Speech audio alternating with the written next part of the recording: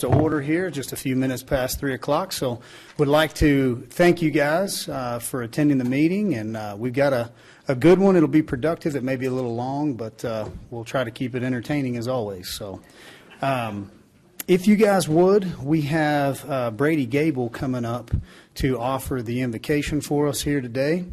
And then if y'all would all rise, we're gonna stand for the prayer, and then we will do the pledges, both pledges. Do we have Brady here? I don't see Brady. Okay. Well, I can volunteer. Do you want me to come down there, or am I okay right here?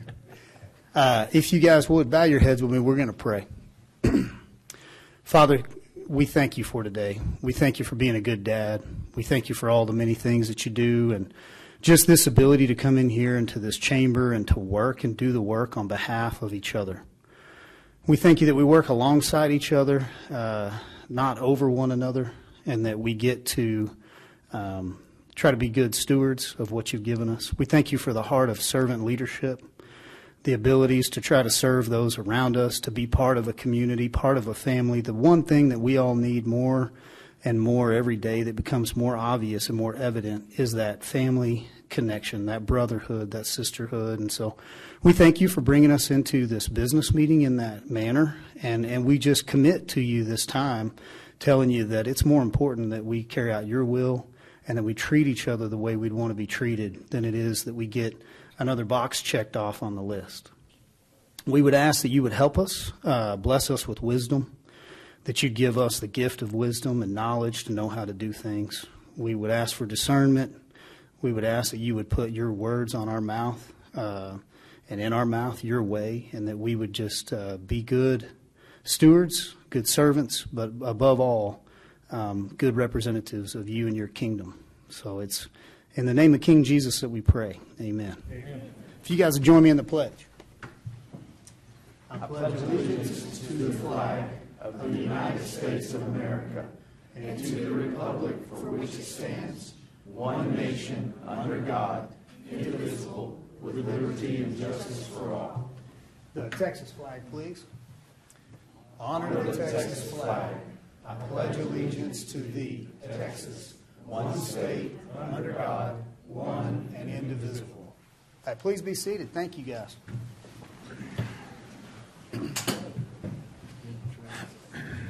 You scheduled him, right? Yeah. Okay. We'll put him back up next time. Maybe we'll send a reminder. Hey, we'll send a reminder to Mr. Gable. We'll try to put him up for the next one so y'all don't miss out on his opportunity. He would have done a better job, but, I got you through it. So thank you guys for being in attendance and going through that. I think the way we start off these meetings is important.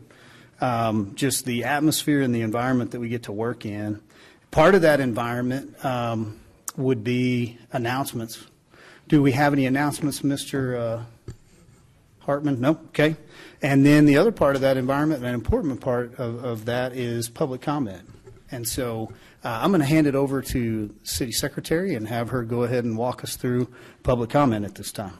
Thank you, Mayor. Thank you for participating in today's City Council meeting. Your input and your opinions are important to us, and we're glad you're here to share them today. At each posted meeting, we invite our fellow community members to address City Council regarding posted agenda items or topics related to city policy. Each speaker today will have 3 minutes to address the Council. At the end of 2.5 minutes, a warning beep will sound to alert you that you have 30 seconds left to wrap up your thoughts. We do have a public hearing today. If you're here to speak on that public hearing, we would ask that you either speak during public comment or during the public hearing, but not both. In order to help us keep accurate minutes. It's your decision at which time you would like to speak. As a reminder, if you're here to address council on an item that is not on today's agenda, the Texas Open Meetings Act does limit how they can respond to you. They can respond with a statement of fact or policy. They can refer your item to a future agenda, or they can refer you to staff to step out and visit with you on your topic. When you come to the microphone today, please state your name, if you live in Amarillo city limits, and then you may begin addressing council. Our first speaker today is Alan Feingold, and after Alan will be Richard McKay.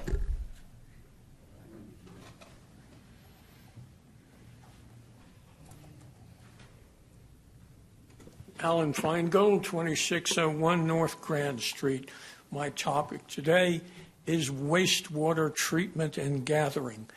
I would like to discuss with you the projects at the Hollywood Road Waste Treatment Facility. However, there are so many of those projects that were part of the community investment program that remain undone that I think it would be best if you consulted with the individual who used to supervise that plant before I make any further comment.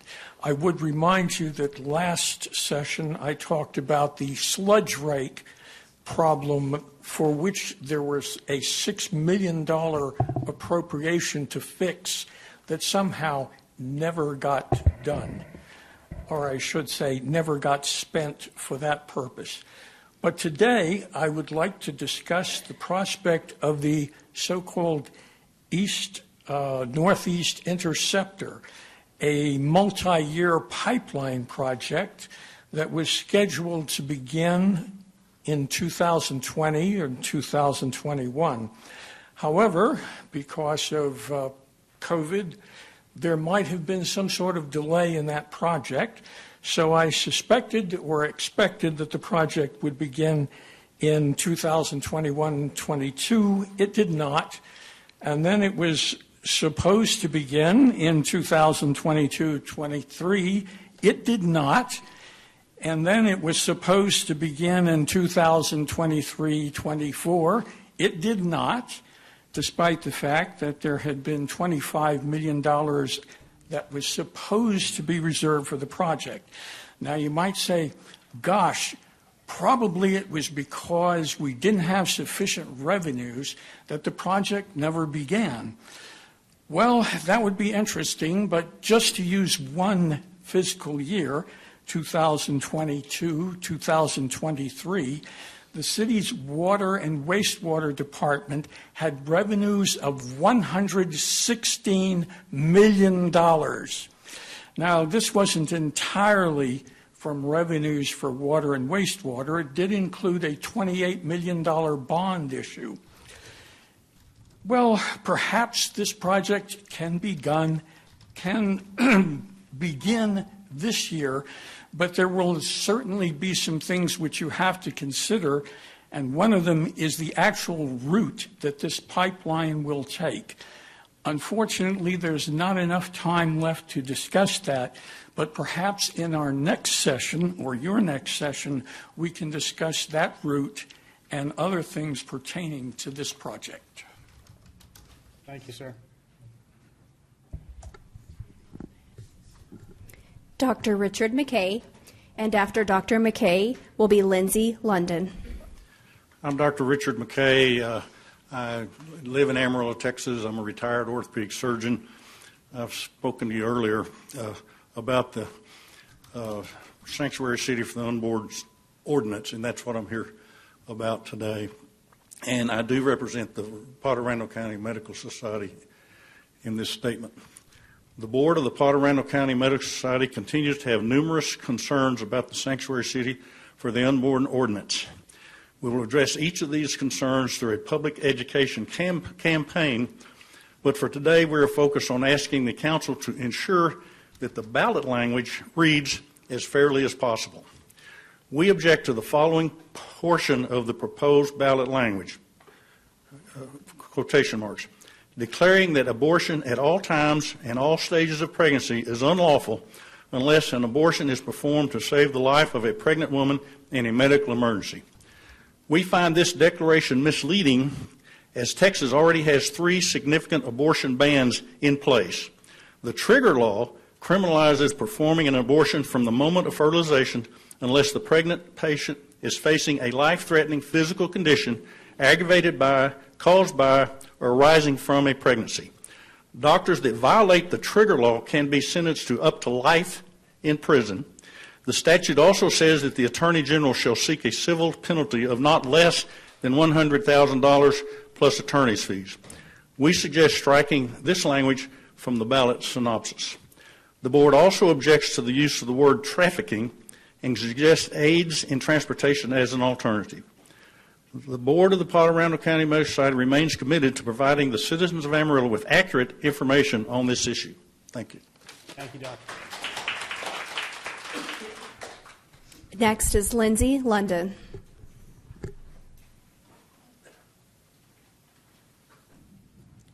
Hello, Council.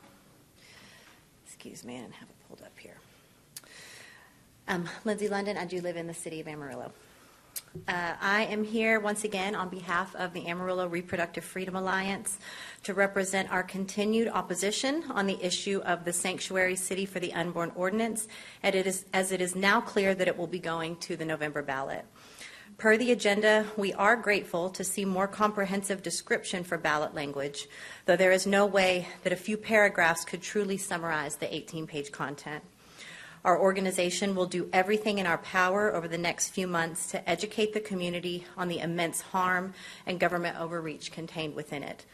We have particular concerns about the lack of explanation around extraterritorial jurisdiction and that there is no exception for rape or incest. We feel that those are really important components for the community to be educated on.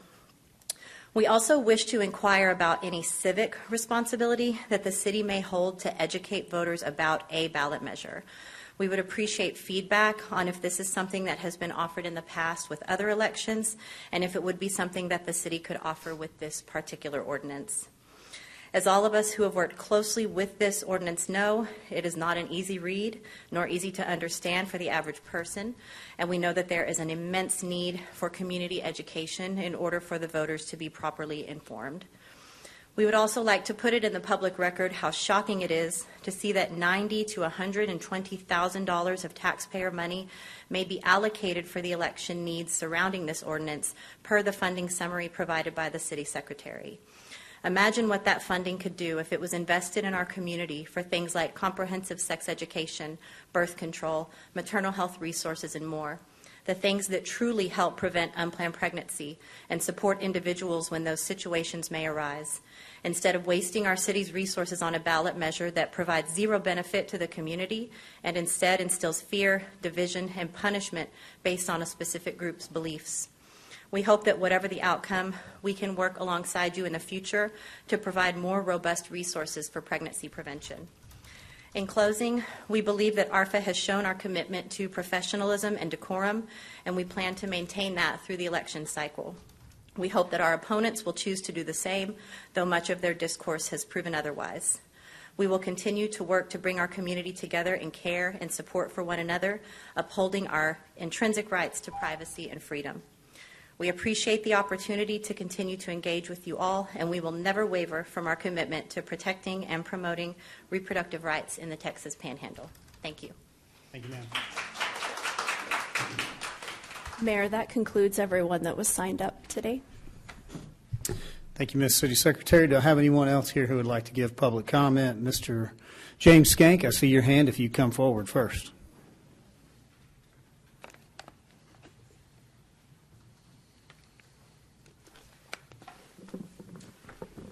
I'm so glad you changed this to where you do this at the end, because sometimes it's all been said very elegantly. But I'm going to talk about 7D and 9C. Talking about the charter change one more time. Something that really bothers me is my reaction to term limits. No. I shouldn't limit your term. If you want to run again and you can get the votes, you should be able to. I don't care, who wants to run for 8 years. We've had a few, but don't limit the voters by charter. Voters have the option. We should limit your term. I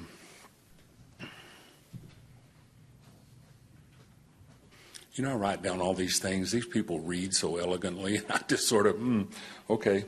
But don't limit the voters or the candidates. If you want to run again, run again. If you get them, you get it. That's it.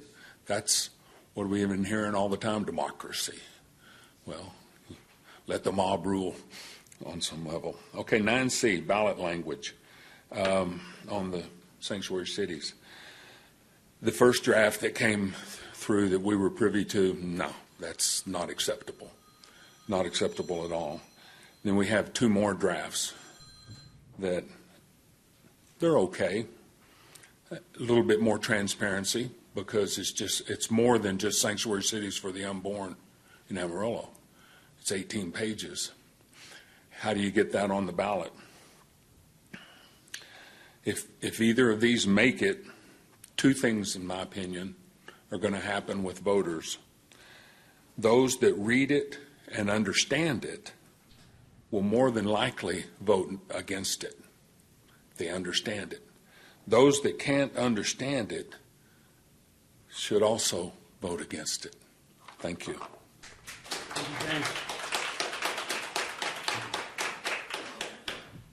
Do I have anyone else here who would like to offer public comment before we move forward? Yes, ma'am. If you'll come up and give us your name and if you reside in the city limits. My name is Jamie O'Donnell. I live at 8211 Santa Fe Trail, which is pertinent to this, what I'm speaking about. I'm speaking about the rezoning on Scotty Trail or Scotty Drive. And Wrangler, which I live right behind that. So I believe that I should have been notified that this was even coming up. I found out at 9 p.m. last night when a neighbor rang my doorbell and told us about it. So I'm already not super happy that I wasn't told that this was even happening. Apparently something happened in June that we were not told about. My understanding is that letters were supposed to go out last time when this was rezoned. We were told by the spokesperson that this was going to be single-family dwellings. We were concerned about traffic. We were concerned about property values. We were told repeatedly these are going to be upscale single-family dwellings. These are not going to be apartments. They are definitely not going to be HUD housing. However, my understanding is that that is what they're here to discuss with you today, is to rezone it again. I feel like we've been lied to by the spokesperson, which is concerning that they would lie to y'all, that they would lie to the voters, and that they would lie to the citizens that live in the neighborhood. We were also told, and now we're concerned that if this is HUD housing, if these are apartments, not only are we going to have traffic issues, we're going to have the upscale of crime. This was a very quiet neighborhood, and we're really, really, really concerned about property values at this point. So I would just like to bring that to council. Yeah, we appreciate that, and we will have a public hearing on that one, I believe, correct? Yeah. I believe that it's not a non-consent item on your agenda? No. No, it is non-consent. It's a non-consent item, and there will be a public hearing during that item. Okay, good. Yeah. Thank you. So we can speak to every one of your concerns, ma'am. Okay, thank you. Thank you.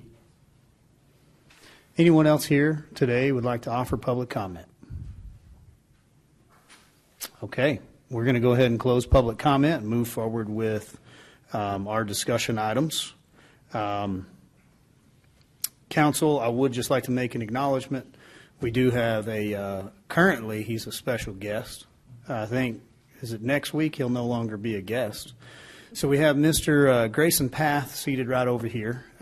Needs no introduction at this point because we've thoroughly vetted him through the entire community.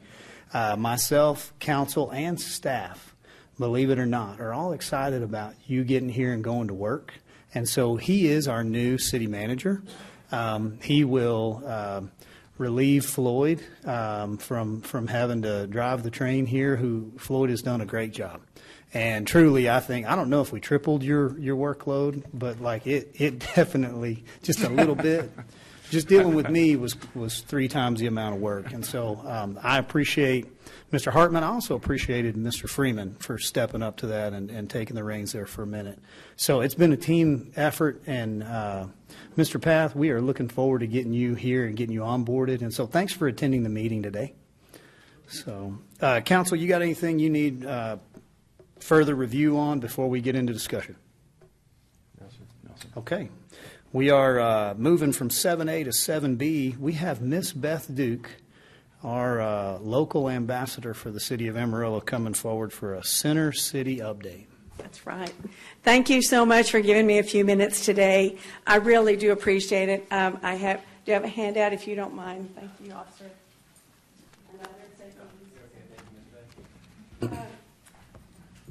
We are so grateful to partner with the city of Amarillo and all the city departments. I tell you, it's wonderful to call city staff and call on you and know we're working together to make our town better. I want to just tell you about some great things some highlights.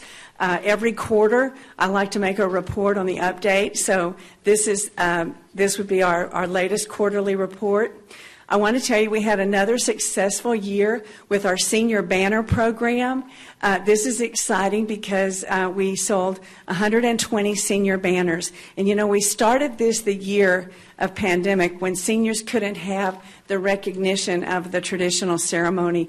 I thought it would just be for a couple of years, but it has grown and grown. And this year we even had some home schools, some regional panhandle schools, and I couldn't be more proud that this is a way we can really applaud our seniors. We had a fun promotion called Dine Downtown the last part of April, 1st of May. We had 13 restaurants participating, and our goal is just to support these local businesses and remind people that all these restaurants are locally owned and downtown, and now that the workforce is coming back to our downtown offices, we really want to support these local businesses. And I can tell you which ones I like the best, but that's not on the report. So, on May 5th, we also had our Imagine the Possibilities tour, and that is something we do every May because May is National Historic Preservation Month.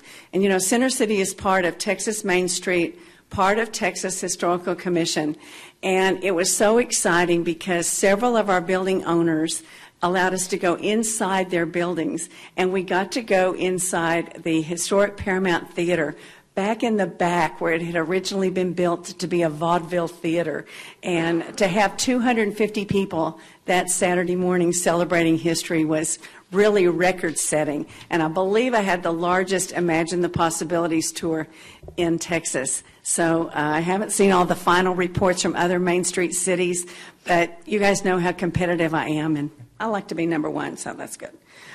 We also partnered with the Amarillo Public Library. They did a wonderful promotion called March is Mural Month. You can't say that quickly. But they did a great little brochure about taking a walking tour of our downtown murals. And I called Amanda, and they gave us permission to reprint these. And it's kind of like an origami project if you've ever had to fold a map. Some of you are old enough to have folded a map and not just used GPS. But I'll pass these out. Tom remembers. Tom remembers. I heard that. And then we also partnered with the City Planning Department, and you know the Safe Streets Initiative. We had that Safe Streets Initiative booth at our downtown pet parade. We had 60 dogs in that parade, and we want to make it an annual tradition. It's kind of a fun way to kick off that week of July 4th. We worked closely with traffic engineering on that, and I had to explain that it was four-legged dogs and not floats. And they did a great job working with us. It was a real success. We also partnered with Animal Welfare and Management. They dressed up 4 of those adoptable pets and put them in the parade, and I'm proud to say one got adopted for being so cute.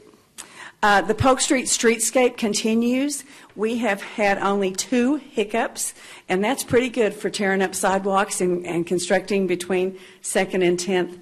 But the restaurant owners and the business owners are thrilled with the way it looks. The trees, the trash cans to keep our streets clean, and it is just so wonderful and safe with the pedestrian lights from 2nd all the way to 10th.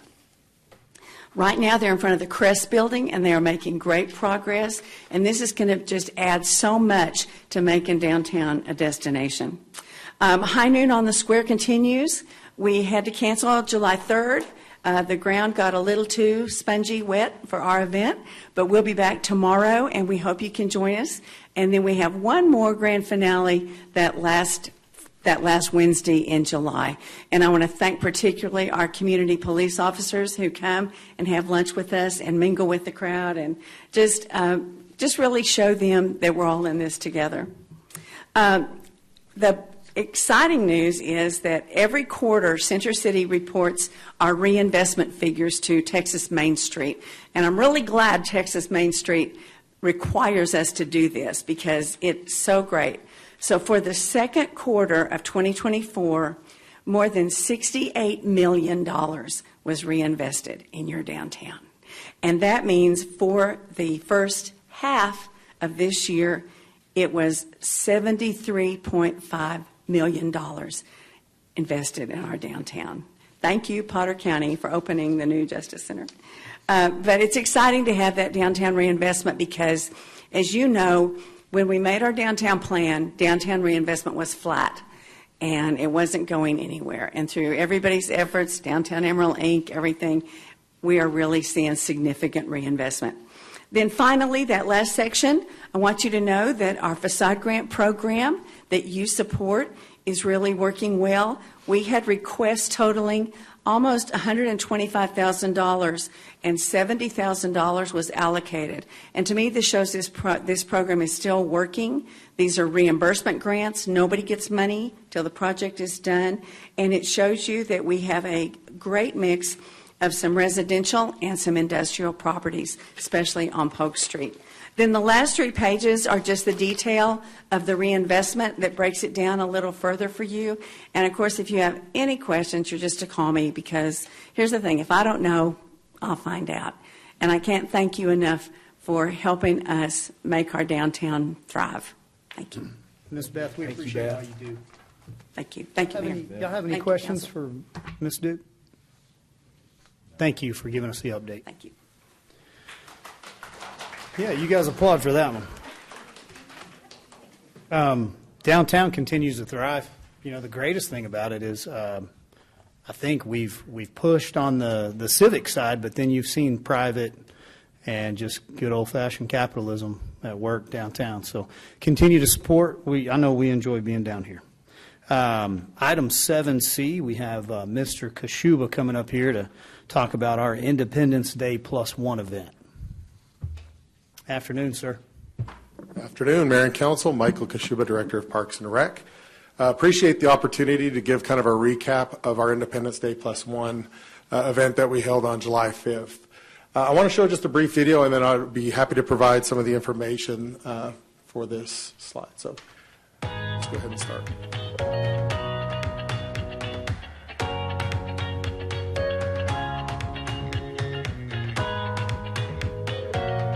My name is Becky Dreyer. I'm the Assistant Director for Amarillo Parks and Recreation. And this is Independence Day +1.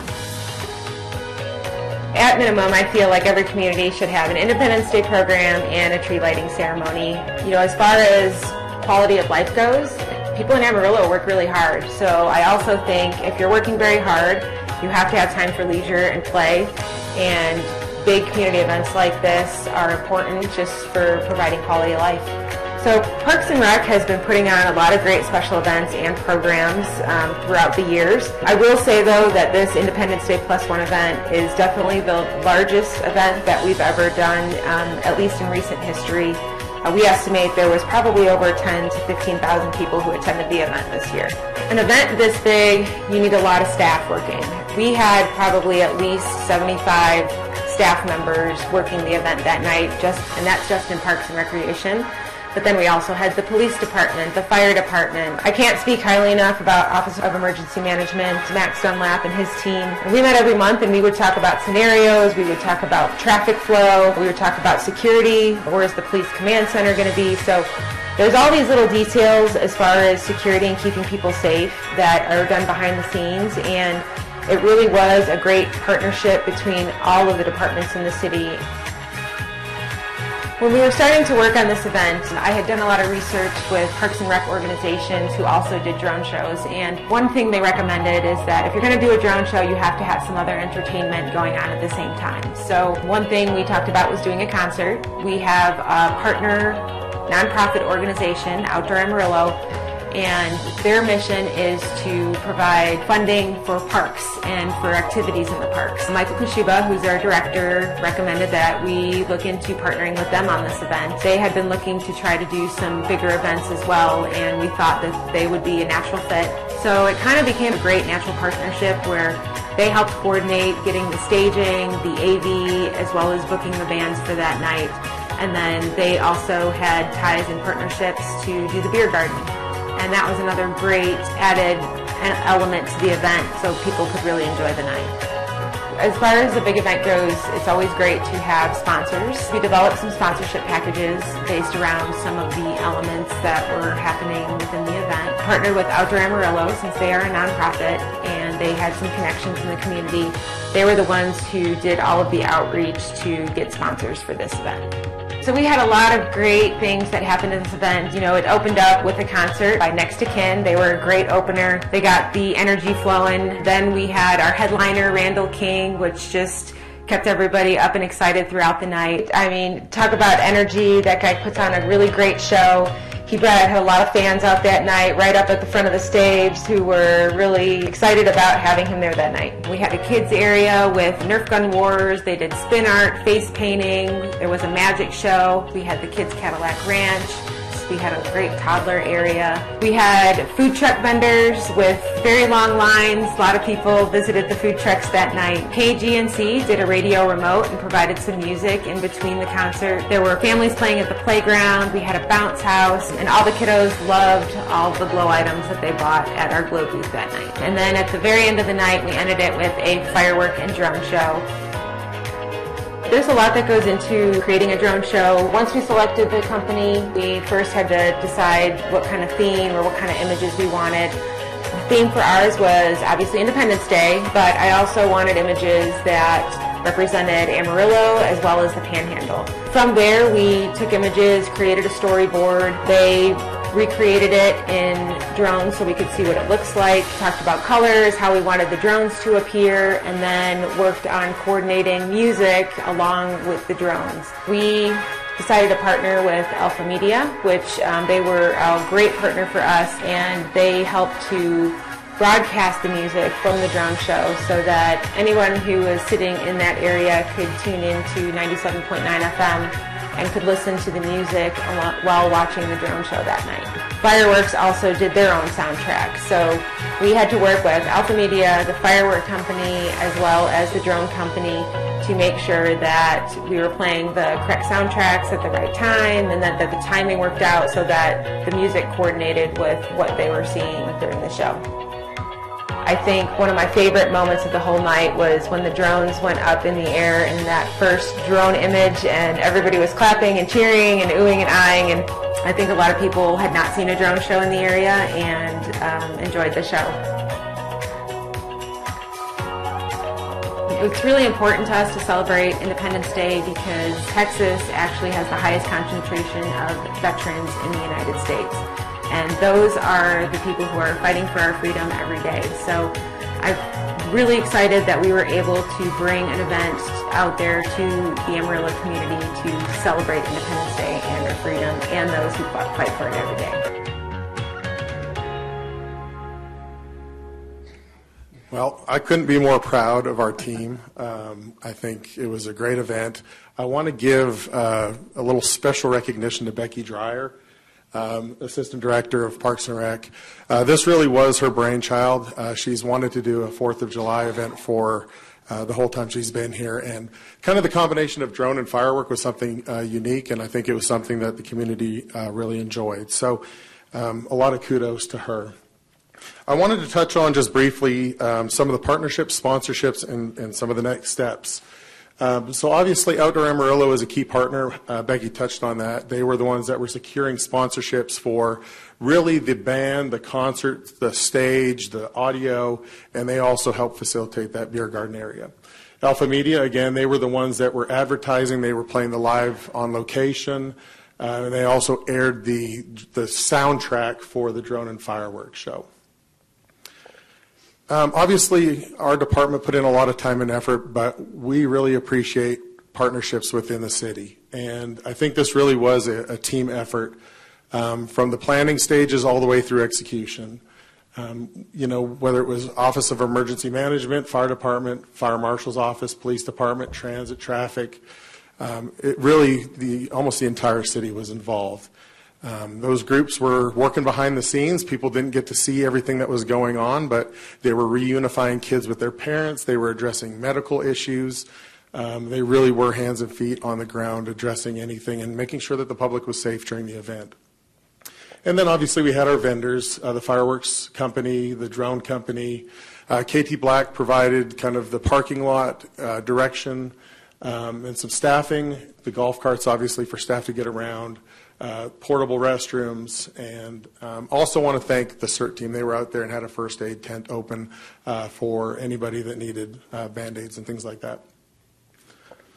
Again, some sponsors. We had Budweiser, Atmos, Raising Cane's, Amarillo Ice Company, Cactus Cove, KAMR, Local 4, Packasack, Panhandle Pure, SKP Creative, American Land Title, Auto Inc., and Excel. We had some great artists. Obviously, next to Ken was the opening act, and then Randall King followed that up as the headliner. We had 10 food trucks, and we're going to talk about things we could do better. Year one, we wanted to make sure that those food trucks received a lot of patrons visiting their food trucks, and I think we saw that that was very successful. So we've got some suggestions for moving forward. But you can see kind of a list of the 10 food trucks that were there. It covered everything from desserts to different types of food. And then the kids zone. So we had some face painting. We had a magic show. We had some inflatables, bounce house. We had spin art. We had the zoo present. We had the library. We had things like our Nerf gun wars and other activities. And then we also had a glow booth where we were selling glow items for the event. So what does that look like? We estimate somewhere between 10 and 15,000 people. That's a rough guess. Obviously, in a park space that large, it's hard to estimate how many people are in that space. We actually had staff members kind of scattered throughout the park, and one that was at the very south end of the park where the transit drop-off was actually said that there was probably close to 1,000 people sitting in the field that we couldn't see from where we were. So we estimate somewhere between 10 and 15, but obviously that's a very rough guess. The sponsorships that were achieved, we had 15 sponsors for 26,000. One of the challenges we ran into was just the timeline. A lot of businesses have already allocated their sponsorships by the time we were out asking. And so I think we've got some good leads for lead sponsors for future years. Alpha Media sent us some information. They said that during the event, they averaged 10,500 people listening between 4 o'clock and midnight, and had 1,100 people enter the Text to Win contest that they were promoting through that event. Transit said that we had over almost 1,100 passenger trips, and I've got just a really rough breakdown of where those passenger trips were going. So we had approximately 706 that went to Amarillo High. We had almost 320 that went to Randall, and then we had 50 that were ADA, where people were being shuttled from an ADA parking lot. The beer garden sold 220 beers. Our glow booth, which was provided by our department, where we were selling everything from little hair clips to glow-in-the-dark sticks, sold out. So that's something we'll expand in future events. And then on social media, our July 2nd Facebook post actually hit 37,000 people, and we gained 330 roughly followers in the 2 weeks around that time period. So the budget that council allocated, now remember 50,000 of that was from department savings that we had captured a couple years ago. 50,000 came out of the council working budget. There you can get a pretty detailed list of where those expenses went. So 40,000 went to the drone, 27 to the fireworks, and then you can kind of see everything from porta potties down to supplies, children's area, et cetera. So total cost was 97,000, so we came in under the 100,000 that was allocated for that event. So always there's things you can tweak and do better. And so as we look forward, one of the things that we heard loud and clear was more food trucks. The 10 just didn't cut it, and standing in line for an hour to 3 hours probably isn't going to do it. So adding more food trucks, and we've looked at how we could lay that out in the future to make it more efficient and also allow a lot more food trucks. More portable restrooms. We had lines at that restroom area quite a bit, and so looking at expanding that. More lights in the park. That park is pretty dark. Some of the lighting out there needs to be improved, and so adding some more lights specifically in that event space so that after the event we could turn on some of those portable lights. More golf carts to be able to shuttle APD, fire, and OEM around. We talked about expanding that footprint just a little bit further so that we could push some of those food trucks out to the road, which is a couple hundred feet away. That would allow us to add more and also move those lines out of the concert area so that it kind of separates that from the main space. Looking at ways we can improve our ADA parking and shuttling back and forth. Improve traffic flow. There was a little bit of a wait to get out of that one parking lot, the undeveloped parking lot north of the event. So looking at ways we can increase and improve that traffic flow. I think also ways to expand transit. The transit program, actually, we were shocked with how many people used it for a first-time event. I think that's something we can continue to expand upon and grow as we move forward. Bigger stage with a screen that we could promote sponsors and other things on. Potentially a headliner and 2 opening acts, so it extends that concert time a little bit longer. There are some new features that are coming out with drones. I don't want to steal the thunder for next year, but there's some really cool and unique things that those drone companies are able to do now that they weren't earlier this year. Looking at things like adding carnival rides, that's an option that we could add as another area. And then, continuing to look at ways to make this an all-day event and expand it. So whether it's strongman competitions, bike parades, wiffle ball, cornhole tournaments, and then also having other vendors there, so community partners set up in the park to just make it really truly a community event. So those are just some ideas we have for next year. And then for future consideration as we go into budget, I don't know if these are things we talk about here today or if these are things that council would like to talk about during budget, but do we want to host one again next year? And if so, do we want to stick to the 5th? Do we want to go to the 4th? We want to become predictable, so that when we host our 4th of July show, other communities around know when we're doing our activity. So trying to figure out what that consistent time or date is, what the budget might be from a council, and then if there's other activities that council would like us to consider, things that we could integrate into this event, we'd be happy to do that. So those are just some questions we have. I don't know if it's here and today or if it's another day, but just things to get on your radar and start thinking through. And then, other than that, I'd be happy to answer any questions. Questions for Mr. Kashuba, guys? Comment. Great job. You and your department did a phenomenal job, especially first year. I think those of us that went out, it was incredible. And I think much needed for our community. So great job. Thank you. Good job. Yeah, so I would say yes and yes and yes.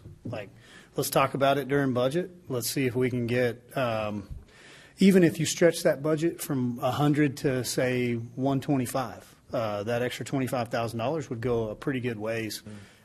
Couldn't be more impressed with Outdoor Amarillo as kind of your lead partner. Honestly, couldn't be more impressed with you and your department on this event. I know there were plenty of things we can improve upon, but what the public doesn't see is, I think when we were discussing this, was it end of December, January, when it hit your radar? So we cut your prep time, by a third anyway. And so you performed more so than normal. We had a few things that we kind of reached for, didn't come together, and everybody was okay with letting them go. It was like, you know what, this is the first year, let's build on it. We don't have to try to do anything that's too complex, complicated, and I think we held a very successful event. On my way in, someone was taking somebody to a better place that was causing a problem.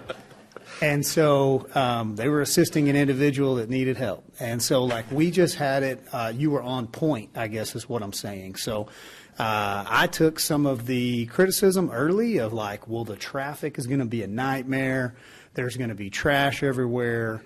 You definitely cannot do the beer garden. It's just all the things that come with kind of the naysay community of, don't try to have fun. You can't trust the community. Well, we can. And we had a lot of fun, and it was safe, and it was a good family event. So you guys did a great job. I would love to see the competition aspect mixed back in. I love the fact that you can grow it. This next year, the date would be up for a discussion. I don't know that we have to stay away from the 4th. I think you could do the 4th, but then it was really a good fit with it being a Friday. So you could go to the 5th this next year on a Saturday and still kind of have the same thing.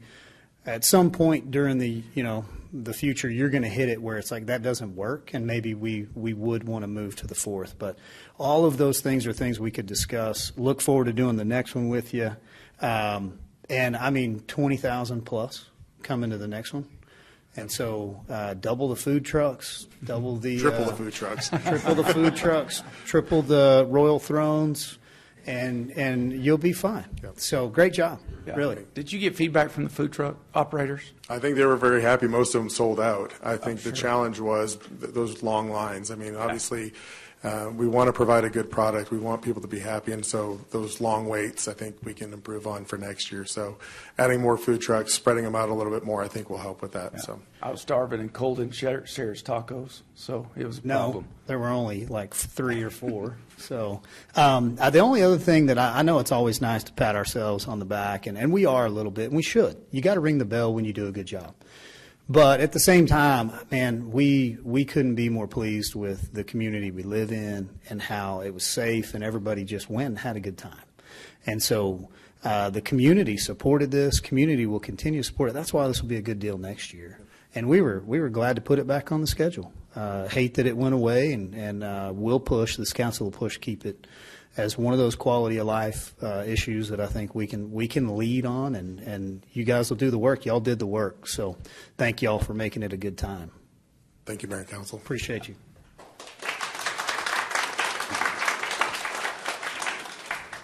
And we're doing pretty good. We're going to go ahead and go to item 7D.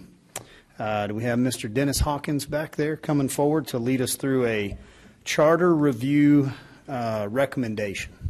Mayor, this is the one that's we'll correct. have to push for just a little bit. Dennis is still in the air, planning to land at 4:05. Okay, well, even better. So Mr. Hawkins is not here yet.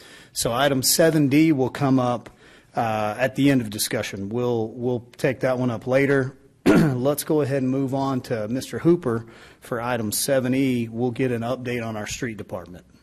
All right, thank you. How do you follow that? You know, that was pretty awesome.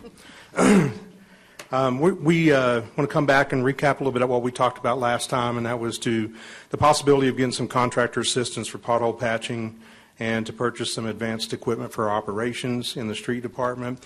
After our last meeting, we went right to work on that, and we had the option of, we bring it back at budget, or do we want to just come back now? My preference was to just put the nose to the ground and come back and bring it to you right now so that we could move forward this as quickly as possible.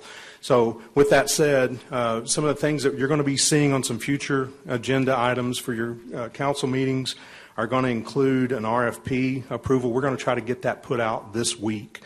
It's prepared. It's ready to go. I have a copy of it in my hands right here. So we produced that probably faster than we produced an RFP in quite a while to get that out as quick as we have. This would be for a 1-year contract for street maintenance, not to exceed $5 million. As we talked about during that last council meeting for pothole patching, that would be both winter mix and hot mix operations, minor patching, major patching, crack sealing, and also just to note, this contract wouldn't include anything regarding chip seal, major reconstruction, mill and fills, microsurface, et cetera. Those items are actually a part of the summer maintenance contract as well, or at least portion of those are, and that's going to be talked about in this agenda as well. We're going to be looking at a contract that would be for multiple contractors. We're hoping that we can get several bids on that so that we can put many contractors to work based on price, number one, their expertise, their capabilities, what kind of equipment they have. So we should have a pretty good hodgepodge of how we can put those people to work. As far as our operations are concerned, the City of Amarillo street patching operations, what we would do, as we mentioned at the last meeting, we would move into our alleys and begin our full-scale operations there.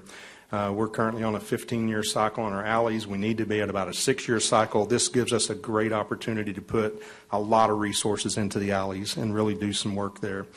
We have a supervisor that we would be assigning to this project to look after the contractor, to look after the work orders, and to take care of that end of it. The rest of those crews would be, again, consolidated with the other supervisors in that department. Work order is going to be issued to the contractors in response to the pothole service requests that we have, any minor patches that we need, major patch work, and crack seal work over the wintertime. And then, of course, we'll be doing some data analysis through that time as well, because we certainly want to bring back numbers to you. Alan Harder will be monitoring that program and collecting that data, and then I will bring a full report back to the council as well, probably at midterm through that project to see where we're at as far as what we've spent so far, how much is remaining in that project, and what we plan to do with the rest of it. at that point in time. Now, we don't really know at this point in time how far that $5 million will go. It may take us the full year. It may be shorter than that. We may need to allocate more money to that at some point in time. Then the second piece of that you'll be seeing is equipment purchases. We've done a lot of research since that last meeting. I've spent a ton of time on the phone with other cities, other counties, read some case studies and different things like that about equipment. This will be for the purchase of some spray injection technology asphalt machines. They run about $340,000 a piece, and you can get these from all different types of manufacturers. In fact, yesterday I found a manufacturer that's actually in San Marcos, Texas, that makes these as well. So there's a possibility that we can get it closer than Minnesota, or some of the cooler weather states have a lot of equipment like this, especially like in New Jersey, New York, Minnesota, Nebraska, places like that. But this gentleman I spoke to yesterday manufactures it right there in San Marcos. We would be able to move these into the alleys for patching operations there, which would expedite that process as well, and again, get us ahead of the curve, I believe. We could expect delivery these are all buy board purchases, by the way, and we could expect delivery probably in February of 25, which puts us right in line with spring and getting into the next summer season, and evaluating the program at the same time with the contractors, and then implementing this in there, I think, is a big part of it. Of course, there'll be data on this as well. Once we get this up and rolling, we want to bring that data back to you so that you can see how well we're doing with it. Everyone that I've talked to, 100% said it's a game changer. This equipment just changes. It's a different methodology than we use now. It's actually been a technology that's on the market. It's been on the market for quite a while, but usually it would require 2 or 3 operators. It's the automated portion of this and the trucks that have a one-person operation that makes it unique and special now. And we actually have had in our CIP for at least 6 years now, I know of for sure, extra pothole crews and things like that. It's been competitive with the other CIP requests and has not been funded. So this is a perfect opportunity for us to do that. I had a video to show you, and unlike Michael Kashuba, who just showed us up, we were unable to get that to play when we were doing a test run earlier, so I'm going to show you a still picture instead. This is the unit as it's working. You can see it there. It's a 4-step process. That arm that sets out in front of that machine actually has compressed air that can be pushed out into the pothole, clean the pothole out of any moisture that's in it, dust that's in it, dirt, things like that. You just really need to get it clean. It doesn't have to push all the rock out because you're fixing to put rock back in it, but it does have to get the hole clean. The second step of that is to switch the nozzle, and then you put a tack coat down right out of the same nozzle you were putting the air out of. Then the third step would be to add aggregate to that emulsion and fill the hole with that. And then the third step would be to put dry aggregate on the top of that just to protect the cars and stuff as they're going over that. And then it is ready for traffic immediately. The truck drives off and it's ready for traffic. So that's the steps. This is just a view inside the cab. It's just got a joystick in there for its operations, and it's very simple to operate. The person that I talked to at the city of San Antonio said that they really can train someone to operate this in less than a week. You would want to do that generally in a parking lot or something like that and get them trained, and then once they're trained and ready to go, they can head out and take care of that. Very simple control system. This is just a clipping. I took a screenshot of an article that was in the San Antonio media. There were several articles on it. Their high-tech truck was repairing 100 potholes a day. That's generally what I saw when I talked to other individuals using these. They're doing anywhere between 80 and 100 a day. And they went from, in the old method, and you still have to use the other method for the larger patches that you're doing. You're still going to have to use our Pro Patch trucks and things like that. But they went from doing 30 to 100 almost instantaneously. So that's a look at that. This is that 4-step process. Oh, the video is back in there. You want to see if it'll play? It may get us stuck. We had a video here, but I don't think it's going to play. And that means it's probably not going to go to, there we go, to the next slide. We'll go there. Our current production in our streets right now, just to remind you, we have about 15 to 20 potholes per day per truck that we're able to do now. That's with a 2-person crew, multiple crews for larger patches. So you're going to have 7 or 8 people in some of the larger patches. It's a multi-step operation. They have to get a jackhammer out. They have to remove the asphalt from the ground. They have to then, of course, clean that, apply the tack coat to that, and then do compacting at the end of the hot mix going into that hole. And it's all pretty weather related. You have to have the temperatures just in the right place to get that done correctly. And the biggest concern for us, too, is the safety of the workers in the roadway. We're always concerned about that, so you're going to have traffic control components in there as well for them while they're out on the road. Our new goal initially would be 75 per day for the first 6 months that this equipment is in operation. It is a one-person operation. It's a multi-step operation, but there's no change in equipment. It's just a matter of switching a button in your toggle, and you're done. It takes about 5 minutes to do an average size 3x3 patch. No traffic control needed, and the safety of the workers enhanced because they're inside of the cab of the truck and it's just one person. And I believe, let's see if we'll go to the next one. The other benefits of this, again, I just wanted to just kind of share this with you because I did read several case studies, talked to some other cities and counties, and everyone, this was the commonality that came from everybody. Case study said it's the most economical and longest lasting method of pothole repair. I tested that and asked the city of San Antonio, I said, are you seeing longer repairs or longer longevity in your repairs with this than the hot mix method? And they said, absolutely. We're seeing some. They started in 2019 that are still in place. You generally see some of these hot mix patches, they'll last about a year, year and a half. Now, I realize it's different weather in San Antonio than it is here, but still that's a good indicator that it's a pretty good product. Can be done year-round. Potholes repaired with less labor. It's less interruptions for the motoring public because we're in and out of there in a hurry. And hot mix material waste, at the end of about a 2-day, 3-day period, we have to waste all the hot mix that's still on a truck. This material stays heated in the tanks. The aggregate is separate from that, so it never touches the emulsion until it's actually injected into the roadway, so you don't waste any material. And then, of course, your strength and life of the patches I mentioned. And, you know, one thing I had somebody mention to me yesterday when I was talking to them, they said, you got to remember, too, shovels, rakes, compactors, rollers, all these things that go with the other method of patching, you don't have to maintain those or purchase those anymore with this method. So we do have some money to put toward this, and the good news is we have general fund cash that's allocated for an overlay project, or overlay projects, I should say, that we plan to reallocate for this project. So really, I think what we can do is get more bang for our buck if we use that money for this, instead of trying to accomplish the overlay projects that we're unable to get done due to the load we have with all of the capital projects right now that are going on with CIP, with Prop 1 and everything else that our engineering department is really very busy with right now. So that's going to give us an opportunity to have our Prop 1 projects, our capital projects, this project, a full range of different attacks, if you will, for our street maintenance. And I think that just makes us better at what we do. So I promised you I'd bring it back in a hurry, and there may be some misspelling and some things like that in the presentation. We built it so quick, but I can try to answer any questions if you have any. Questions? Donnie, what was I supposed to say? I don't remember, Tom. If you can't remember, we probably don't need to do that. I think it was a moment of silence. If I said you did a tremendous job or something, I could win a bet. Is that right? I don't remember it that way, but yeah, maybe that's something like that. Yeah. Good job. Thank you. Are these questions or accusations, Tom? I think they're both. Councilman Simpson, you got anything?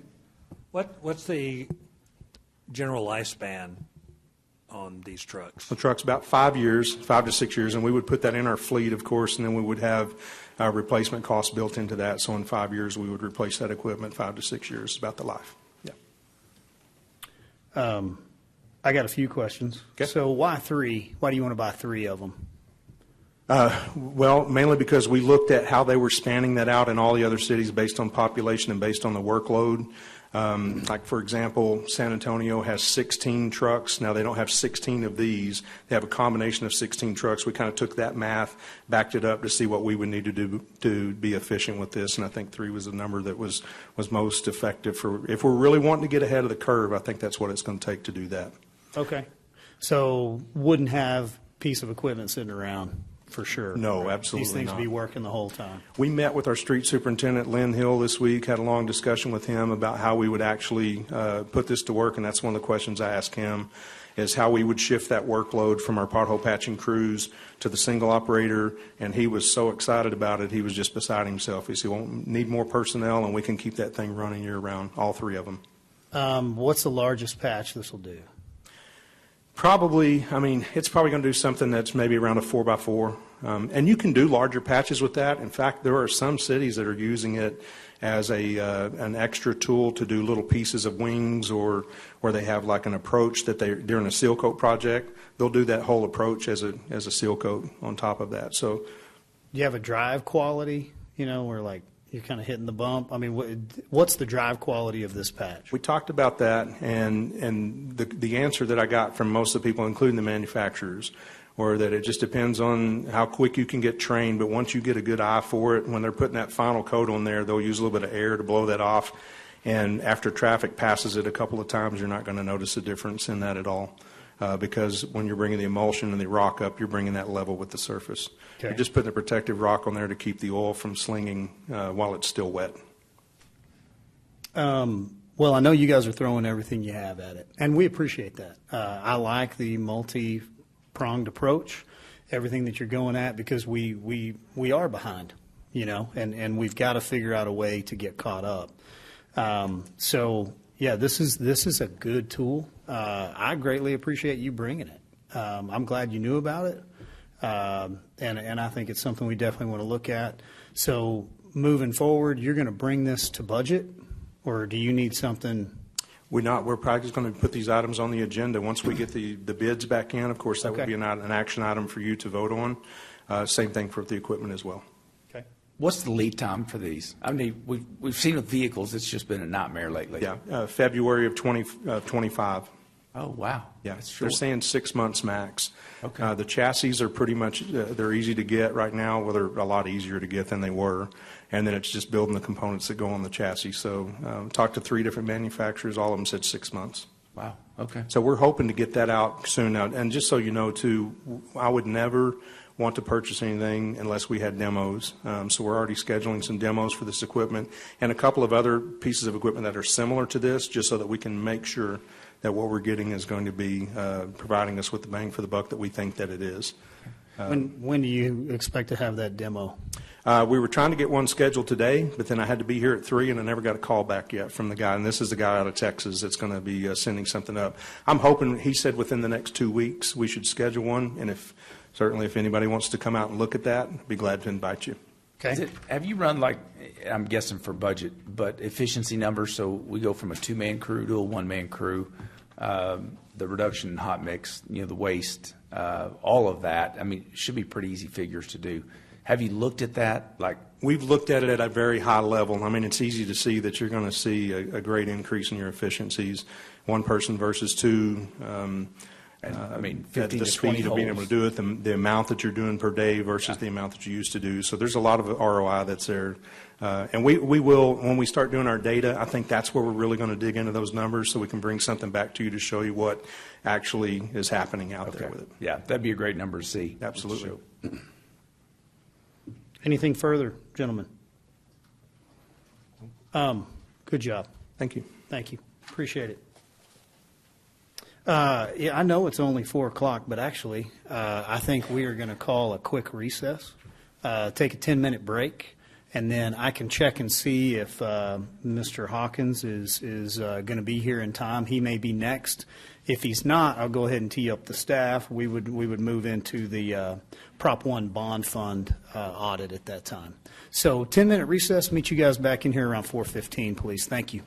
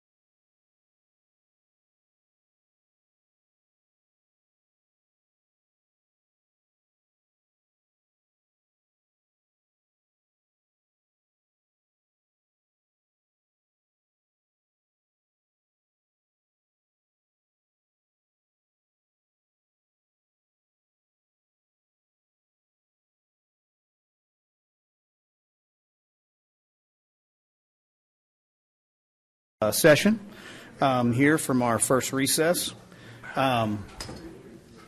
We do not have Mr. Hawkins here yet, so we're going to continue to juggle this schedule, and we're going to move on down to item 7F, and I would ask Mr. Hartman if he wouldn't mind walking us into this discussion over our Prop 1 audit.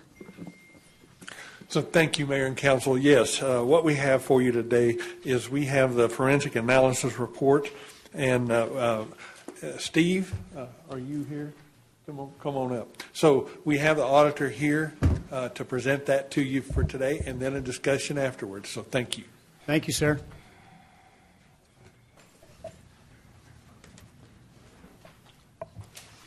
Afternoon, sir.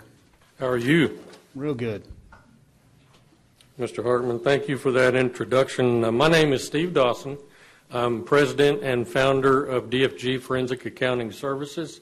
And if you recall, several months ago, we were contracted to come in and look at the accounting for the 2016 Proposition 1 bond funds. I think at that point in time, there had been a lot of questions dealing with what has happened to the funds, what's the status of the funds. I know there are different issues that are being handled by different type consultants, such as us or legal consultants. And I know that there were issues of the spending of 85% or lack of spending of 85% of the bond funds within the time period that's required according to the bond. That type of situation is not included within the scope of what it is that we're asked to investigate and asked to look at. We're doing a forensic analysis of the expenditure of these bond funds from inception in 2016 up through basically March of 2024. And so what I have for you is the report dealing with that particular time period and again dealing with the accounting for those bond funds. Now, I want to get into this by basically stating that the overall objective of what it is that we are doing is accounting. And again, I will read specifically what was in the engagement letter dealing with what a forensic analysis is.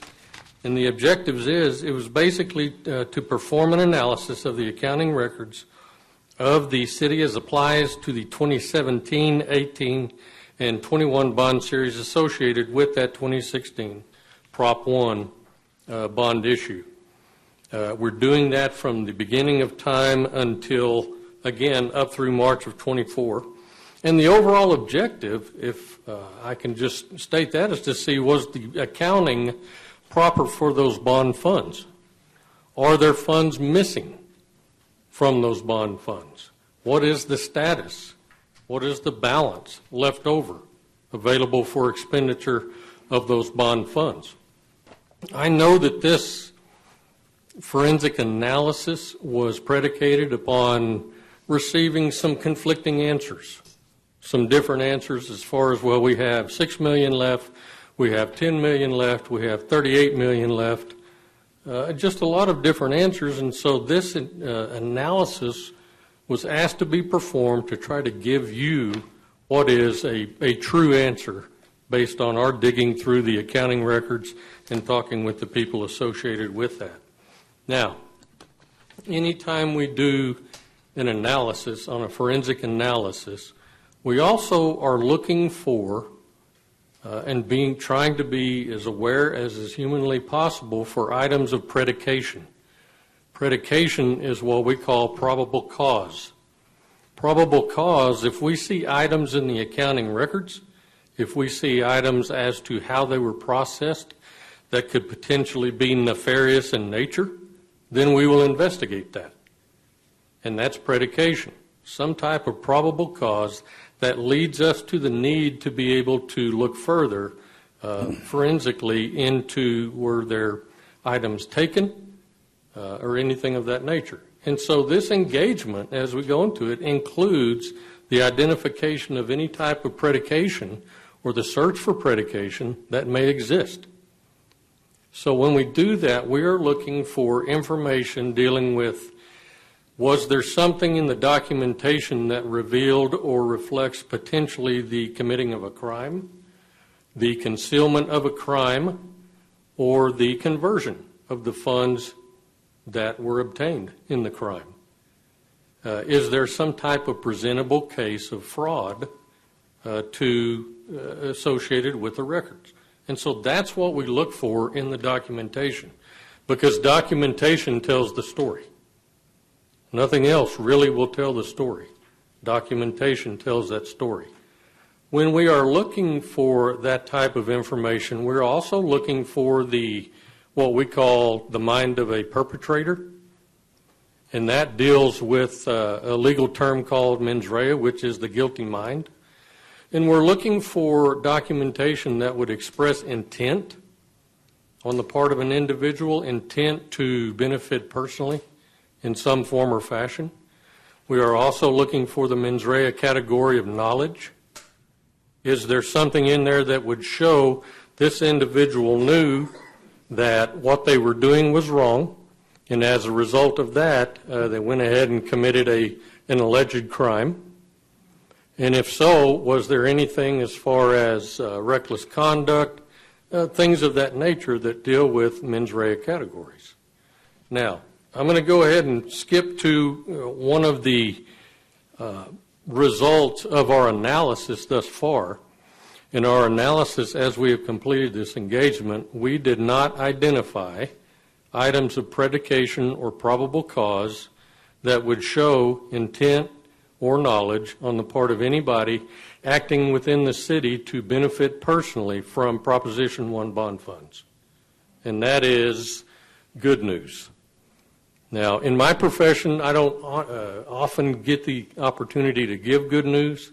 So if there is good news in any of this, that is one piece of it. We found no items of predication to investigate additional issues of potential crimes.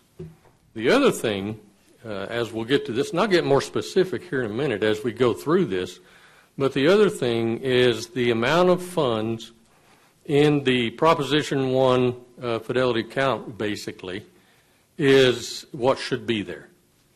So the good news that I can give you here is there are no funds missing from the Proposition 1 bond funds. So I've given you two good pieces of news so far. Well, then why all the questions?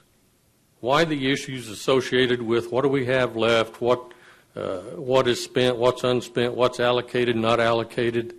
Again, I'll speak to those issues now because there are some process issues that need to be fixed.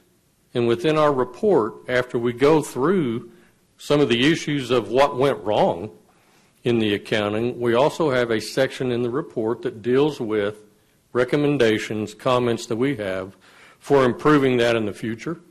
And I know that there are a lot of plans already in place. I will also tell you that in dealing with your people here at the city, you've got good people. You know, plain and simple, you've got good people. They've learned some things. And communication is going to be one of the primary issues that we'll talk about as we go through this. So let me go ahead and get into some of the specifics of what we're talking about here.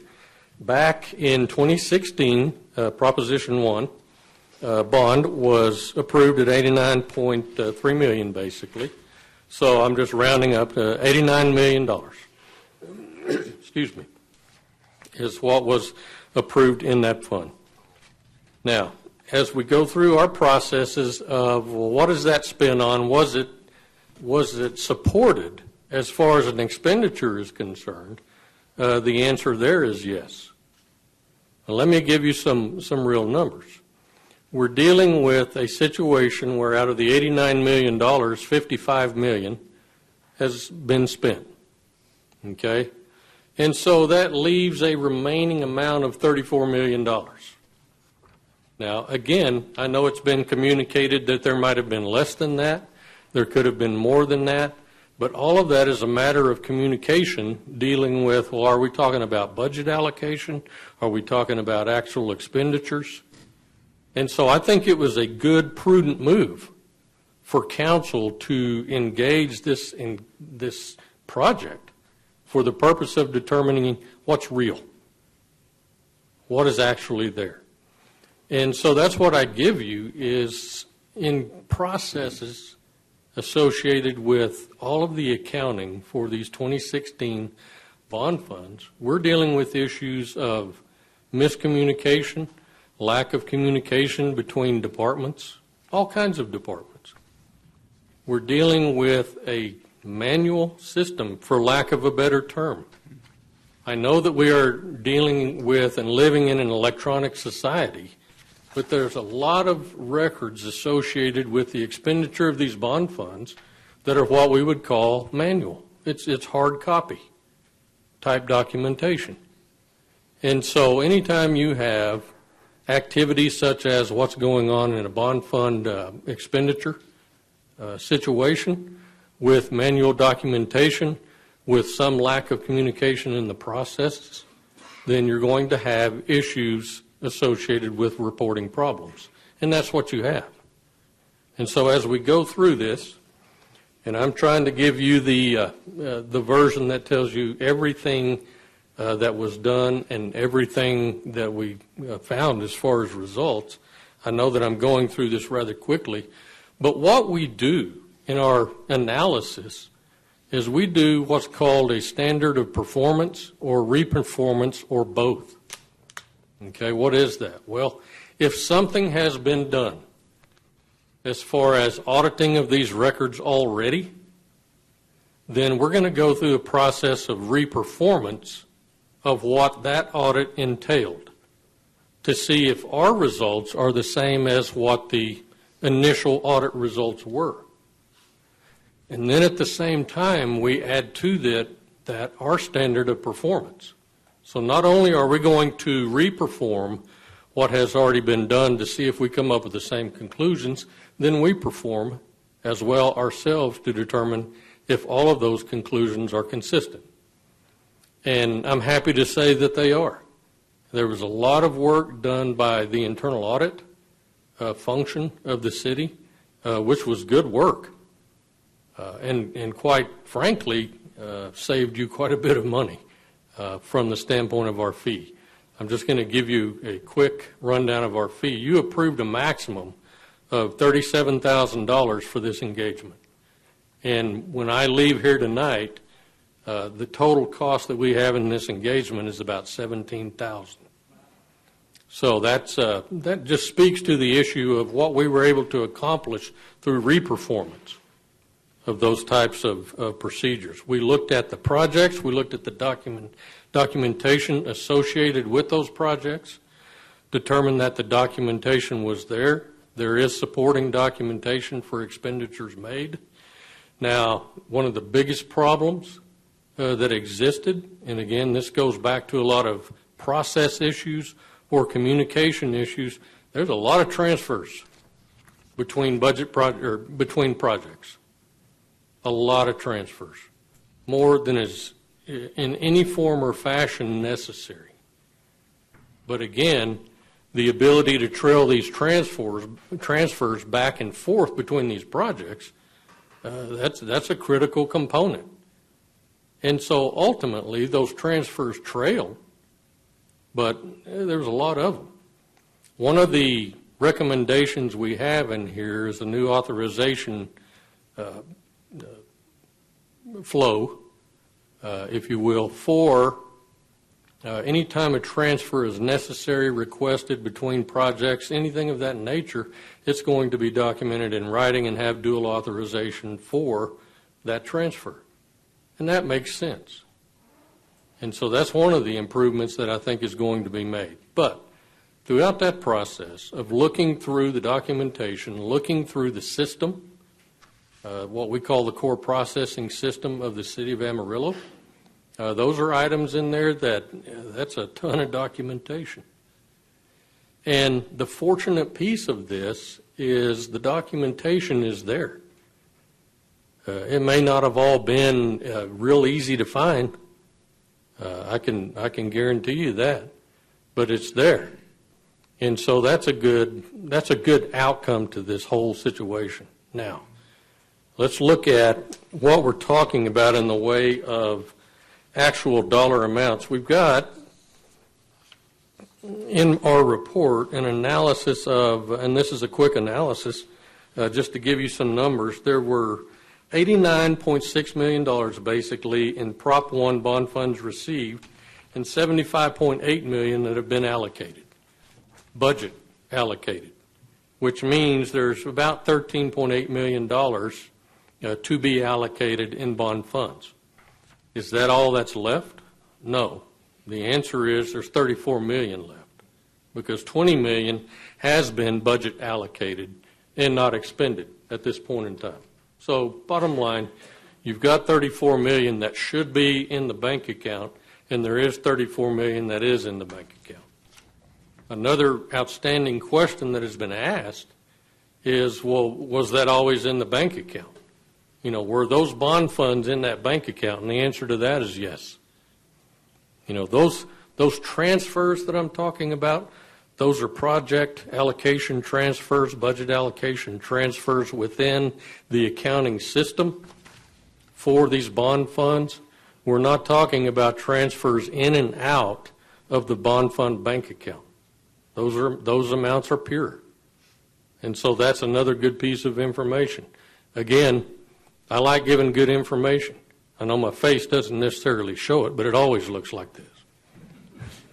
But I do like to give good news. Now, what do we suggest, what do we recommend as far as changes in the process for accountability, for communication, and so forth? Well, we've got several items in here. Again, I've already talked about documentation and dual authorizations for transfers, budget allocation transfers between projects.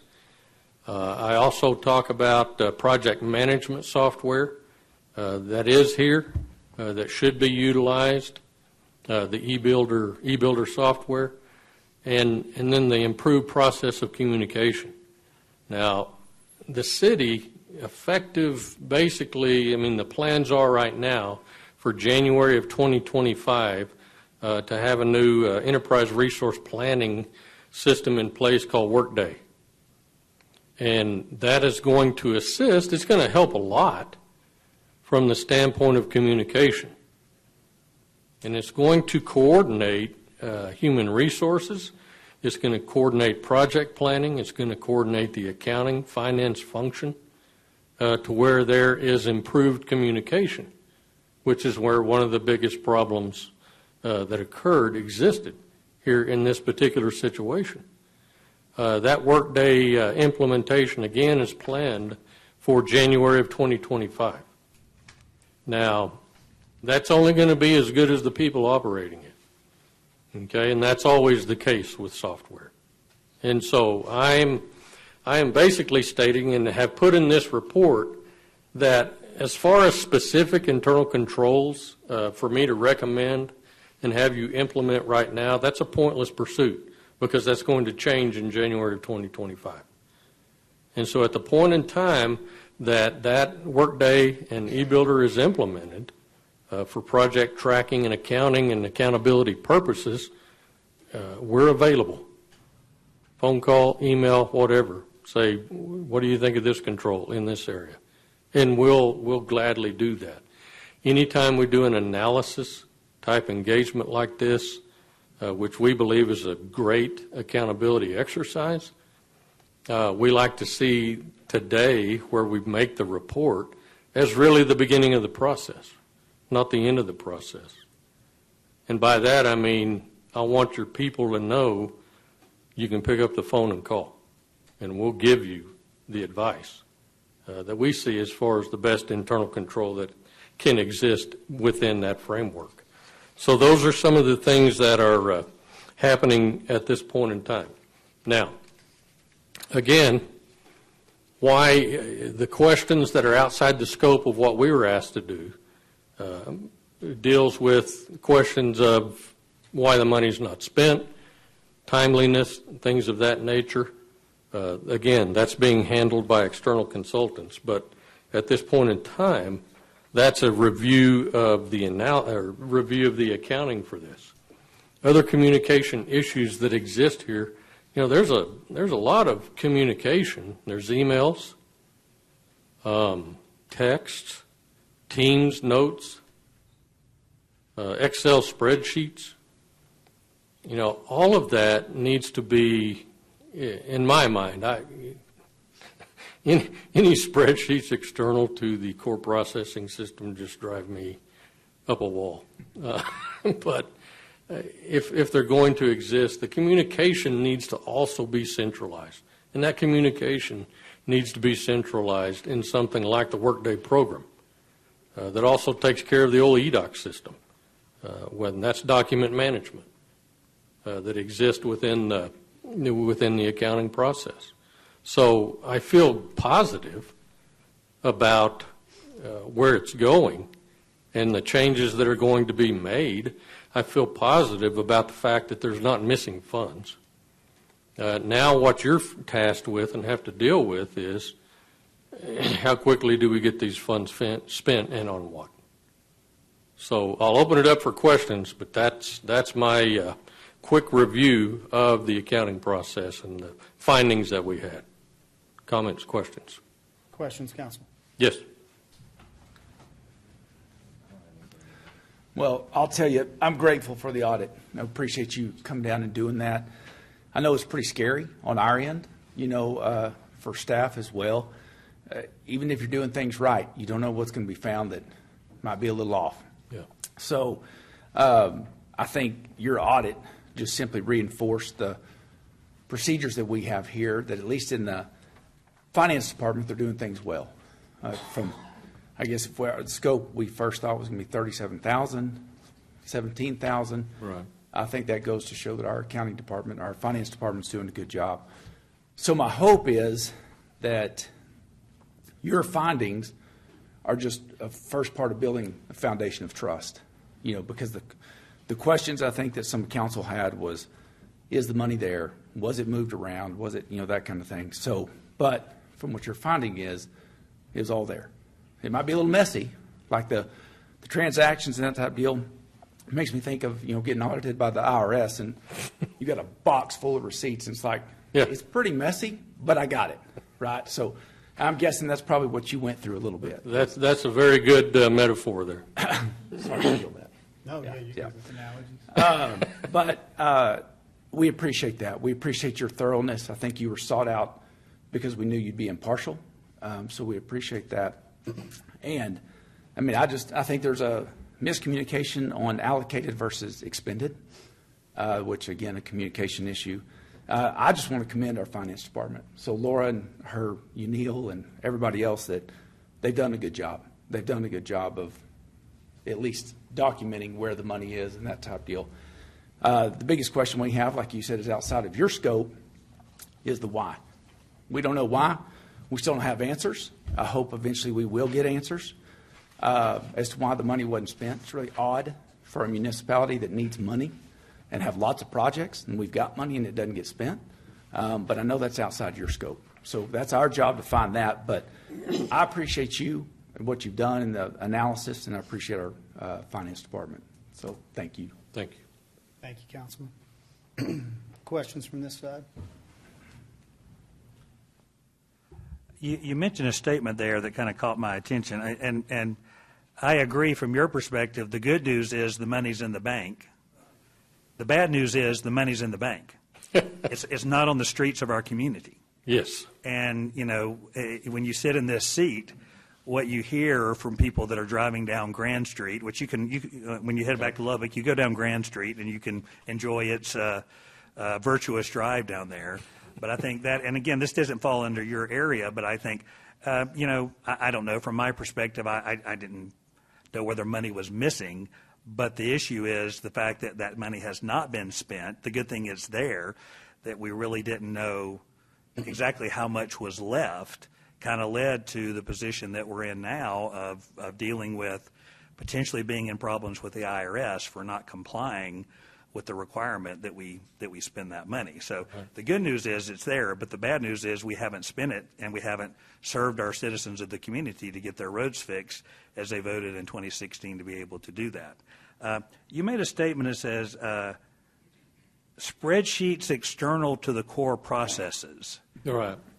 Tell me more about why that frustrates you, because that is the life of which we live in a lot of times in the budget and in other areas. But the spreadsheets have information, but they're not part of the core. Explain that a little bit more and why it's so important. Yeah, no, that's a great question. You know, one of the things, I spend most of my time doing forensic investigation in criminal activity every day of the week. And when we get into an organization's accounting system, you know, the accounting system is there as a capture of the transactions that occurred. And so as transactions are entered into the accounting system, it's to accumulate that information into adequate and proper reporting type reports. To say, okay, here's what happened in this area, here's what happened in this area. And the core processing system, accounting system of any organization, that is the goal, is for that to be the ultimate source of original entry that results in proper reporting. We go into so many organizations where they have the transaction recording into the system, but the actual reporting of the results is all maintained and kept on a spreadsheet. And the thought process is, well, why? You know, what is the reason for that? And a lot of times it's two things. The system is inadequate, or it's the way we've always done it, or it's hard to let go of a spreadsheet.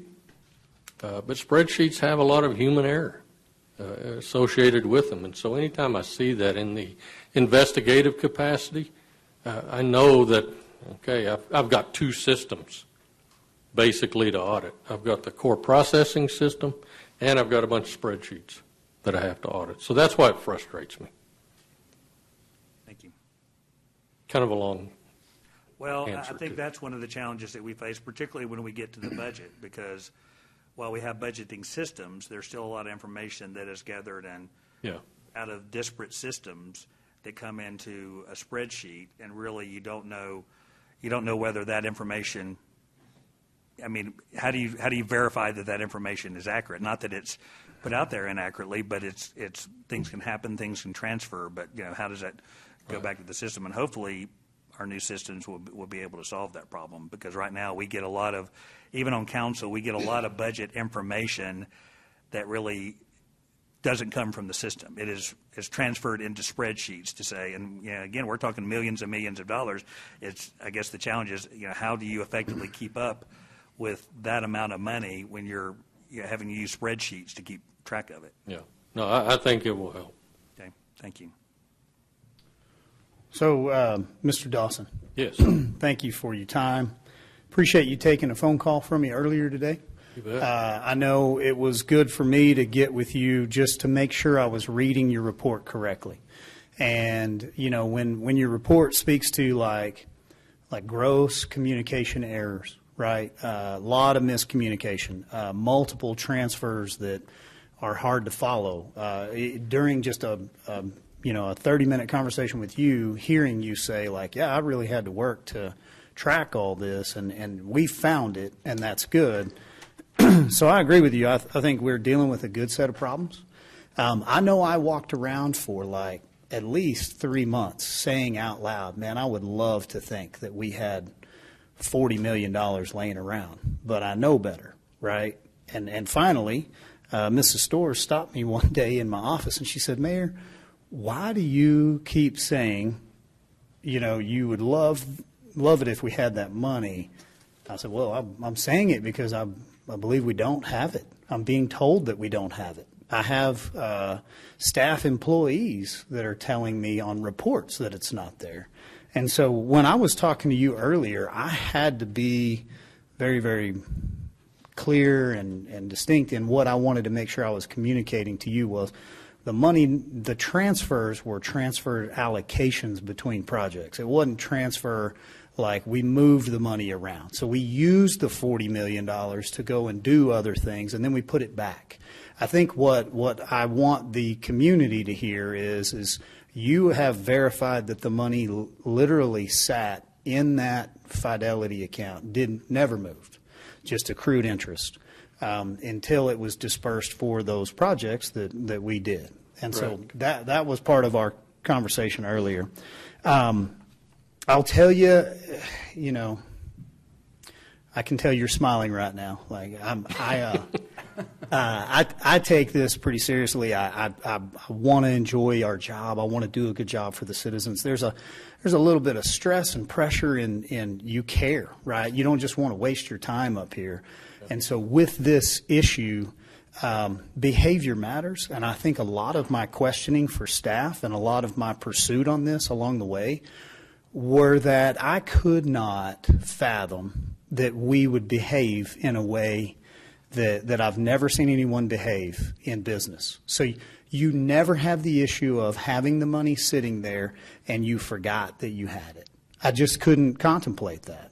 And so I was assuming that we were behaving a certain way of reports that would come out. When I was originally asked, I originally said, hey, how much money do we have left? Well, we've spent most of it. There's not much left. Don't even have enough to do the next project on the priority list, which at that time I believe was Georgia, and it had been budgeted, you guys can correct it, $4 or $5 million, and it was being projected at like a $12 million project at that time. This is 2 years ago, keep in mind.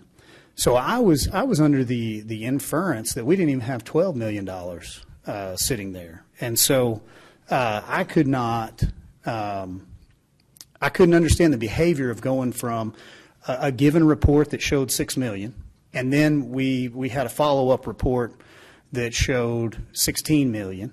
And then we had a discussion in that presentation of the $16 million where staff said, well, I think we have more than that,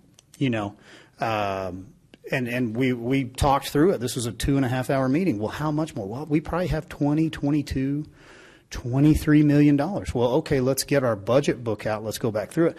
Turns out $34.6 million. These are not normal behaviors. So in the to use a term that's been spoken here, criminality is what you look for in your trade, and we're thankful that nothing criminal's gone on. But then miscommunication, gross incompetence of like an organization. And I'm not singling out any department because I think we could point the finger to probably 4 different departments and say, well, between these 4 different departments and between this guy who used to be the director, this guy who used to be the city manager, these things, these current staff involvements, we've been grossly incompetent in managing this money. And it's not an amount of money that I think is too much to handle. It's not that we don't know how to handle $40 million.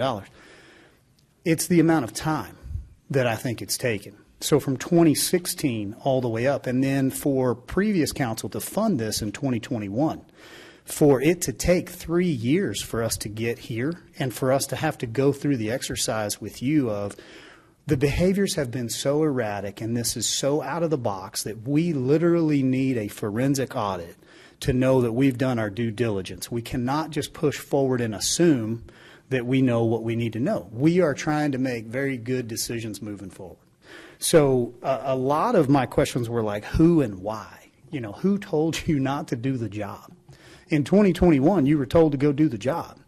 And then it just didn't get done. We did one. We did Western, Hagee, Wallace, right? We did those. Spent some money. Let's call it $20 million out of the $57 million, correct? And then nothing, just nothing moved. And at the same time, as mayor at that time, I'm pushing, saying, please tell me, show me reports. I want you, Neil, to show me where all the money went. What projects do we still have on the original list? How many projects can we go do? Not to mention, we went through a budget cycle where council put forward a $14 million annual solution in the way in which we can borrow with $1 million in our current tax rate. We can implement that plan year after year, and we can have a $14 million reoccurring fund if we live within our means that actually will get us into hopefully a good maintenance program for these roads. So with all of that, I think I'm getting to the point of I'm not comfortable in saying that we have a controller in place. I still don't understand the finance communication where finance is watching these borrowed funds and they're communicating, and I still don't know how we got through a budget session where we put forward monies that we were ready to borrow, and had we have not caught that we were out of compliance with the expiration date on the spend down on these, I think we would have borrowed it. And so all of these things working together for our good as a community only work together for our good if we talk about it in public, if we bring it out, if everybody's here. And so I'm looking for a couple things. One, process solutions. How do we get to that core processing system where what I'm looking at is an account balance and something that ties directly to those checking accounts and those expenditures, not manually entered spreadsheets, right? How do we get there? I still don't have that solution, and if staff is further ahead than I am on this, the public would love to hear that. Accountability on, I don't think this council is comfortable with saying, well, it was COVID. I mean, maybe, January of 2021, that's an acceptable excuse.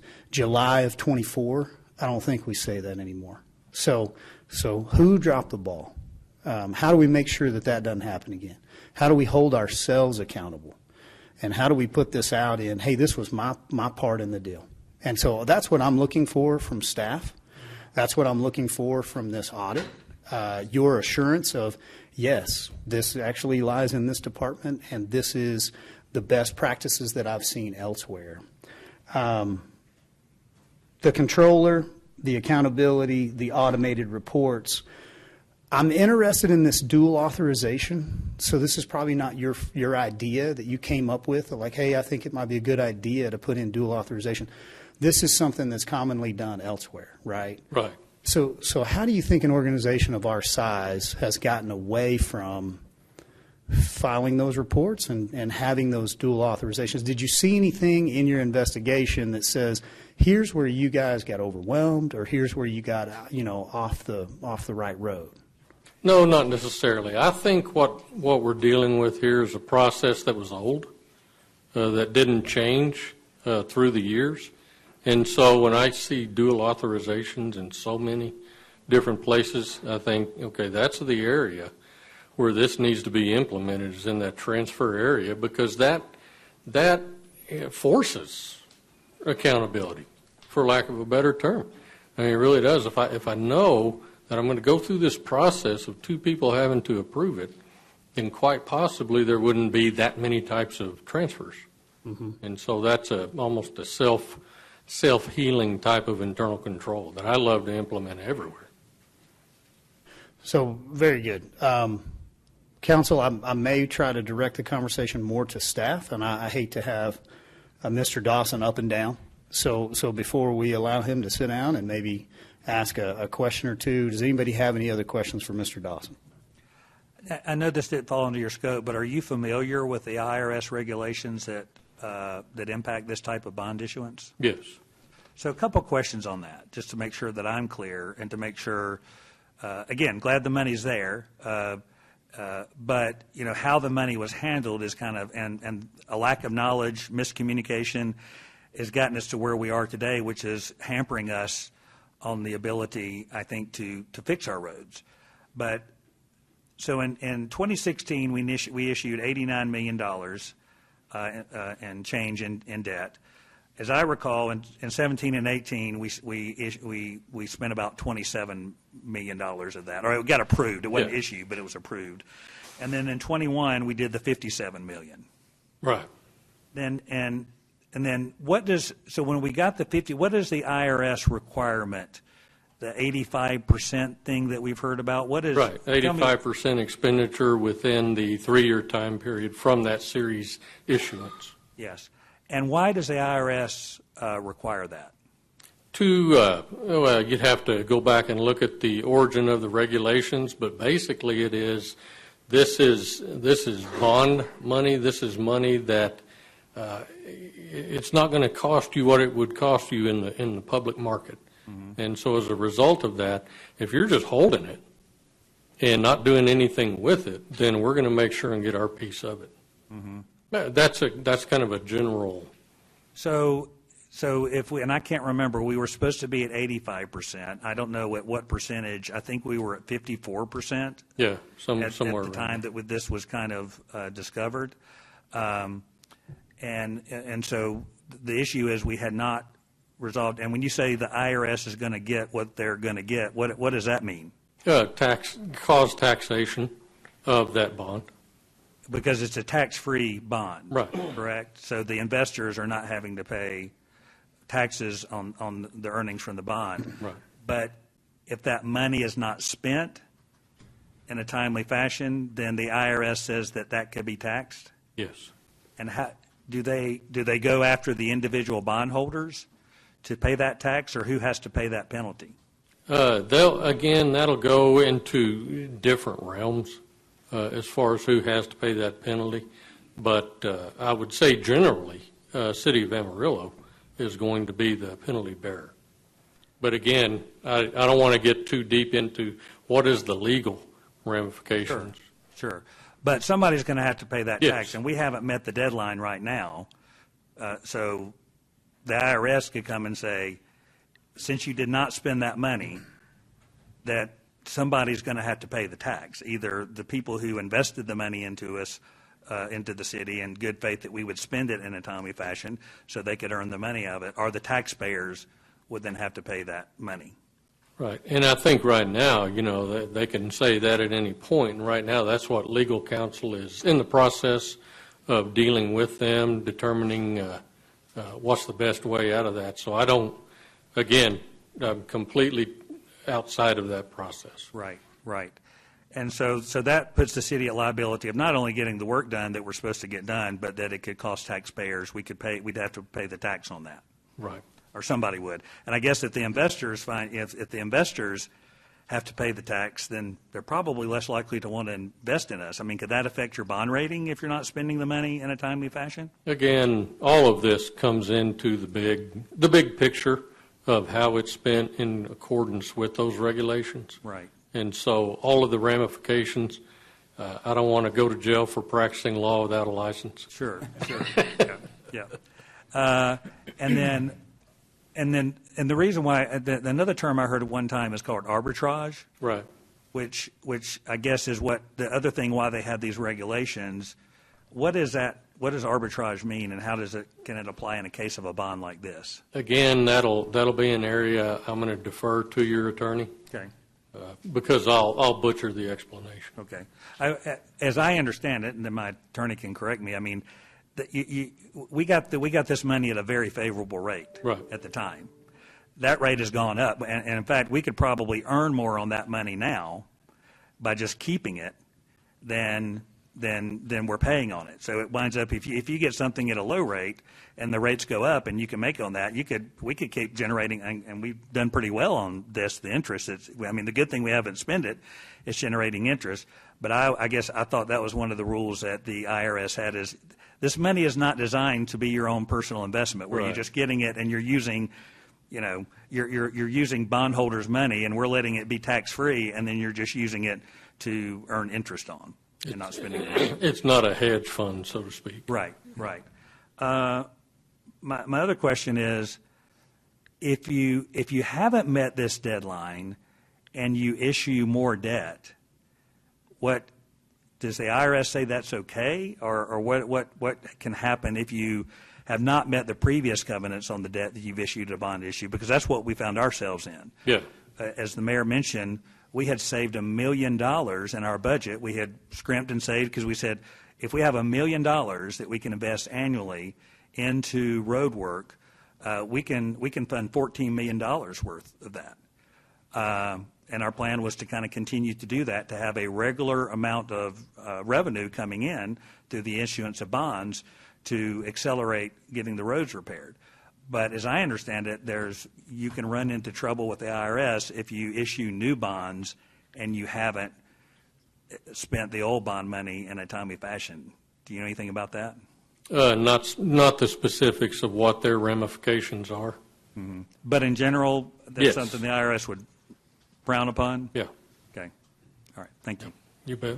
Now, I guess I've got a comment that goes with that. Mr. Dawson, I'm sorry you're standing up here for all this. Hey, not a problem. Earning that extra little bit of money, right? There you Up to go. that 17.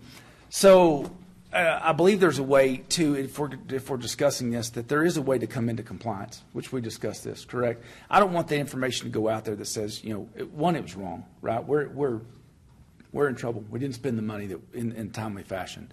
But there is a way for us to come into compliance that we discussed with bond counsel to reallocate funds that were spent on projects that could have been used for Prop 1 that we didn't use for Prop 1 because we didn't know it was there, but to reallocate and move that and almost make it retroactive. So there, from my understanding from bond counsel, there is a way to do that, which is helpful.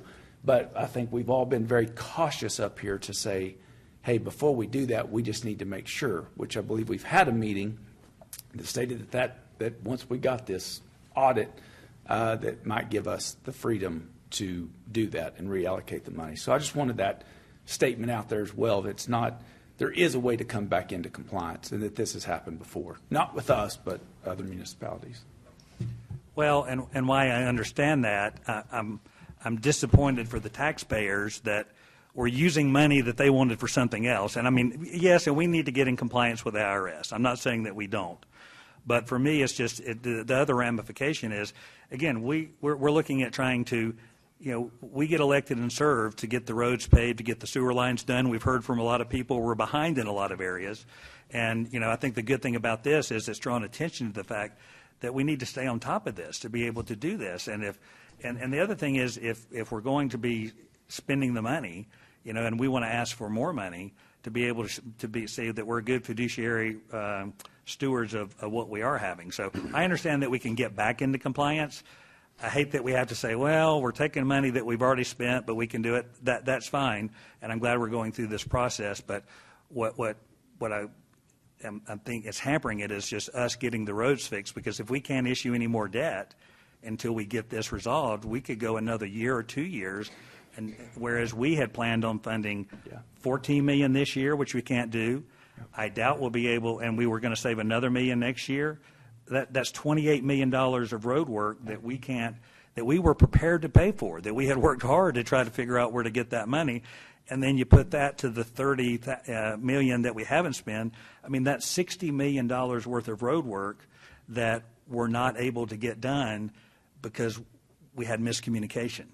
And while miscommunication might sound like a minor thing, and we need it, but in the end, we see miscommunication can cost us millions of dollars, and everything, unless Donnie can tell me differently, everything is getting more expensive, not cheaper. So if we'd done some of this work 2 or 3 years ago, so now we're going to be spending the money, but we're going to be able to get less done because, the prices have gone up. So I think it's been a good, as the mayor says, I think this has been a good exercise to really, and again, we came into this, 5 newbies and 1 semi-veteran, not knowing anything about this. And I don't remember anything coming up at the budget session that said, well, wait a minute, we have this issue. And we were all excited because people elected us to get their roads done. And then in March, we run into this roadblock of saying, wait a minute, we can't fix the roads at the rate that we wanted to because we haven't spent the money that's already been given to us. And so I think that's the problem that we got to figure out, not only to fix this problem, but to be able to, to ensure that we've got the processes that you've recommended into place so that we are paying attention and somebody is monitoring to make sure that we're in compliance so that we don't wind up. Ultimately, this just really has a negative impact on our citizens that we're not getting the roads fixed as quickly as we should. And I think what you've revealed to us will help us be able to get back on that on track, and hopefully sooner rather than later. Good. I have a question. The 20.8 million, when they were doing the audit, this 20.8, is it going towards Prop 1 projects? Yes. Okay. So, staff, do we have a list of this 20.8 going towards Prop 1 projects somewhere that we can get? So as we progress in the discussion past, Steve will still be available. But yes, we have a list of Prop 1 projects, but as we move forward, we're going to bring the first projects that we can award to fund with the first funding that we have available to address the concerns that were talked about, getting the funding to the roads, okay? So what you have on your agenda today is a project that was included in the 14 million in the current project, current budget, but that is being proposed to be funded with the Prop 1, and then we will take that Prop 1 of 34th or Bell Street, whichever one we have the funding for, to put that funding into that road. Does that help you, council member? So we can get you the list of the Prop 1, and we can get you the list of the funding for the current debt issuance. But we can get that to you. Okay, well, I'm just making sure that the 20.8 that says it's allocated to budget. Yeah. Are those going towards Prop 1 projects, or are those going to go towards? If my understanding, Kyle, that is in Georgia Street, isn't it not? That is allocated. There's funding approximately that amount. I don't have it in front of me, the exact amount, but there's approximately that amount funded in Georgia Street. Okay? I got a question. Councilman. If I remember right, you guys correct me because we were all in that meeting, when we had the bond man there, he told us we could get into compliance, but I remember asking a question, is it legal? And did we ever get a firm answer that by doing it, it was legal? Or, the letter? To me, I think I remember saying, it sounds to me like we're jostling around money just to try to get compliant. So I've provided you the letter from the bond counsel about that topic, okay? So are we still, we are in compliance today with the second IRS rule. If you don't meet the first one, there's another rule that applies that gives us opportunity to do what we're doing, and that is continue this process to put these funds into those projects and fund those and move those forward, okay? It's sort of like what we got on our agenda today, Yes. To pay for some roads. Yes. This was, the one on the agenda today was a project proposed in the current budget, 14 million debt. But we're moving forward because it's designed and ready to go. But can we spend that this year? Well, that's going to play into our next year. Some of that. So the plan going forward would be to expedite the Georgia Street, the Northeast 24th overpass design, which is funded with this summer maintenance program this year, enhance the summer maintenance next year, and then move forward with the Coulter Street design, and then also into the construction of those. Also combine that with the project that Donnie's talking about, is spending funding to get us to the 85% rule where we can issue the debt for the current budget, and that would be done as timely as possible. That's not going to happen this summer. Does that answer your question? Carrying over into next year's budget, like what Councilman Simpson said, we're basically losing $28 million. So yes, we're going to have a budget discussion about the challenges related to issue the debt plan that y'all have laid out because of this. But here, this was the first step, is getting the audit and then moving forward to start awarding. The only way to get to where we can issue that debt is to award projects. Okay, and spend Prop 1 first. So can I? Does that help answer that question? Yeah, and Floyd, if you would walk me through this so that we can go back a step. Okay. Let's update our public that is hearing this for the first time, because we're using some words, gross incompetence. Or gross negligence, legal, criminal. These are words that we don't want to casually float out into the ether here and not define where we're at. So let's talk about the monies that need to be spent down. So $40+ million that we've got to expense out, whether it's allocated or not. You had brought bond counsel and a legal counsel to tell us, okay, you're out of compliance, but here is the path back to compliance.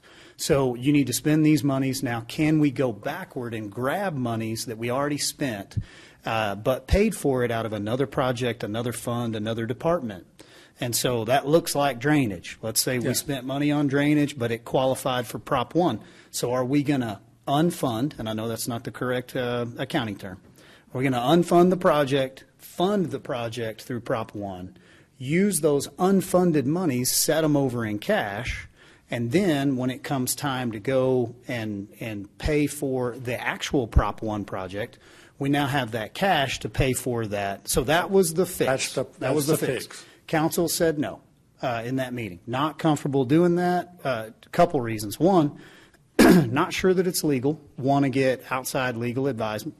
We did. It is legal as far as we know.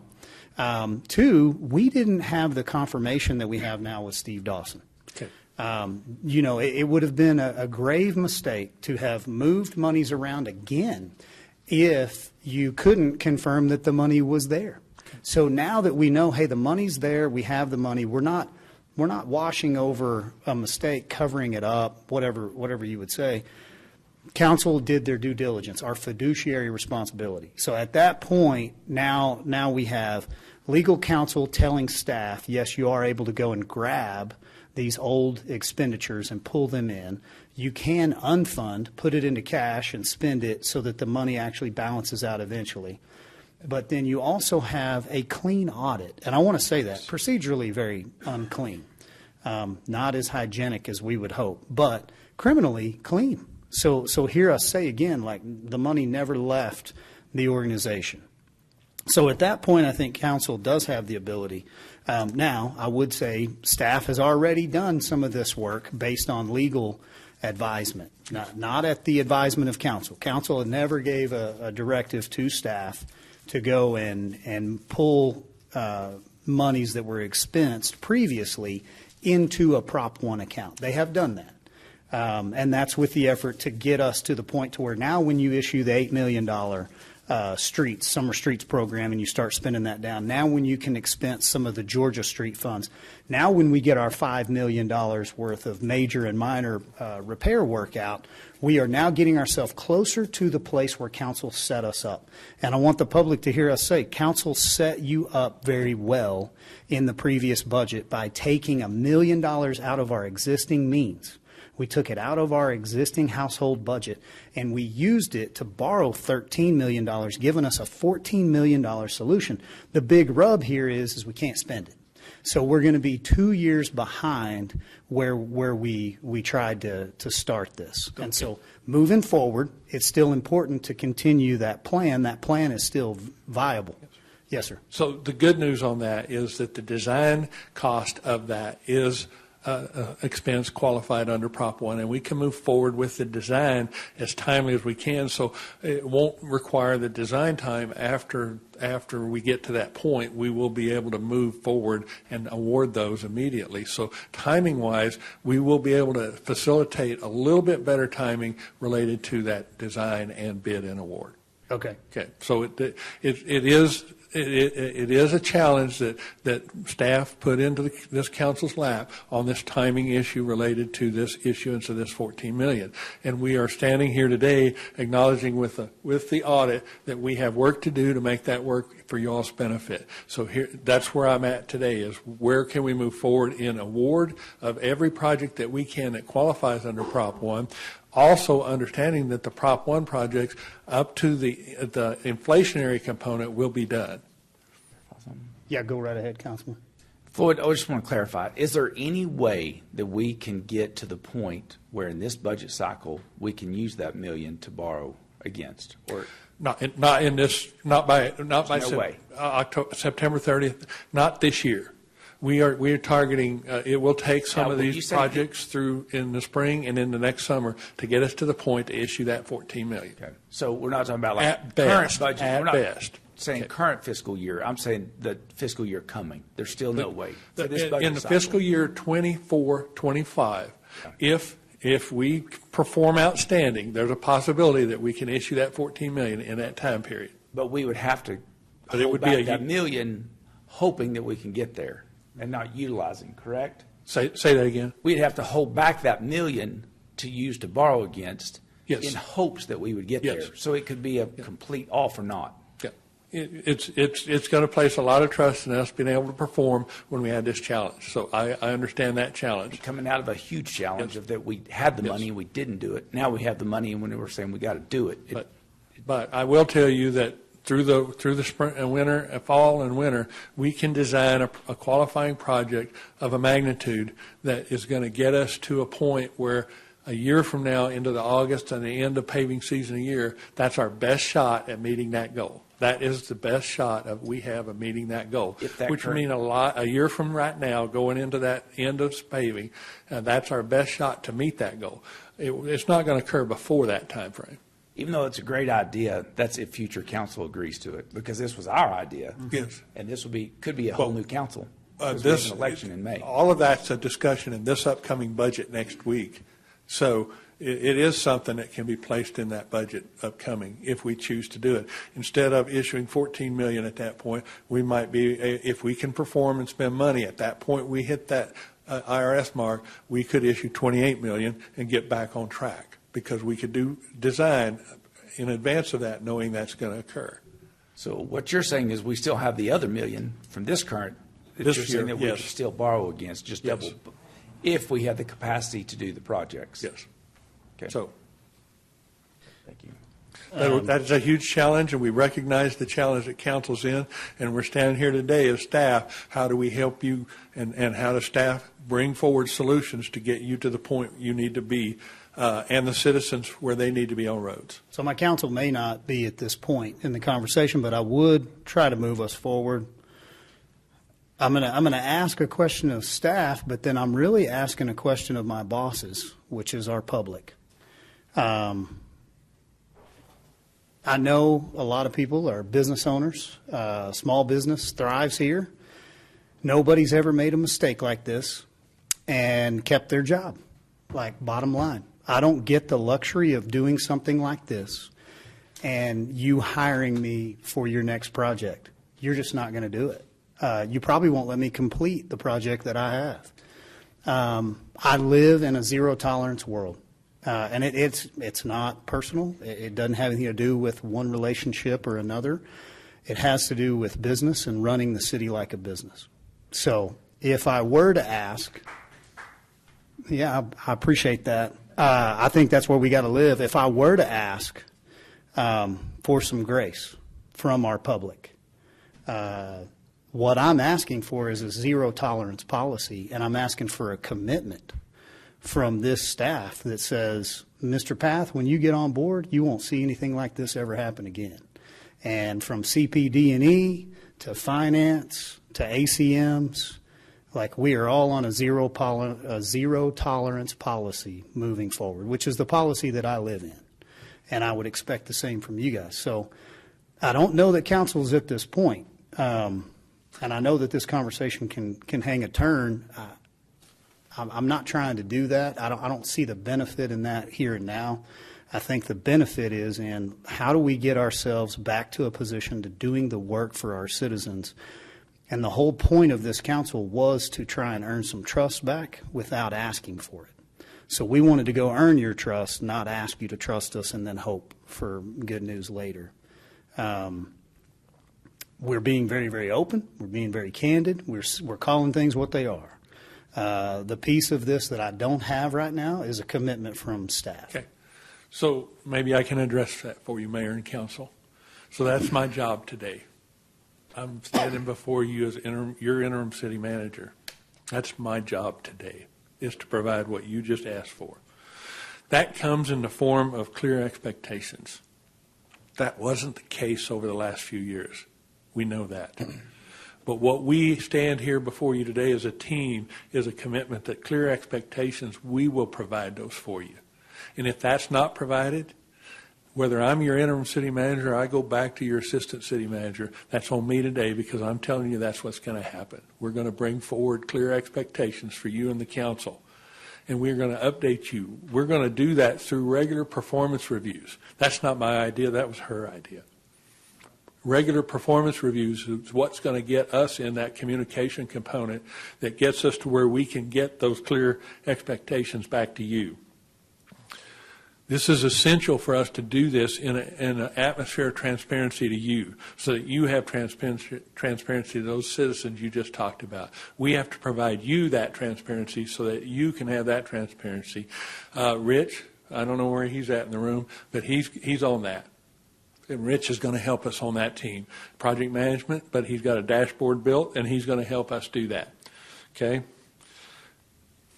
This gentleman with the audit mentioned there's a training component and the development of our staff that has to occur to prevent where we were.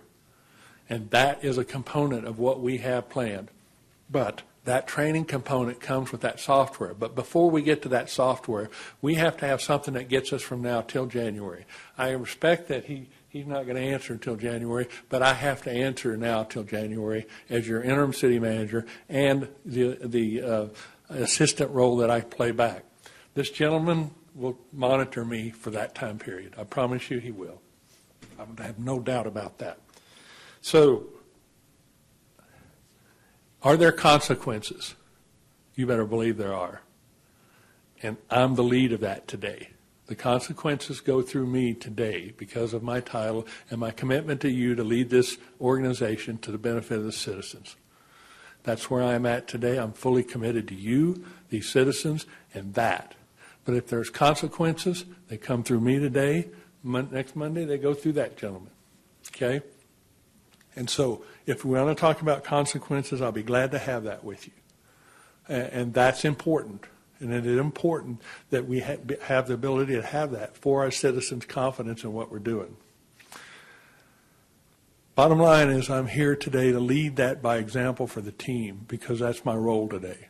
Next week, that might not be the complete role I'm in. But that's what I'm doing today because that's what I'm supposed to do.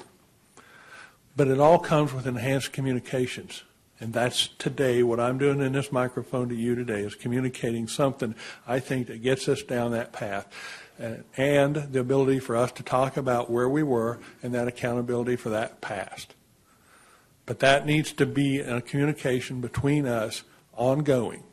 And I don't think it solves today at this podium. I can't say anything in this microphone today that's going to change what happened over the last 3 years.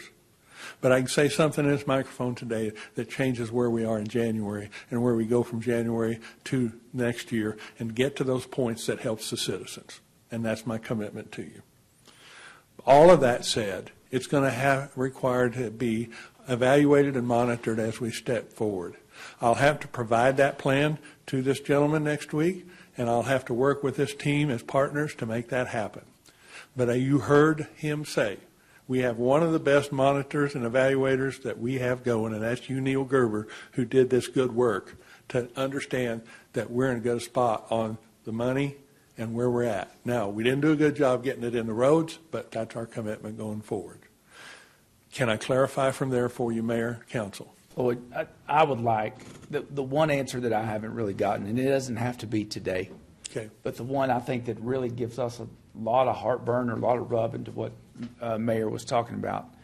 I feel like I've gotten an answer from the finance side, okay, but I don't think I have from this side.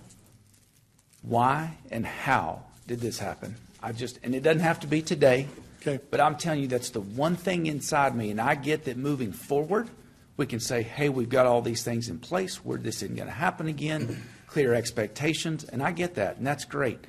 But to Mayor's point, how and why did this happen? It's mind-boggling to me that we have money for projects that this community needs, and we just didn't do it. And I'm sorry, but you knew the money was there, okay, and you just didn't do it.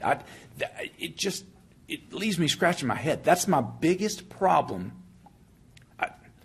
It just makes zero sense to me. And the biggest path moving forward is owning your stuff. Yes. And I have not seen that yet on this side.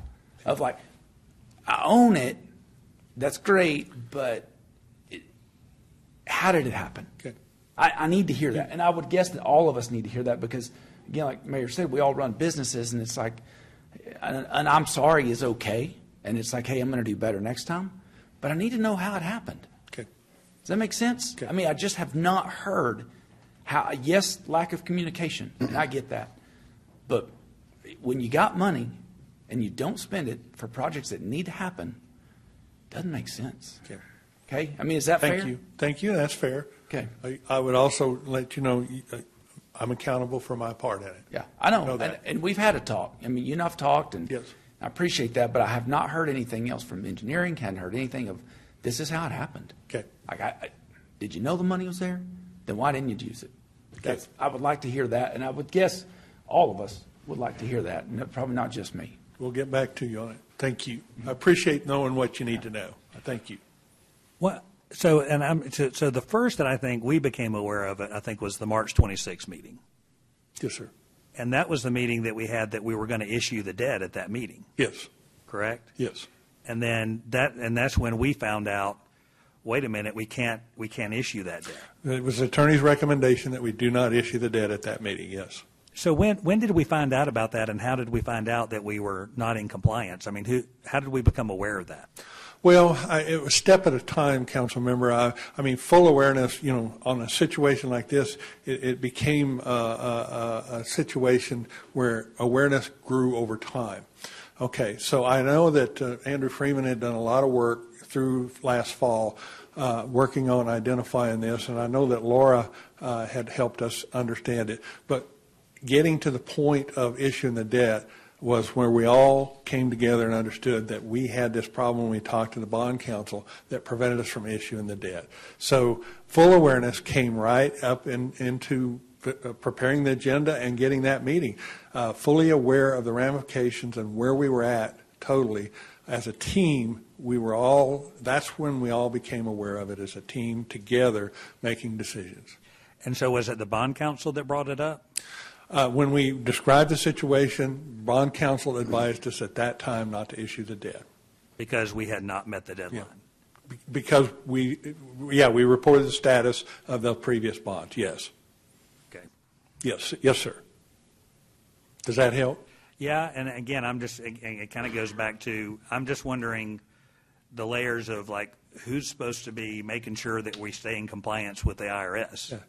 And I think for council, we just make sure, are there other things that we need to be looking at to make sure that we've got the processes in place we've looked at one thing, the good thing is we found, the money's there, but the processes seem to be lacking that we need to improve on.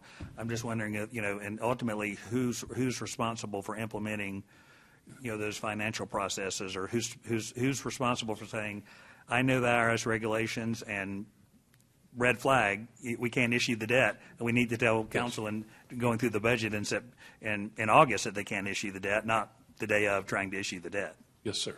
I will tell you that this audit report is just as helpful to me as a staff member, and I appreciate Steve's work helping his recommendations, because that helps us get a bigger comprehensive view instead of this narrow view of it was this form on this date that did that.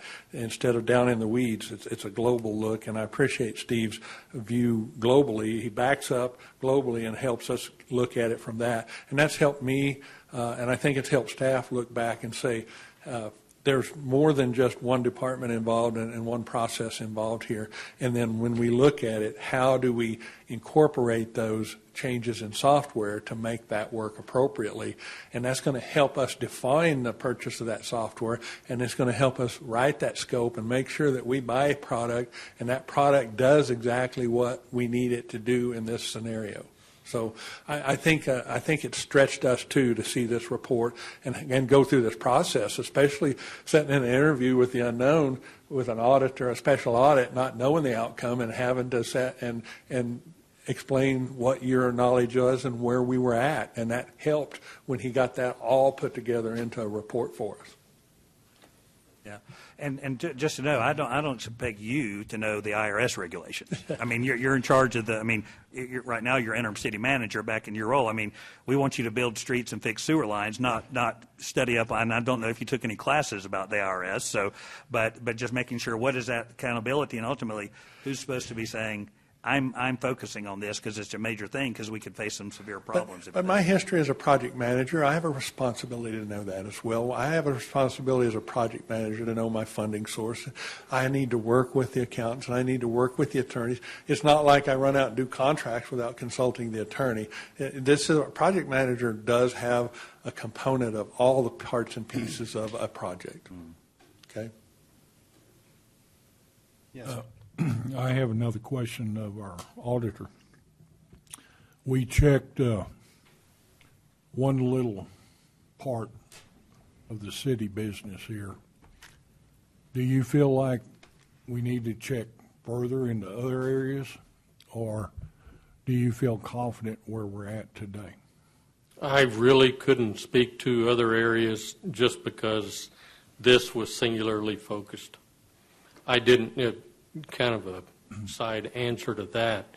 If there were predication or probable cause showing up in this particular investigation or this analysis that reached into another area, I would sit here and tell you, yeah, we need to do that.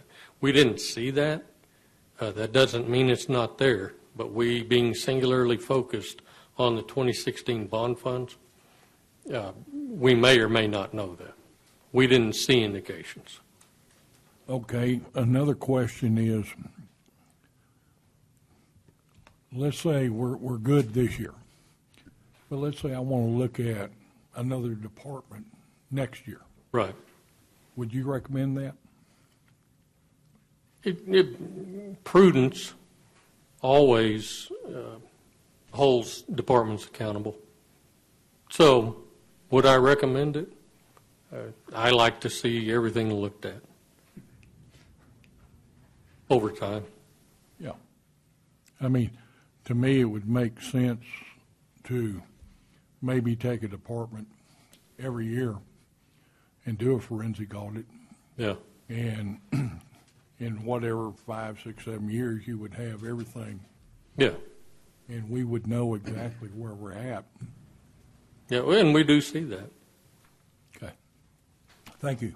I've got one other question, just your recommendation on this. I don't know if you have a viewpoint, but obviously the city has internal auditors, which you've worked with. We also have external auditors. In fact, we've got on the agenda today to renew a contract with someone.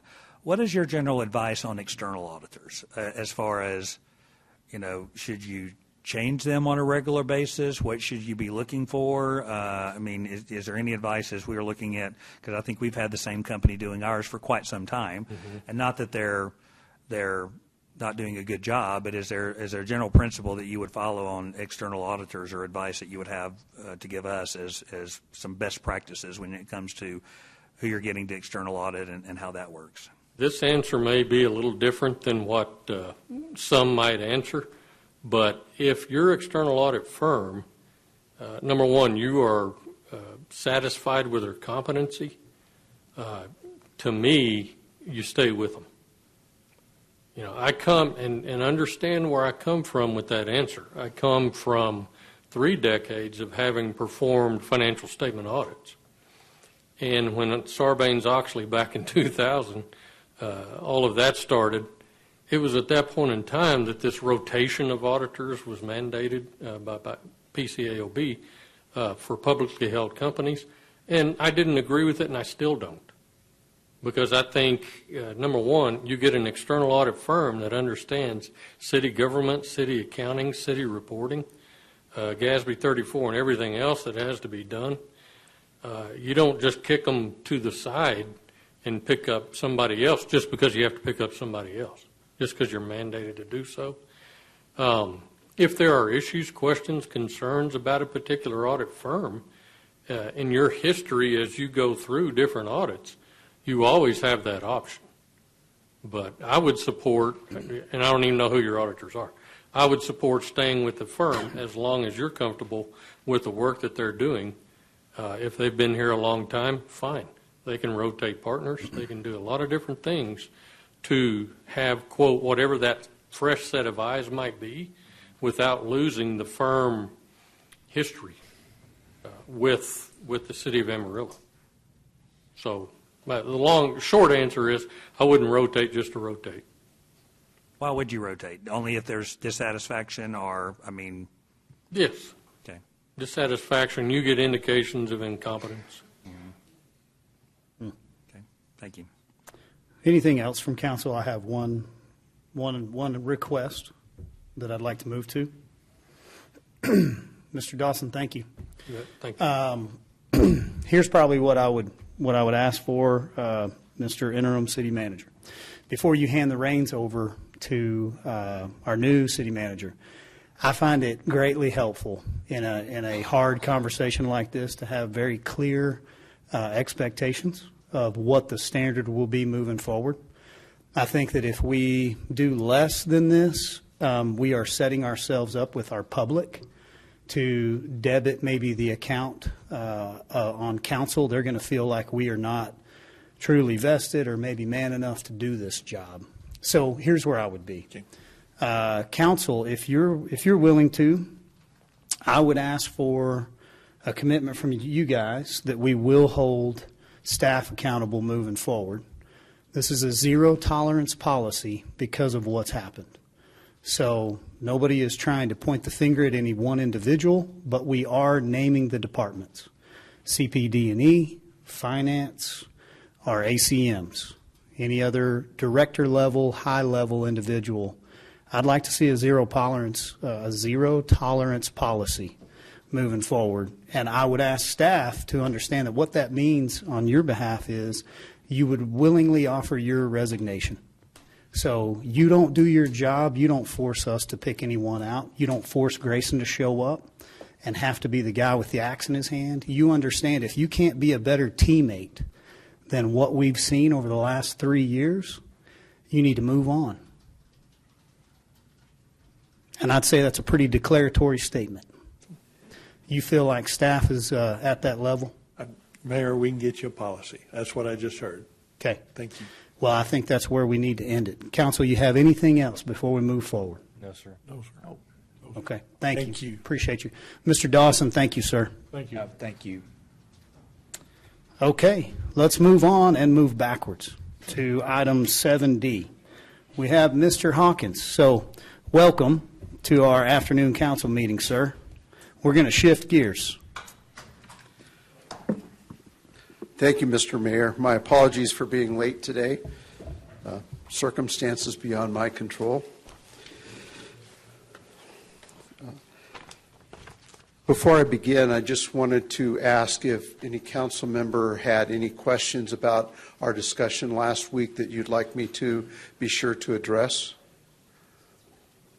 Well, I would say I think we do have several questions. I think we've probably kind of worked on our side as much as we need to. It would be more helpful, I believe, to allow you to go ahead and go through your presentation with the proposed language as you've gotten it prepared, and then maybe let us respond. Certainly. Thank you. So over the last week, we've worked with city staff and we've worked with your outside counsel, Mr. Hyde. And so let me start going through a brief presentation. This is just a recap of what the Citizens Committee recommendations were. Just to refresh, we had Proposition A, which was revising the recall provisions.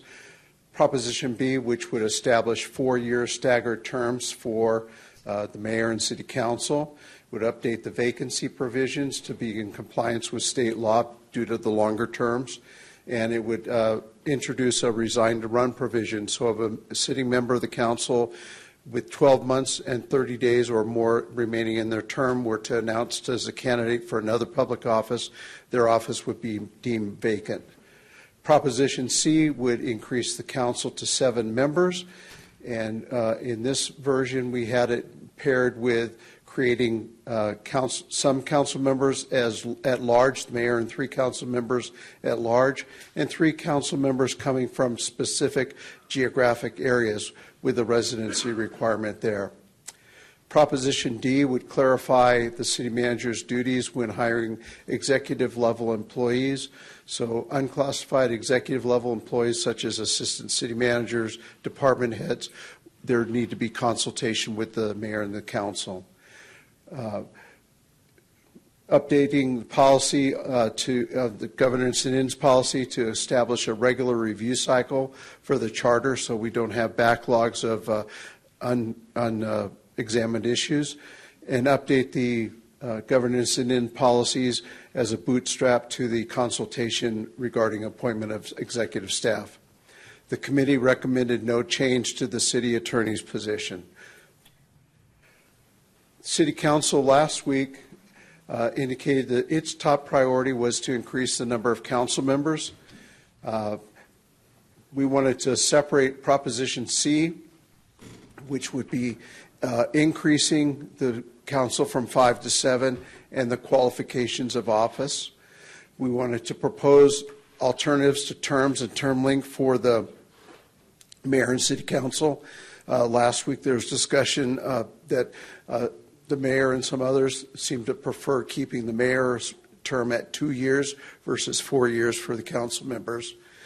And then provide additional information about changing the appointment authority of the city attorney from the city manager to the city council.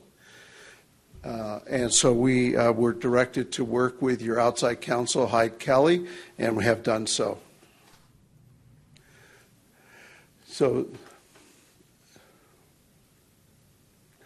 So we've put together a list of several charter amendments.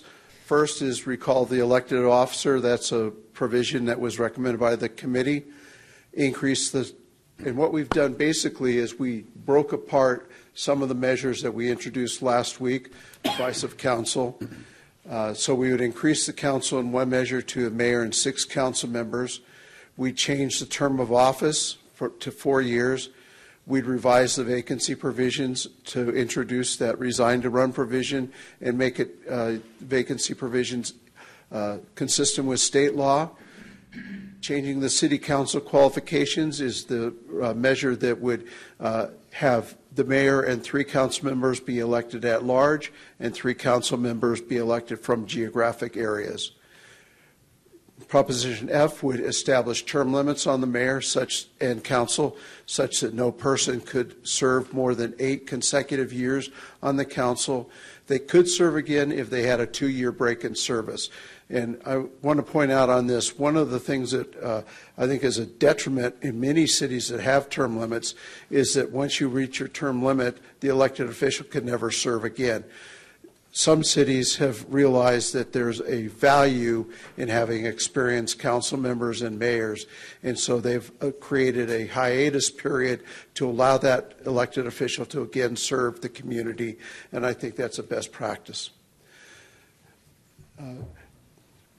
Proposition G is, again, a recommendation from the committee clarifying the city manager and hiring authority in terms of executive unclassified positions.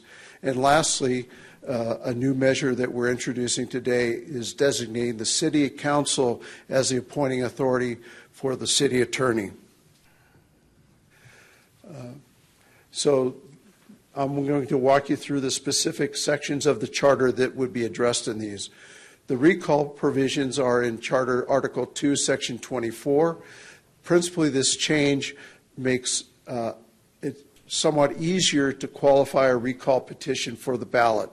Currently, the charter says that a recall petition must have signatures of 30% of the registered voters, with 1/5 of those signatures certifying that they voted for the office holder.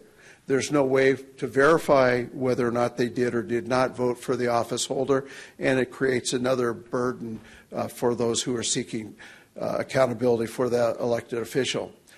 The change would reduce the qualifications to 30% of the numbers of votes cast in the last election. So as we talked about last week, there's approximately 100,000 registered voters in Amarillo.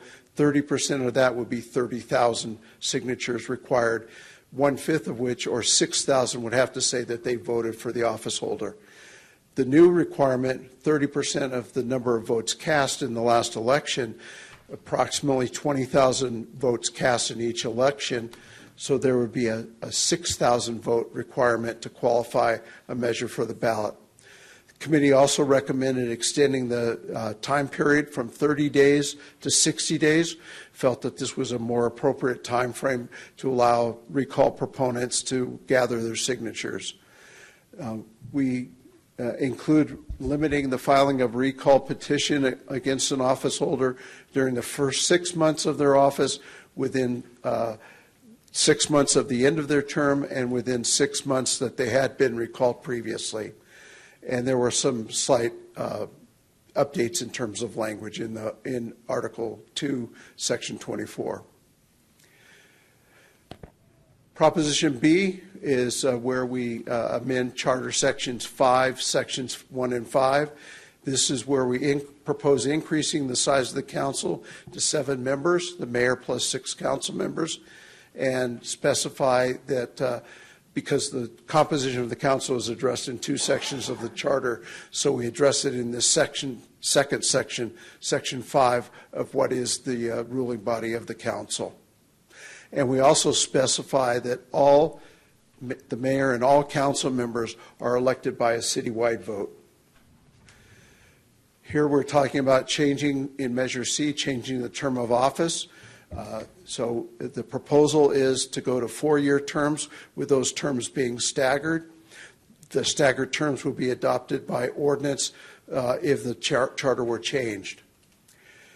We're prepared an alternative proposal, which would be maintaining the current term of the mayor at 2 years and change the length of the term for council members to 4 years, again on a staggered basis.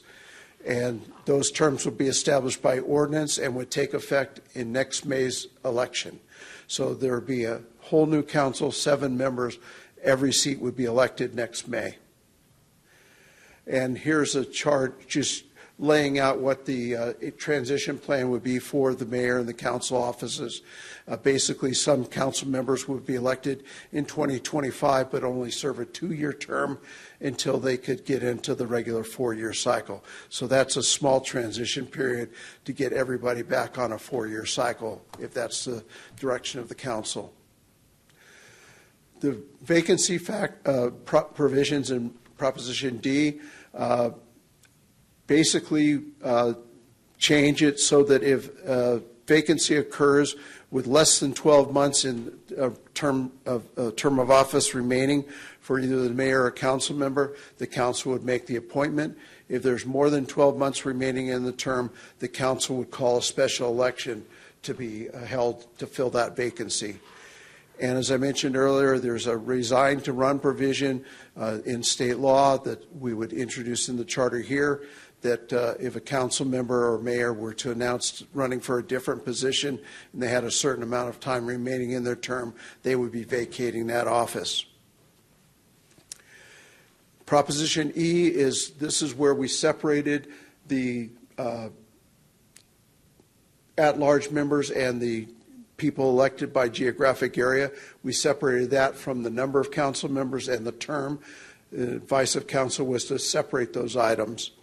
And so, again, we have the mayor and 3 members elected on an at-large basis. 3 council members would be elected subject to residency requirements. The council would retain a demographer and legal counsel to help draft that change, which would be done consistent with federal and state requirements of fair voting.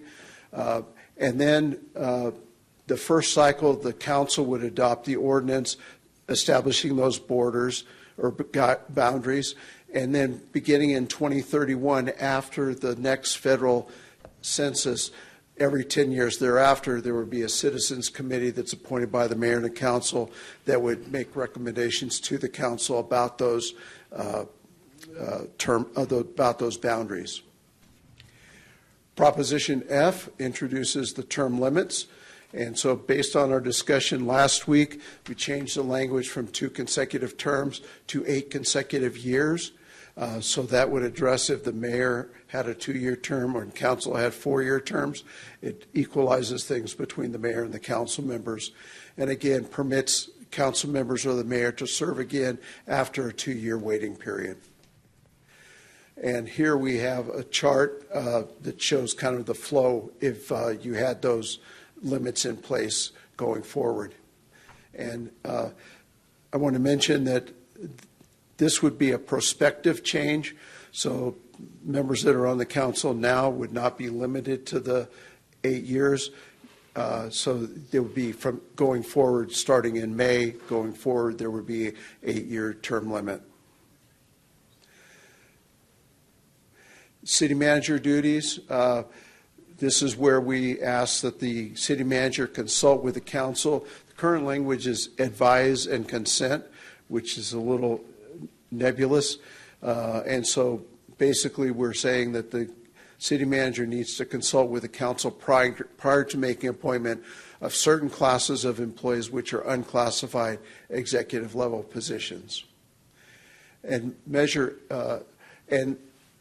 H addresses there would need to be 2 steps. One is the charter change, and then there's also a provision in the municipal code that would need to be changed as well. And so when there have been other changes that are necessary as a result of a charter change, we've tried to footnote that so that the council is aware that there'd be kind of a 2-step process in this. But in the municipal code, there are specific provisions for the city attorney, and those would need to be updated if the charter change went forward. And the charter change would be that the city attorney is now appointed by the city council. So in this is Article 5, Section 21, we need to clarify that the city manager has the ability to appoint all employees except for the city attorney. We'd create a new Section 34 that establishes the authority of the council to select and hire the city attorney, and a new Section 35, which will codify the language establishing the powers and duties of the city attorney. And there's also another section, I apologize for it not being on the screen, that would call out that the city attorney is a member of the unclassified service specifically. And so that's a clarification of the charter language. As we've talked about last week, the committee is recommending a regular charter review cycle and setting up a process where there's a community-based advisory committee to the council that would do that on a periodic basis. And the communications in the governance and ends policy bootstraps the consultation with the council prior to an offer of employment being given to certain employees. One of the things that the committee felt was that charter change is probably more clear, but the council would have an option of just adopting the governance and ends policy change. But buttressing the two together is probably more consistent and a tighter way to do things. And I just wanted to point out that the City Council has the discretion to accept, reject, or modify any of the recommendations that the committee has made, or to put on their own ballot measures as you so choose. And so, summary of the ballot measures: Proposition A would change the recall provisions. Proposition B would increase the City Council to a mayor and 6 council members. Proposition C would change the term of office to either everyone has a 4-year term, or the alternative, mayor has a 2-year term, council members have 4-year terms. Revising the vacancy provisions so that they're consistent with state law. Proposition E changes the City Council qualifications, where we introduce the geographic representation element. Proposition F establishes term limits. Proposition G clarifies the manager's hiring authority. And Proposition H provides the City Council with the appointing authority for the city attorney. And then the 2 policies that I mentioned previously. So our timeline, currently, as I understand it, is probably looking at August 6th for the first reading of the ordinance calling the election, the second reading of the ordinance on August 13th. The resolution is due August 19th, so that would give the council time to do those decisions, and November 5th is the election. And I'm happy to answer any questions from the council. Council, you guys have questions for Dennis, or do you guys want to jump into discussion maybe on your preference where you think you would prioritize these, and if you'd make any modifications to them, or if there's anything in addition to these you'd want to put up. Mr. Mayor, if I could add just one comment. Last week when we were talking, I said that ideally we should look at 3 or 4 measures. Obviously, we have more measures today. But the advantage of that is each measure is distinct and it's very clear and easy to understand. So in the final analysis, looking at that, that actually could simplify the voting of the public and enhance understanding of by the public of what you're being asked to vote on. So there's a give and a take, but I think in the end, having more measures but more clearly defined so you don't have to vote for one thing at the expense of something else provides more clarity in what the community is voting on. Real good. I think that you guys did very well. I appreciate your leadership in it, and then I also really appreciate the committee and their time. So we're taking what the committee's put out here seriously, and I think we really want to consider and contemplate trying to do as much as they're recommending. Council questions? What was the discussion regarding mayor going to 2 years? Why? Well, I think Mayor Stanley raised that question at the I can answer that one. So let me step around here. So my personal preference was to be able to have a potential majority turned over at any given election. So you would always have 4 up at that point. So the 4-year extended terms with staggered terms is a big priority for me, and seeing how difficult this is to have the continuity moving forward that you need on this council. And we've done this historically now 3 times over the last 18 years, every 6 years, kind of like clockwork. You've cleaned everybody off and brought everybody in new. It's difficult for staff. It's very difficult for the leadership. So in staggering these, the one thing that I was trying to do was you'd hold the mayor to a 2-year term, and he or she would always run every 2 years. So you'd always be up, you'd always be at large, and it would always have 4 there so that there's a level of accountability there. The other thing is I know firsthand the authority that resides with the mayor in that office at the absence of council. So staff is forced to take a lot of direction from the mayor, and the mayor can be here, not welcomed to be here 40 hours a week, but can be here 40 hours a week. So when your proximity is that close and you're with the staff that much, I think it's nice to have a balance in power from the way that mayor has to run and the way that it balances some of the power over to council. Does that answer it? That answers it. Thank you, citizen. Yes, sir. Taxpayer, by the way. Any other questions? I have a question on item A, I believe, on the recall. Yes, sir. There needs to be some time limits put in that the recall can take place. I mean, you have 60 days or whatever, and then city secretary's got so many days to process. I think we just need a little bit more language there. I believe, if I recall correctly, there is a time limit on referendums and initiatives. Is that right? So we can look at adding that language or incorporating that similar language. I believe it's 21 days. It is. It's 21 days. Can I don't go away. But let me start a discussion up here. Council, could I get maybe each one of you to summarize your top 3 or 4? If you're advocating for all of them, please do. But I would like to kind of get a list of priorities from you guys and see where we have some commonalities and where we could push forward with a few of these, knowing that we would all agree. Councilmember Kraft, you go first, sir. Let me read it all last time before I open my mouth. Start with 4. He's up. So I believe recall of an elected official, especially if we're going to try to increase council size. So that would be I'll give you, how many we have here? 8? A. So I'll give you my top 5. Okay. So recall of an elected official is the top priority. Increase the council. B. B. C, change the term of office. Which one? Is which preference? Let's see here. Basically, I'm just asking mayor at 2 years, mayor at 4 years. Actually, skip that one. So. I already wrote it down. Sorry, we can't. Can't skip that.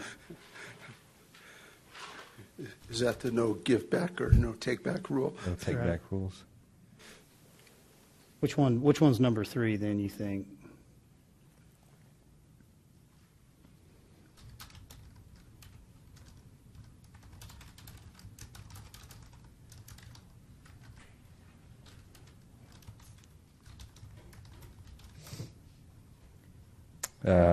City attorney. So, H. Mm-hmm.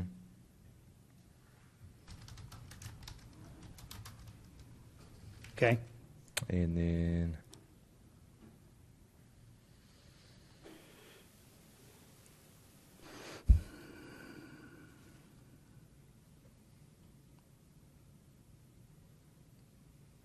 I guess E, but we were looking at separating that one out, correct? Yeah, that's correct. City So, council qualifications. would you want C as your 4th one? Extended staggered terms? Yeah, C and D. We can do those as top 5. So. Okay, so let me make sure I've got this right. A, as for the recall, number 1. B, increase size, 2 members. Mm-hmm. H, appoint city attorney. C, extend the terms, stagger. And then you said? D, revise vacancy provisions. Okay, so D. Bring them in line. Okay. Anything in addition to any of this or any discussion from you on any of these?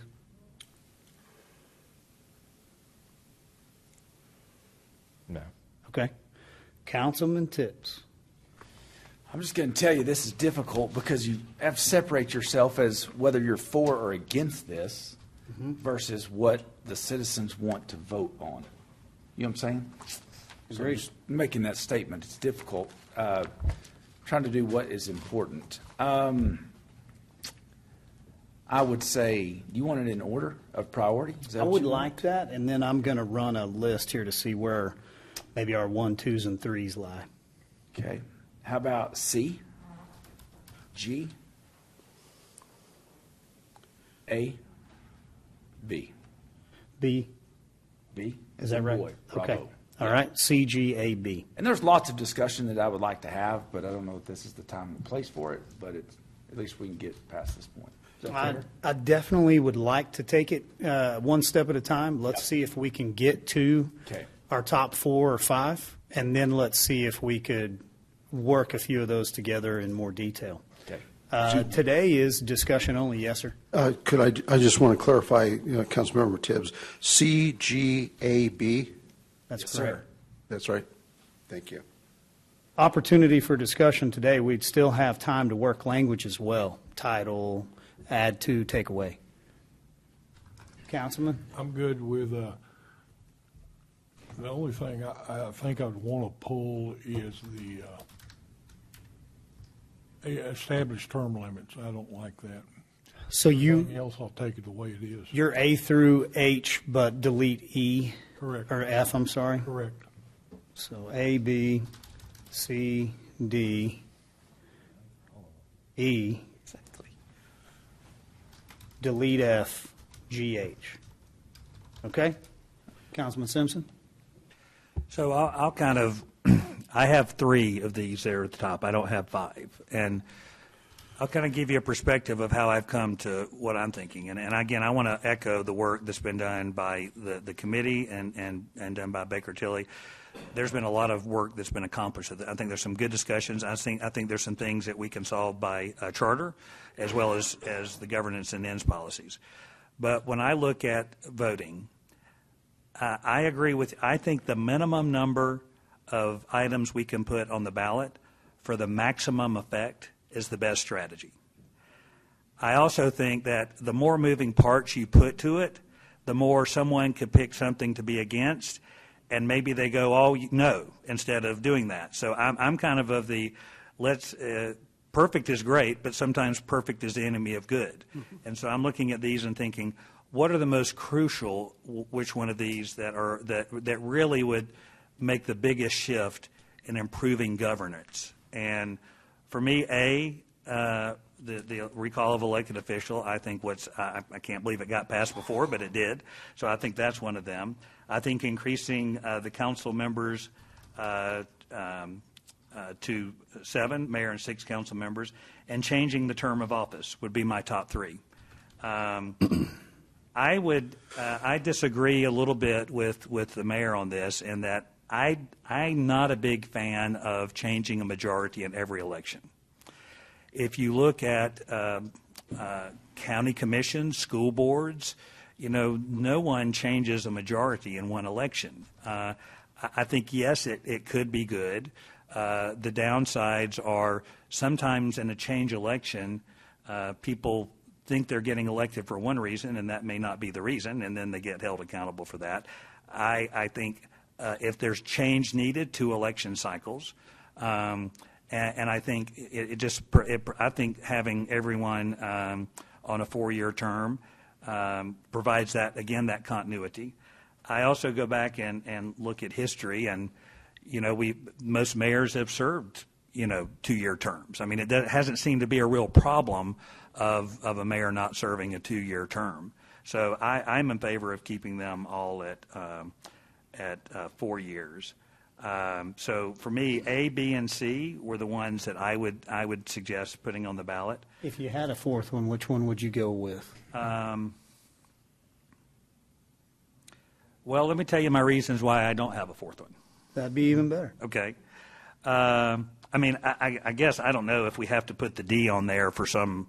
I mean, do things change if we don't put D on there? I mean, I understand D is kind of a housekeeping thing, but does it accomplish? I mean, is it okay if it stays the way it is? I don't understand that. I think that D is there just to bring it into compliance with state law, but state law would take precedence over the charter. So you could do away with D and still get to what you're looking for. The one thing that that would get you where you want to be in terms of filling vacancies. It would basically give you what we're proposing here. Yeah. You would still, sorry for butting in, but yes, you would still need something in there about how you would appoint within that time period, because state law requires that. So you have to have that in your charter about how you'll appoint within the 12-month period. So that would be something you'd have to add. But that's just try to answer your question there, Councilmember. Does it have to be a separate item? Can it be folded under another item in the details, or? It needs to be in the charter. I think that's the way state law. I mean, we can look at it, but I'm pretty sure that's the way state law reads. So. Okay. Good question. The E, while I understand the principle of it, and I totally understand the reasoning of it, I think it's just going to be something that's going to be pretty complicated to explain. And while everybody watching this and looking at it thoroughly understands it, and I think some people are not going to do their homework on what it really is, and I think it's one of those things that could weigh in the balance of getting some of these changes approved. So I think leaving that. Term limits. Again, it's kind of like it doesn't seem to be a problem with people staying in too long. We haven't had anyone that has served more than 6 or 8 years in a couple of decades. So, I mean, it doesn't seem like there's a problem to fix there. And I'm in agreement. If someone wants to, if we have a good council member that is insane enough to run for a 3rd term, then let them have their fun. The last 2, I think we've kind of figured a way around this, and I don't know if this is really a need in the charter issue. I think we've, and again, is it a must-have or nice-to-have? I think A, B, and C are must-haves in having a more efficient government. I think the G and H, we've actually, I don't think that those are really necessarily charter problems. I think there are other issues that have kind of complicated that a little bit, but I think we figured out a way to resolve those. So I would kind of look at A, B, and C, and I guess if we need to include D that as a housekeeping, just because we need to do that, then I would add D to that as well. A, B, C, and D, and I would echo your statement. I think that speaking to the committee, the time that the citizens have invested is not wasted if we stopped at D. A lot of what we would be able to still move forward on is governance and ends policy, to go and clean up some of these items without having to take it to a charter election. So this is very helpful. Mr. Mayor, if I could. Yes, sir. If the council is interested in having the appointment authority for the city attorney, you would need the charter amendment H for that. Correct. That could not be done through governance and ends. Sure. G could be addressed that way, but H would need a separate measure. I appreciate the clarification on that, especially for, the general understanding of it. So mine would be B, priority number 1, increase the council 2 members. A, recall of an elected official. C, 4-year staggered terms. And I would gladly move and bend from the 2 to the 4 if council doesn't agree with that. So if I'm the only one, or if it's just me and one other that want to hold the mayor to 2, then let's agree on 4 and move that one forward as a priority. And then D, because it's a have to. Otherwise, I wouldn't put D up. I'd just let state law speak. But I think it is a housekeeping provision that should be made. I brought up originally, I believe, the appointment of the city attorney by council, questioned that with the consulting firm. I've since moved away from that one. I think it's one of those items that we could put forward to our citizens, and we could add this one and that one, and then the more we reach for, the less we come down with. I'm an advocate for having 3 or 4, knowing that we're going to have a sanctuary city proposition as well up there. So I would hope that we could work through our governance and ends policies, and then continue to work the way we have. I've been very impressed with our outside counsel. He's working well with inside counsel. I think staff appreciates the additional eyes and resources. So I know the council definitely does. Those are mine. The 4-year, 2-year, not a big deal. And I appreciate the willingness to set aside the geographic qualification if we moved forward with that, not tying it to any of these. And if I had to put a 5th one down, that would be the one I'd probably go with. But I'm okay with not putting that requirement in. Mr. Mayor, by my count, I see everyone on the council has placed A, B, C, and D on their list. Mm-hmm.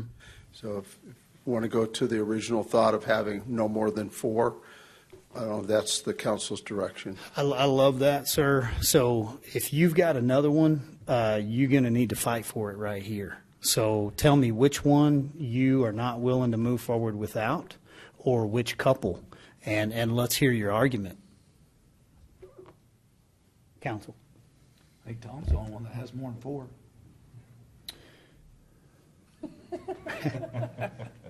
So, Councilman, you got one there that you really want to keep? Yeah, well, yeah. I mean, we've got these. I'll put it this way. Dallas just did this. Dallas had 21 propositions. Wow. All of them passed. So, I mean, all you're doing is asking. It doesn't take much to read each of these sentences and let the public speak. I mean, by putting them all on there, I don't think we're overdoing my electorate. Now, during the committee, everybody was worried about voter fatigue. I don't think we give our voters enough credit. I don't think they're going to have voter fatigue. Now, after we read that sanctuary city deal, you might. but to be truthful, all we're asking them to do is to say for or against, and that's where I'm at on this thing. Okay. So you would do them all less F. No term limits. Still, like you're advocating for, you're just arguing against the argument that, less is more, and we're going to come away with more if we only put 4 of them up. Because I think we could arrive at 4. I don't think anybody's going to say only 3. Are we willing to do more, council? Anybody else want to maybe shift that direction?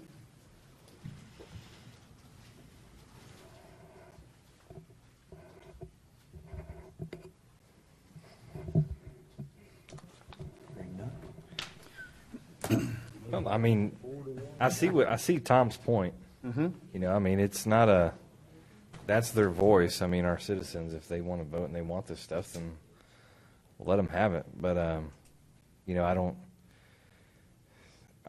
not as worried about as voter fatigue as I am not allowing the citizens to get what they want out of their city government.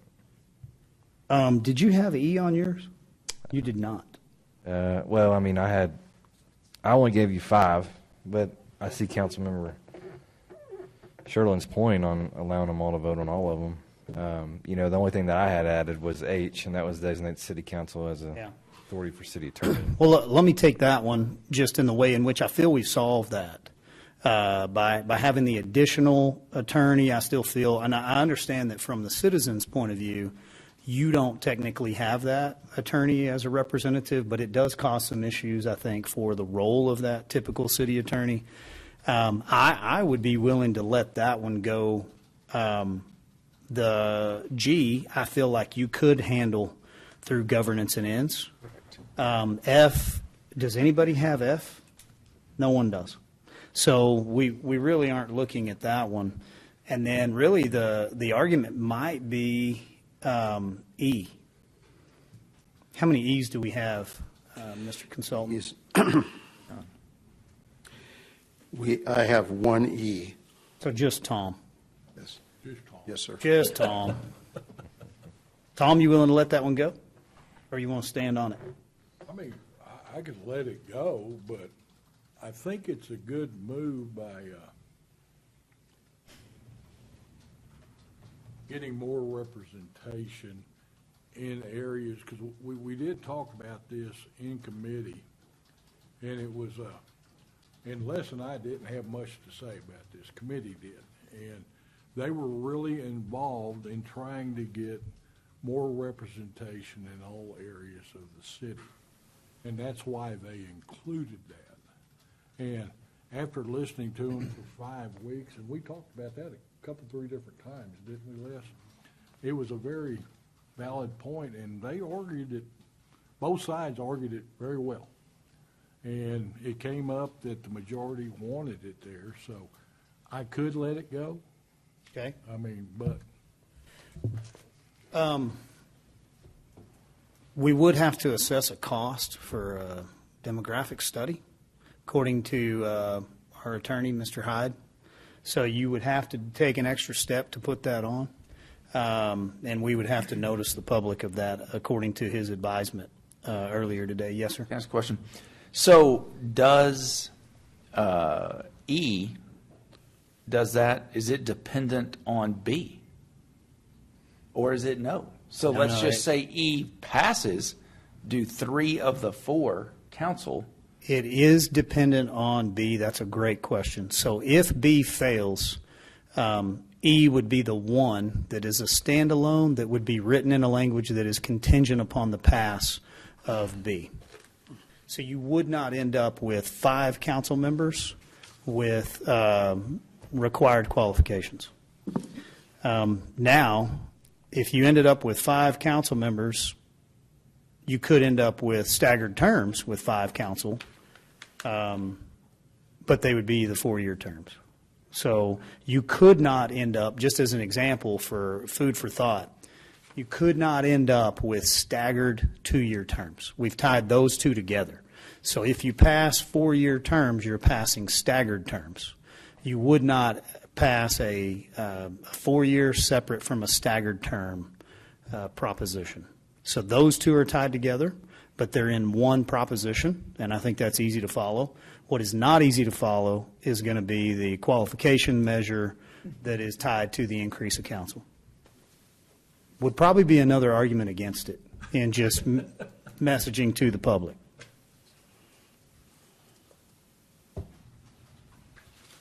Any further discussion? Okay, we have a couple things here. So we would need to confirm headings, title, language, and the order within the next couple weeks. Correct. And then we could look at August 6th as the scheduled meeting, call a special meeting. To do that, go 6/13, or if council so wanted, I would ask to see if you have an appetite. Do you want to speed this up, and do you want to try to do something during the budget workshop? Meaning we would wait until probably that Friday. We would notice the public that Friday we would probably have this discussion, which would be next Friday. So could you move that quickly, or do you need more time? Well, we've drafted an ordinance that has the specific ballot language. I think it needs some fine tuning. Okay. So we'd be working with Mr. Hyde on that, but I think we're in a position to do that fairly quickly. So we could make next Friday work. Anyone not available Tuesday the 6th?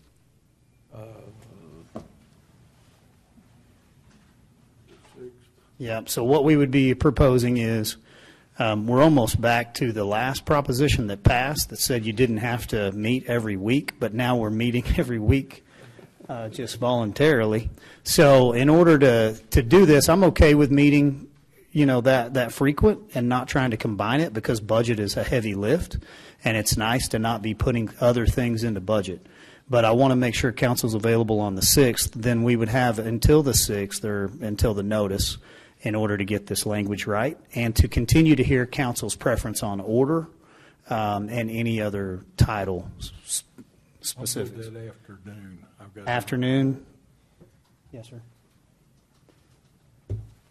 Sorry, I'm getting a text from my wife about my calendar. I saw that. Yeah. Yeah. That's not the 6th. Oh, is it? I don't know that I've seen Councilman Tips quite so distraught over a decision up here at the dais. I'm good on the 6th. Yeah, you're good on the 6th? Yeah. Down Let me here? ask Yes, you, sir. I mean, Well, and I know this is a hypothetical question, but do we anticipate 2 hours to discuss this? It seems to me that we're kind of narrowing down to the end. I wouldn't anticipate like a long discussion on this. Agreed. I would hope we could do this in an hour. Question would be, do you want to take an hour out of your budget workshop, or do you want to schedule an additional meeting to come together? Boy, if we could, I know I'd rather not have a meeting on another day, but if we could get it done on that Friday, but if everybody else wants to do it on that Tuesday, I'm fine either way. Probably have time on that. I think we can do it on that Friday. I'm going to tell you that I don't think it's going to cost us something in a recap and in budget discussion. I think we are going to be much better at the budget discussion this year than last year, and so. Plus, if we had to call a special meeting, you don't have the same timeline on the budget that you do on this guy. So you're prioritizing this one just in case something went wrong. Anybody not good for putting it on that Friday? Great. We are at a consensus. We will do this on Friday. What is that, the 2nd? Or is that the 3rd? Second. Friday the 2nd. Would ask you to bring this back. And then, Mr. Hawkins, let me ask you, what you've heard, man, A's and B's, all pretty much top 2 priorities. Mm-hmm. We've got a C up there that I understand. But A, B, and C, 1, 2, and 3, pretty consistent across the board. D, we've all agreed that we feel like is kind of a have to.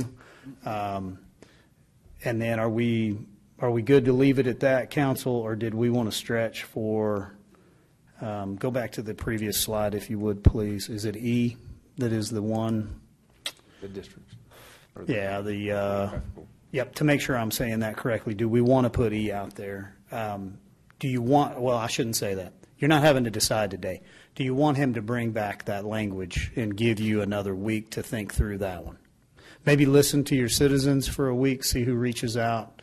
or do we want to direct him based on the 4?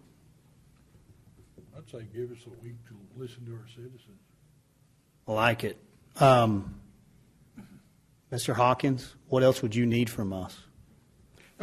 We can do A, B, C, D, E, present it to the council. You can decide at that point whether you want to include E on the ballot or not, but we've got a draft now on E, so I think we could fine tune that and have something back to you in plenty of time for the 2nd.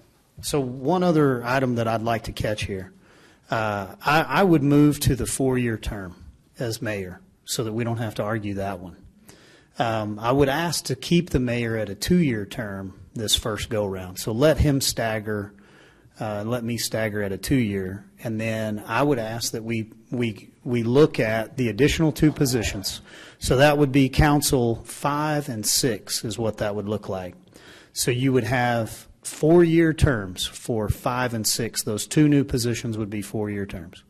I would need to know if any councilman would like to hold their position to a 2-year and direct you to go ahead and rearrange that chart to reflect that in which ones would be moving to a 2-year in this next election cycle and which ones would automatically go to a 4. So 5 and 6, are we all agreed we would like those 2 new positions to be 4-year terms, correct?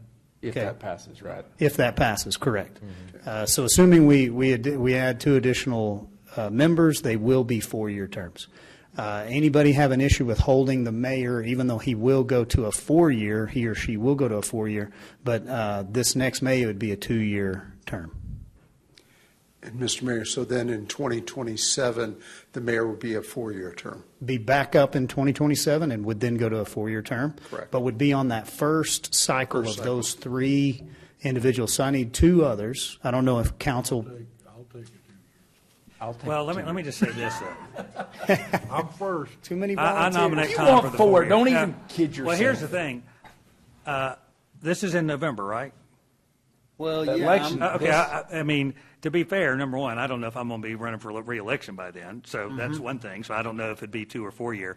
But the other thing is, I think it would just be open for anybody. I mean, I think we would have to determine, no matter what seats it are. I mean, just because we're in place 4 or place 1 right now doesn't mean if whatever it is. I mean, we would choose which ones there would be 2 new ones. So, I mean, I guess that would be a choice that we would have to make at that time as to whether and if by draw or by ballot, we just assign each one of these. I mean, it could be whatever it is. And then everybody's open for running whichever one they want to. So, I mean, I'm fine with the mayor sticking to. But Okay. Must be. Sorry. If I could clarify with Brian, I think that the terms would be established by ordinance. They would not need to be in the charter. So we would just set it up where we'd have certain number elected in 2025 for a 2-year term as the chart describes, and a certain number that would be elected for 4-year terms in 2025 whose term would not expire till 2029. So that could be clarified by ordinance. I think that's good for my education, because I think I was understanding that we needed to have that worked out by the reading on the 2nd now. But You can do it a number of ways. You could draw lots. We've talked about that. You could actually assign the numbers and put it in the ordinance if you wanted to. So everybody knows what numbers will go to for the stagger.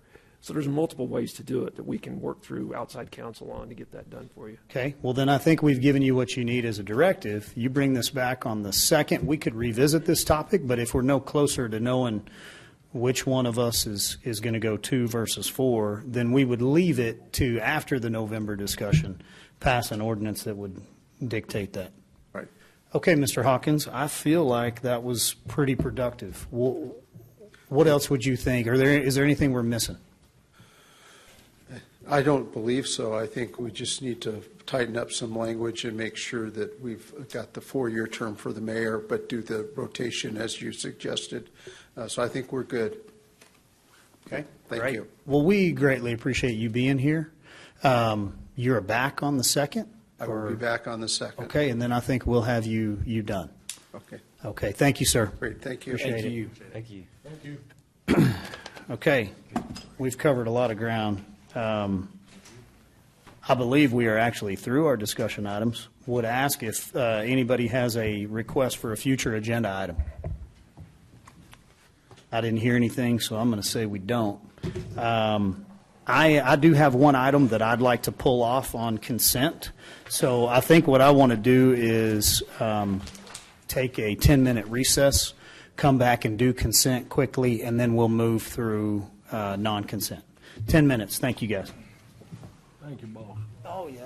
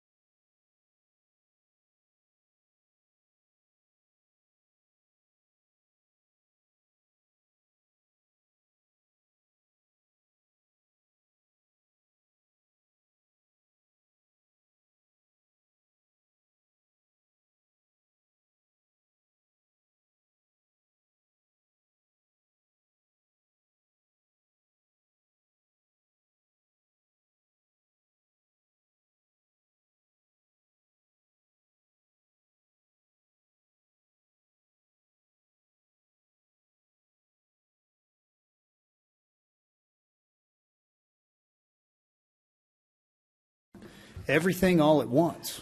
So we got a couple more topics here. Council, we're moving on to items 8. All of the 8's consent item or consent agenda. Do I have anything that you guys would like to pull off? No, sir. Okay. I am going to pull for discussion item 8L, and then I'm going to put it back on. But I would like to discuss something here. So I believe if I could have Mrs. Storrs maybe discuss with us wherever you're most comfortable, there or out there, doesn't matter. You're good right there. We can see you. We had a conversation earlier today. I have another council member that has said, you know, look, this particular company has audited the city of Amarillo for 22 years in one form or another. And so I believe the company's been bought, but it's basically the same company. And I'm not even questioning performance. I think they probably are doing a fine job. I don't know enough to know, right? The audit comes back and it's clear and we get a 5-star and we just move on. On this one, I had a council member that said, hey, I'd like to not award that. And we don't fully understand the process at which the timing to remain in compliance and to put out an RFQ and hire another firm. It would really cause the organization, I think, some problems internally. So here was the point that I would like to make, and I just need you to tell me if I'm misleading any of my council members. Rather than trying to pull this off and say, hey, let's hold off on awarding this to our current auditor.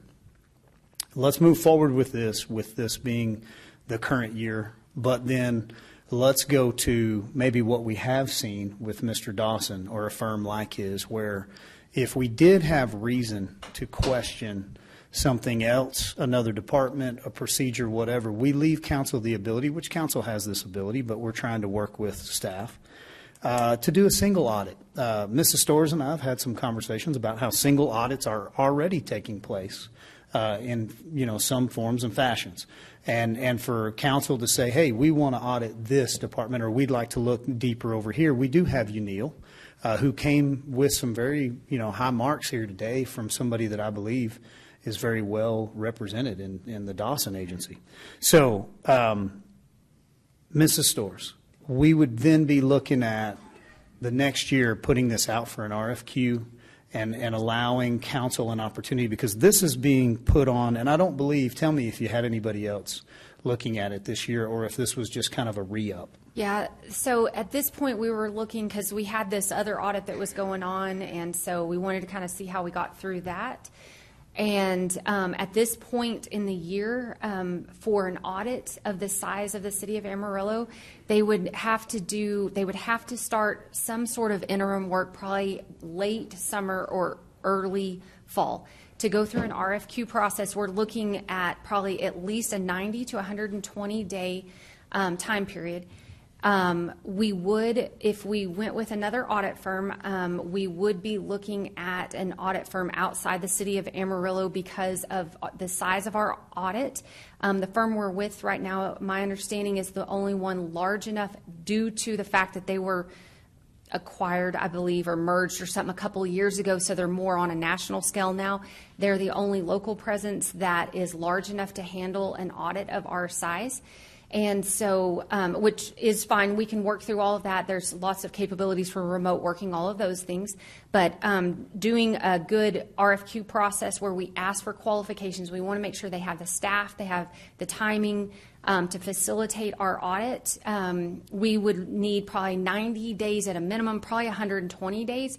So the plan was at this point, because of where we're at in the year, we would go out and start an RFQ in this coming spring and look to bring it for award in early summer. We might even back it up a little bit and start it in kind of end of winter, maybe January, February time point. Yeah, and I think with election being May, I think for this council, what I'm asking them to do is move forward without having the ability to select potentially the audit firm. Because I think staff has just moved on that already, and we didn't realize the time frame. So we would probably reach out in January, RFQ. We could do that. Try to get this to where it could be something that that council could award in May prior to the election. Okay. And then that way we have a hand in it. May very well be the most qualified company.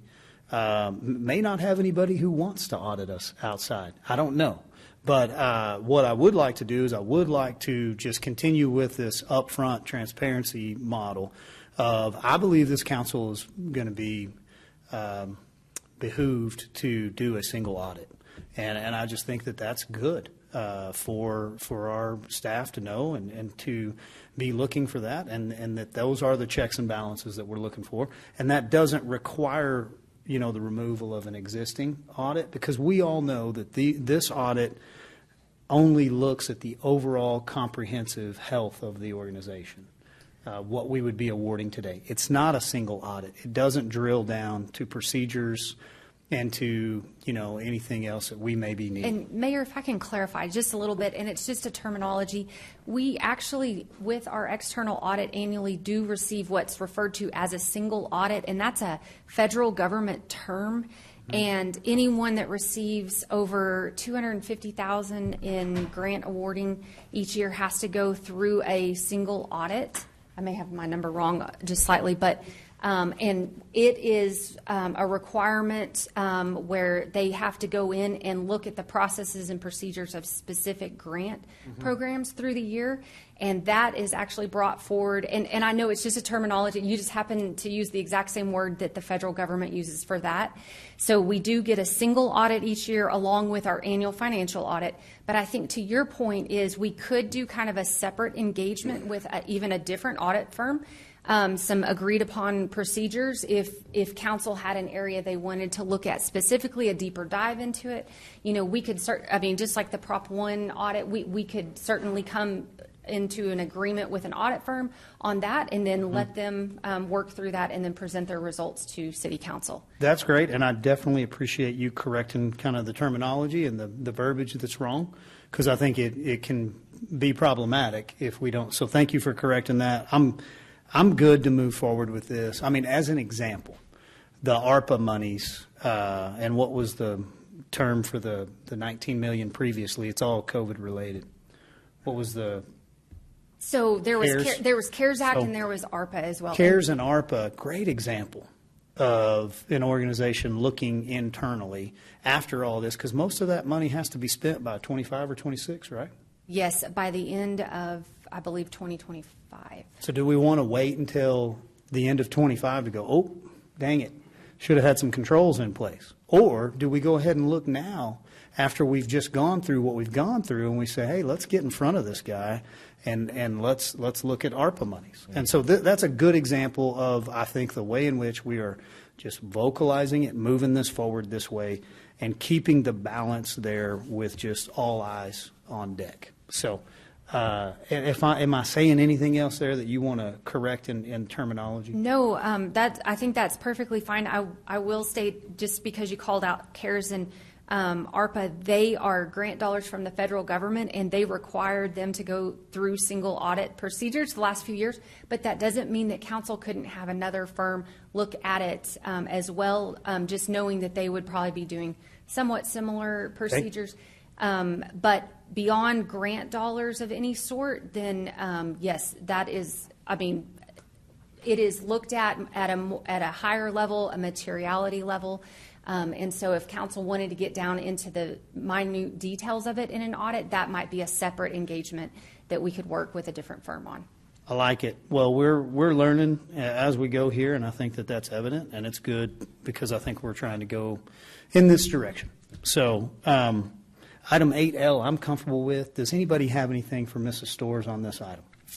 No. Okay, I'm going to put 8L back on, and I would request a motion for consent agenda unless we have something else. I move to approve the consent agenda as presented. Second. I got a motion and a second. Any further discussion? All in favor, please say aye. Aye. Any opposed? Motion passes. Non-consent.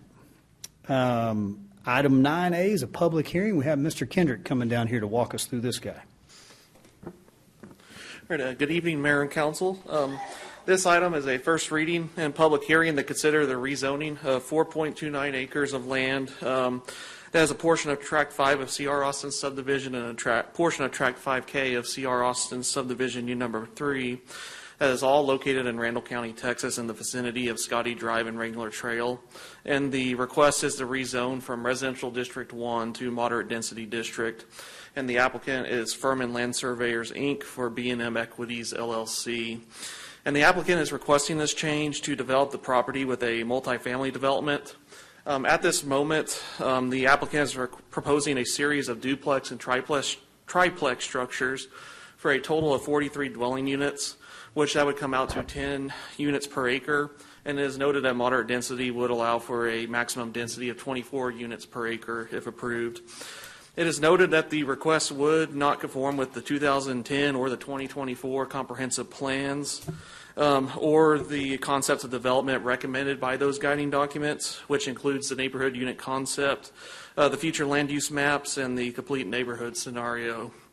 The case was originally considered before the Planning and Zoning Commission on June 17th.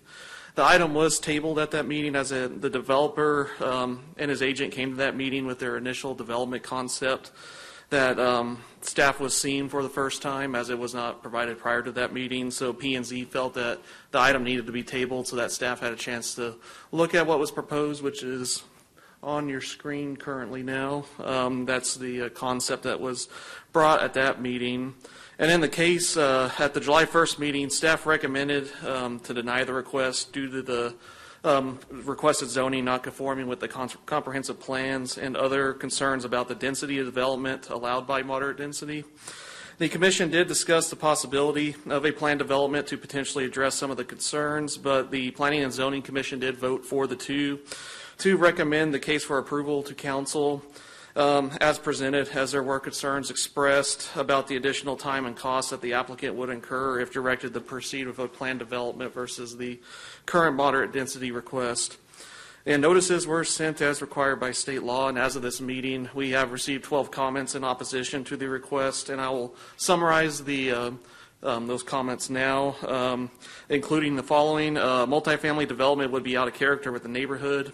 The density allowed would be too high for the neighborhood, which is 24 per acre, and would result in negative impacts to existing homes in the area.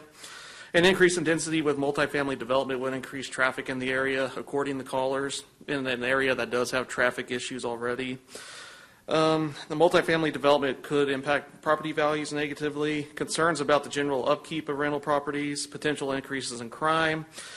Some callers noted that the elementary school in this area is at capacity, and for future multifamily development could make that problem worse. Concerns that development will spoil the nature of the single-family neighborhood that is a quiet neighborhood, according to callers, and concerns that the applicant would not be held to the draft proposal and then turning around and potentially developing an apartment complex was a concern that was expressed as well. As if approved with moderate density, the developer would not necessarily be held to that development plan that's been displayed. He could theoretically decide he wants to do an apartment complex instead. So that is a factual statement that was expressed by the callers. I will also mention that coming into this meeting today, we did receive a petition from neighbors in the area, signed by 24 people. Out of those, 10 of them did fall within the 200-foot buffer area, which is the grade shading on your map on the screen now. And staff was able to do a review of that petition, and they did hit the threshold to trigger that this would require a 3/4 majority of the city council to vote to approve the item if you wanted to approve it. You're required to hit a minimum of 20%. They hit 34% with their petition. So just want to let you know that that is a very recent development that we did. It appears we have received a valid petition on this one to trigger the 3/4 vote on this. With that, I will take any questions or that you may have on this. Brady, does staff recommend this? Staff's recommendation to the Planning and Zoning Commission was to deny the request. Thank you. 3/4 vote would require 4 out of 5 vote in favor of. Correct? 3 out of 5 not going to meet the measure. Right. Okay. And that's the petition? Yes, that's because they submitted that valid petition. That's correct. Was it verified? by staff? Yes, staff did have a chance to review it before coming to this hearing today, and based on our analysis of the property records in that area and the addresses and signatures of the people that were listed that have signed it, it does appear to us to be valid. Okay. Other questions, council? So what is the process for the petition? So basically, the gray shading on the map, they have to, the standard is they have to meet a minimum of 20% of the land area within the 200-foot buffer area, which is the gray shading on the map. 20% of the property within that has to essentially protest the request. So if you have one owner that owns that 20%, it could just be that person, but in this case, the combinations of those 10 signatures did represent 34% of the land within that buffer. So that's just verified by P&Z, it doesn't go to the city secretary or nothing like that? Staff reviewed the document before coming to this hearing today, as we received it just before city council started today. Okay. Go ahead, sir. Did the commission approve it? Yeah, the Planning and Zoning Commission voted for the two to recommend approval to you all. Unanimous, or was it split? It was a 4-2 vote to recommend Okay. approval. They weren't required for the same 3/4? No, and that petition requirement only applies to the city council. The petition came in after that vote, though, correct? Yeah, and that's also a factor in this as well, is that it came in today, actually. So how much time did y'all really spend researching those documents? So we had heard that there was a potential for a protest today, so we printed out all the property records for this, for all the owners that are within that 200 feet. So, and had the area calculations on hand. So once we had the petition in hand, we cross-referenced to those property records from the Potter Randall Appraisal District, and just basically added up, okay, this one's a property owner, so their acreage would count, and that's the process that staff went through prior to this hearing. Brady, when this property was originally sold, was it the church that owned it to the south? Yes, I believe Trinity Fellowship owned the property and sold to the this developer. That's correct. And it was replatted at that time for R1? So the property was zoned at R1 as it was sold. So this is the first development-related application that the city has received regarding this proposed development. Was there ever any stipulation upon the sale of that property at that time, or commitment made by the developer that it would remain R1? Not that staff is aware of. Okay. Any other questions, council? So with MD, its potential could be 102 total units there? Yes, if you theoretically tried to max that out, that would be the theoretical maximum. If you take the acreage and look at that maximum density, that would be the theoretical maximum for this property. Okay. Looking at that property, if you were not able to go to moderate density, R1 allows for townhomes?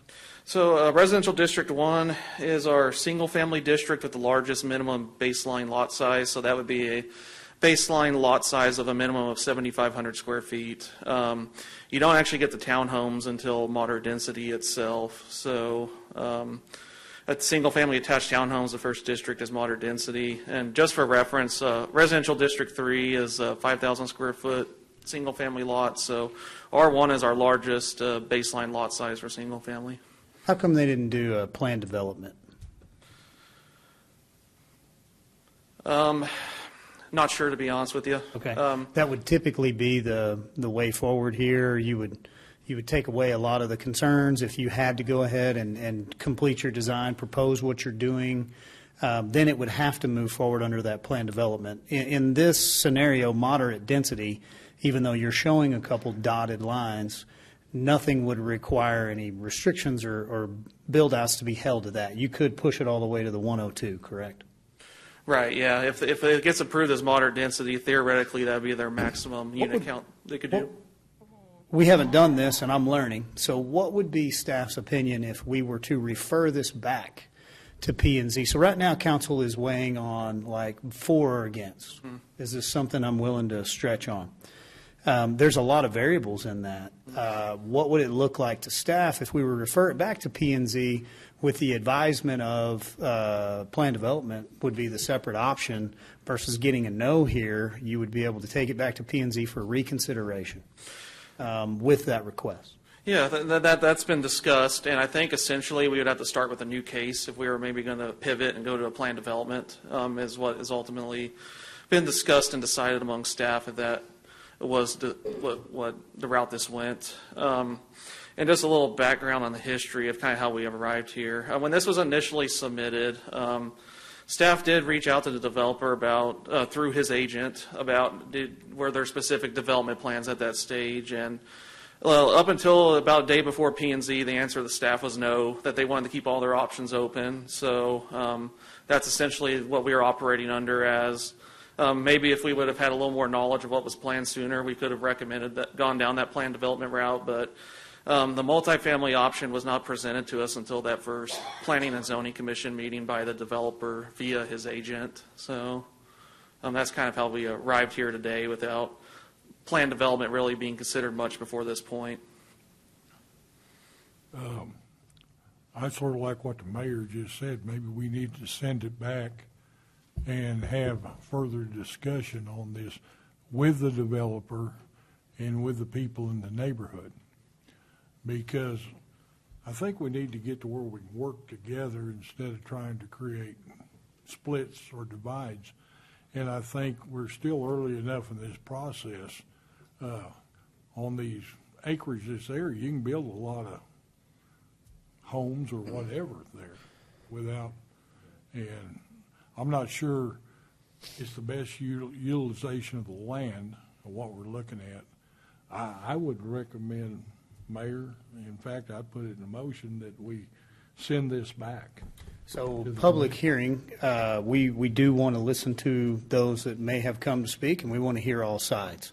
However, before we do that, I appreciate you bringing that point of view. I think that the notion of just to refer, I just wanted to know if staff, thought there was some wisdom in that.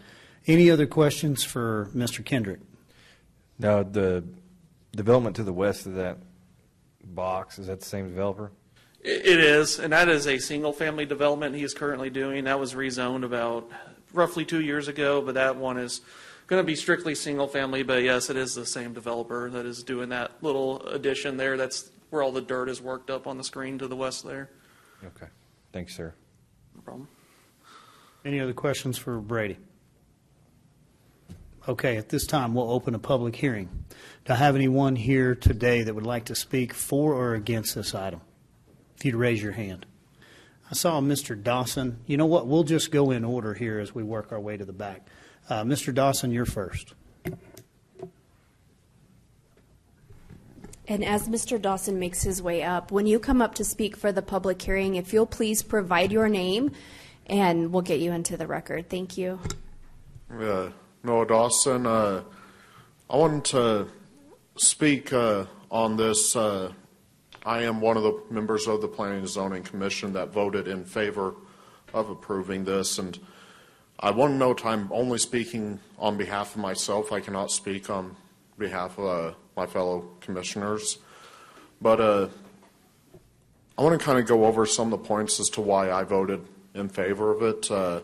First one, y'all probably already know, I'm not a huge fan of zoning laws, but aside from that, regarding property values, I think that it's poor policy for the government to try to protect investments. We don't go running to the government every time a company that we own stock in has a new competitor that starts up. I think it's poor policy to view housing in the same way. We shouldn't be blocking new housing development simply to protect the property value of existing homeowners. As far as traffic goes long term, part of the reason why we have so much traffic near schools is because I even remember when I was growing up, it was kind of the tipping point where it was probably about 50-50 whether or not you walked to school or were driven to school. It's kind of gone in the opposite direction now, where most people now drive to school, and part of that is because we don't build density near schools, so no one walks to school these days, it seems like. I'm sure that probably Councilman Sherlin can remember back before we invented cars and everyone did. But that is, so it seems to me like long term, if we're wanting to get over the hurdle of having traffic near schools, the answer is to do stuff like this where we have more density. Now, in regards to they could build more densely than what they've proposed, I think a part of that is simply a trust issue. It is this did only pass by a narrow margin on planning and zoning. If one single other member would have voted against it, it would have been 3-3. That would not have been a majority. We showed them our trust on this. If they decide to not accept our trust, that could complicate relationships, I think, with some members of the commission. Again, I can only speak for myself. One other final thing in regards to plan development, I will note that the developers, as they were speaking to us in planning and zoning, noted a hesitancy to do that, especially regarding the fact that they have an idea of what they want to do with this property, and even though they don't want to deviate from that, any little change with that would create large delays in terms of it. It's not just a delay in terms of setting up plan development, but going forward actually building it adds extra hurdles there. They may be open to doing it if that's the only thing that's left on there, but that's kind of what the discussion was like, to provide some context as to why we ultimately, or at least why personally I felt like plan development wasn't the way to go. Appreciate you attending the meeting. It is good to hear from you on that, being a member of the P&Z. Did I have a hand up right behind? Yes, sir. Mr. Moody.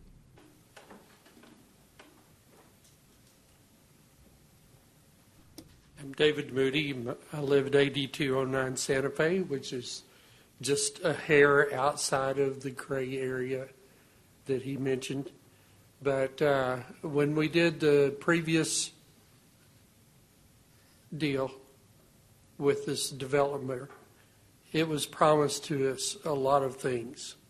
One, that it wouldn't affect our neighborhood. We have been subjected to dirt storms. We have been subjected to areas of mud and debris that is washed out of this development that they're already doing. And it was promised us they would not do anything that would be different than what the community wants. We were promised a lot of things. They changed their minds. They went in different directions. And I would not think that they would do anything different this time. If they say they're only going to put in 41 units, they may decide too much down the road that they're going to put in 120. As far as the traffic is concerned, Scotty is the only street that goes directly between Western and Bell in that entire neighborhood, and is heavily trafficked area, especially during school. They did a traffic study on a Saturday from 9 to 3 and determined that the traffic was not a problem.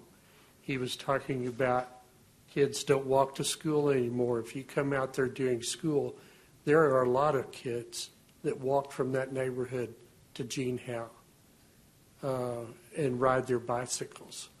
And any increase in traffic is only going to be a problem for those kids getting to and from school. Thank you for your time. Thank you, sir. Thank you. Yes, sir. If you had your hand raised, please come up. If you'll give us your name, please. My name's Gary Wilcox. I live at 4303 Scotty. I do live within the gray zone. I've been out there 38 years. In that period of time, I have taken 8 vehicles to the body shop that have been run over on Scotty Street, and I wasn't even in them. The last vehicle, the guy hit it at 30 miles an hour, and it drove it 12 feet up into my yard, totaled it. Cost me almost $15,000 to get out of that deal. Traffic, I have watched it. When they built Randall High School, it increased. When they finished the loop, it increased a lot because it is the only through street. So traffic is a huge issue. I've lost my mailbox, the mirrors off of my truck. It's just ridiculous. The drainage, I learned in geology that the good Lord gives us moisture. He doesn't cause floods. We cause the floods because we build asphalt and concrete on top of the dirt that He gave us to absorb that rainwater. So I've already had water in my garage like 6 times from the floods just on Scotty Street. The property taxes, I'm retired. I'm worried about my property valuation. I know it's not the government's place to restrict that, but I do believe that we have to have oversight of that. So I am totally opposed to this thing. Thank you for your time. Thank you. I'll just come down the row here. Did I have anyone else that wanted to speak? Okay.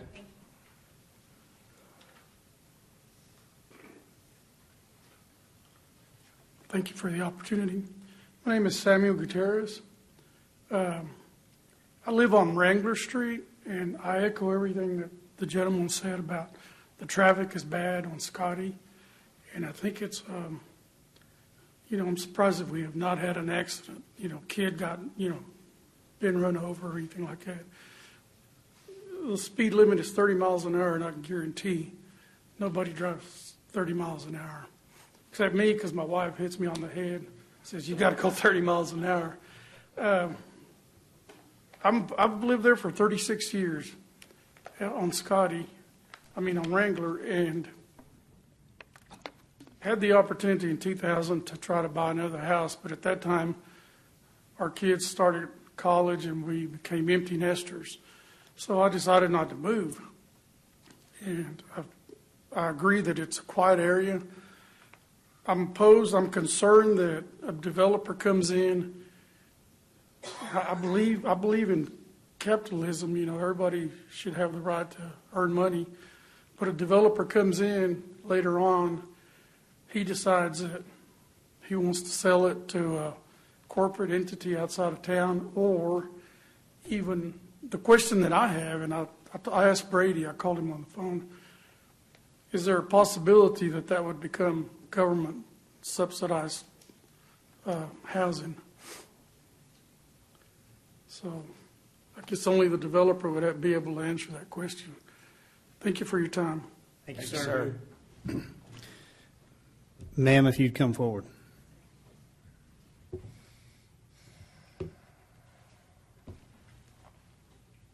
Good afternoon, Council, Mayor. My name is Melanie Camburn. I live off of Carmel Street, so I am where the new development is. And how we got notice about this was through a neighbor. I am the one who has been advocating for these neighbors because nobody has had notice, and some of these senior citizens do not have social media access, do not get on internet. They were not notified. They don't know how to go about getting help so that their community is protected. Some of the concerns I have is that 2 years ago we had 132 votes against the rezoning of the construction that's currently going on, which is R1, and it has been rezoned to R3. We are going on this property that is where the 2 farmhouses are. They're the original farmhouses that were to the land that was all there before these houses were developed. We are going from R1 down to R2, R3, and down to moderate density. There are 43 units that are projected to be on there with 117 parking spots. These units will be backed up to the mobile home complex that is grandfathered into that property off of Western, that enters in Western and exits out Western. Those people have lived there for 38 years, 20 years to 38 years plus from what I've gathered from them. The biggest concerns that we have is, one, The drainage that's going from the new construction down through Trinity's property, it's going onto private property, which by law you're not supposed to drain onto private property. The entrance is from Scotty going into this new complex, and it exits out through Trinity's private drive. Trinity does not want anybody driving on their private drive unless it's going to church and out of church. They have, let's see, the capacity for the school, Gene Howe is full. They had to bring in 2 portable buildings last year in order to compensate for the children that are there. My kids were forced transferred to Sundown the first year we were there, and the other one was forced transferred to City View. So we couldn't even get into our school where we live. There are not crossing guards at the streets where the kids walk. A lot of kids walk home from Randall High School and from Gene Howe to their homes. The other thing is that, let's see, people have grown up in this neighborhood and moved back to this neighborhood. It's a tight community. Everybody watches out for everybody, and everybody's close together. The biggest thing is that people don't have a problem with single-family homes being built, but we don't know if this is going to become subsidized housing, and it's crowding that area, and we already have a drainage problem.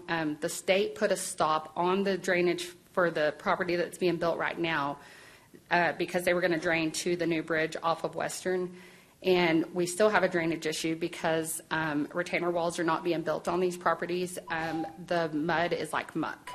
And so what it comes down to is we're trying to just, we don't have a problem with somebody building. It's just be credible and work with the community so that we can work with you. And just be credible by your word. If you say you're going to do something, follow through, and we'll have trust. We know that there's going to be change, and we're okay with that. But, you know, you can put 102 units there and change it after it's approved. And that's what we're concerned about. So thank you for your time. Thank you, ma'am. Thank you. Okay. Ma'am, if you come forward.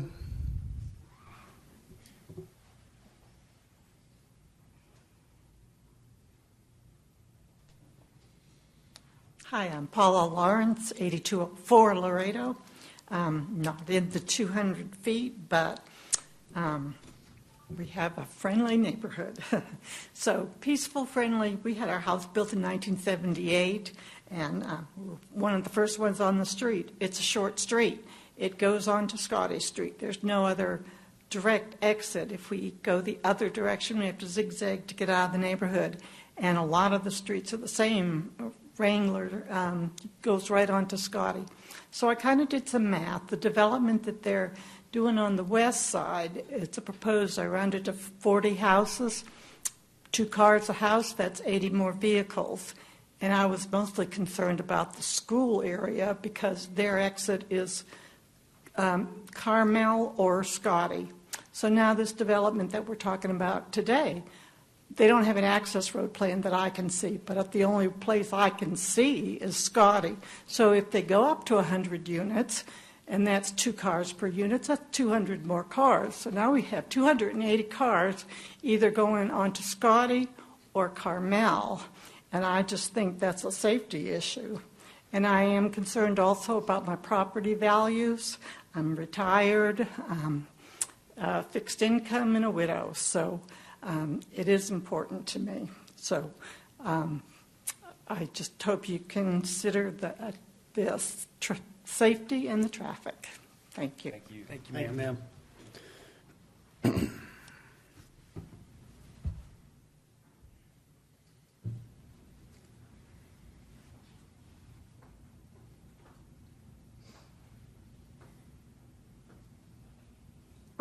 I guess I should say good evening. My name is Donna Bessie. I live at 8208 Laredo Trail, and I am within the 200 feet. My main concern is the apartments to be built over there, if they are to be built over there. And I managed apartments for a long time, and I know what will happen. It will be a trashy area.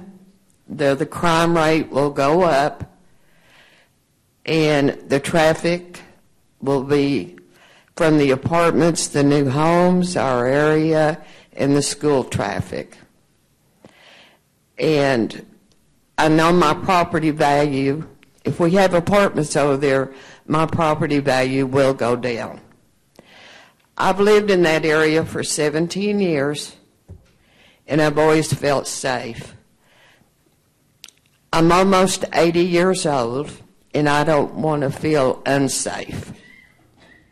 And I'm afraid that will happen if apartments go in over there. So thank you, and I appreciate it. Thank you, ma'am. Thank you, ma'am.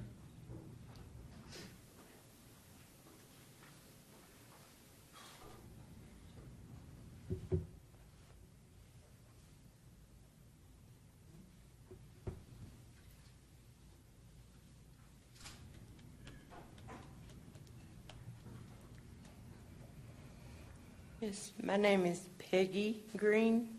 I live at 8210 Laredo Trail. I'm right on the corner of Scotty and Laredo. It's directly across the street from this property. And we already deal on a daily basis with that being a high traffic street. It's one of the few streets in that development that's a through street that parents use to transport their children to and from school. I'm directly across the little private drive from Trinity Fellowship.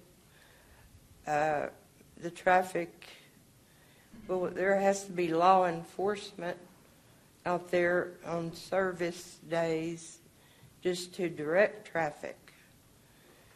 But my concern is I don't have a problem with single dwelling homes being developed in that area across the street.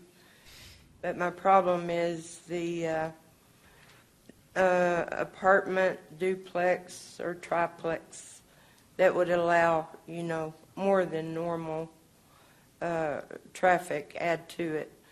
But I think you should know I've lived in my home for 45 years, and our community is an older established community. We do have children walking home from Jean Howe Elementary. We have children riding bicycles. We even have school bus that comes down Scotty every day, loaded with full of school children. And I just think the impact of having an apartment or duplex arrangement over there is just going to make it a very dangerous situation and complicate our traffic over there even worse. Plus, I do think it will affect our property values. It's just not set up for that kind of development in our neighborhood. It doesn't even conform with the type of neighborhood we have and that we'd like to preserve. We're the type of neighborhood that gets to know each other. We watch each other's property when one's on vacation. We can't have that kind of relationship with an apartment complex across the street. Those people are in and out of those complexes, 6-month or year leases. They just can't be in the type of neighborhood that we've developed. But thank you for your time. Thank you, ma'am. Thank you.